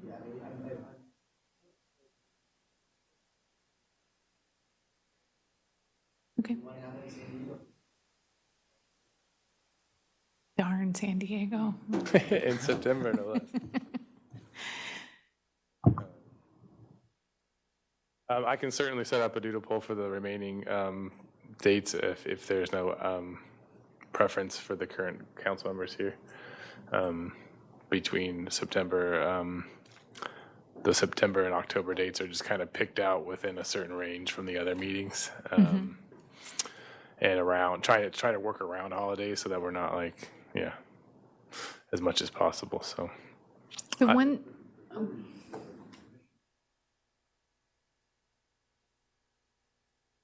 oh. Well, then maybe we do December at SWRCB instead of September. That would be fine with me. That piggyback. December 4th work for everybody else, that's fine. Okay.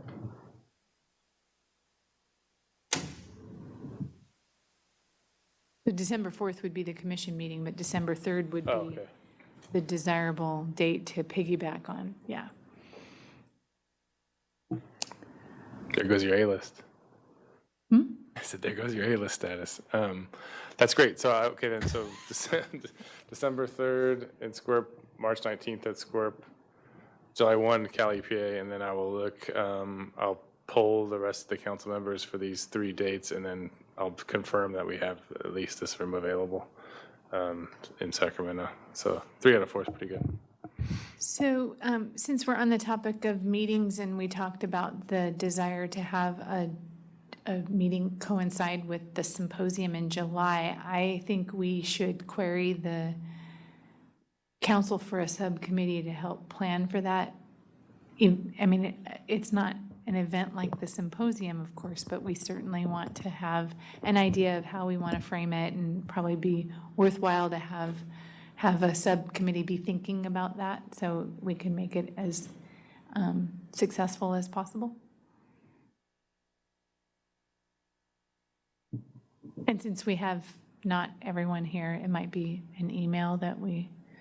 We'll email for interested parties. Sure. Okay. Great. So anything else for the good of the order before we adjourn slightly early? I just want to confirm to invite all the work group co-chairs to the January 14th meeting. Yeah, I think that's wise. Anything else? Thanks, everyone. And thanks to the absent work group leads, and they all left, but it was a good day. So thanks, and we're adjourned.